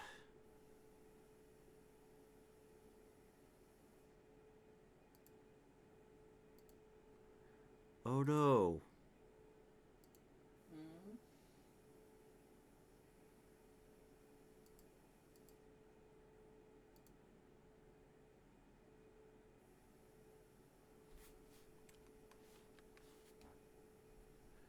There we go. Alright. We'll let the song play for a while. We'll get the pumpkin back up. Ease yourselves into sleepy time vibes.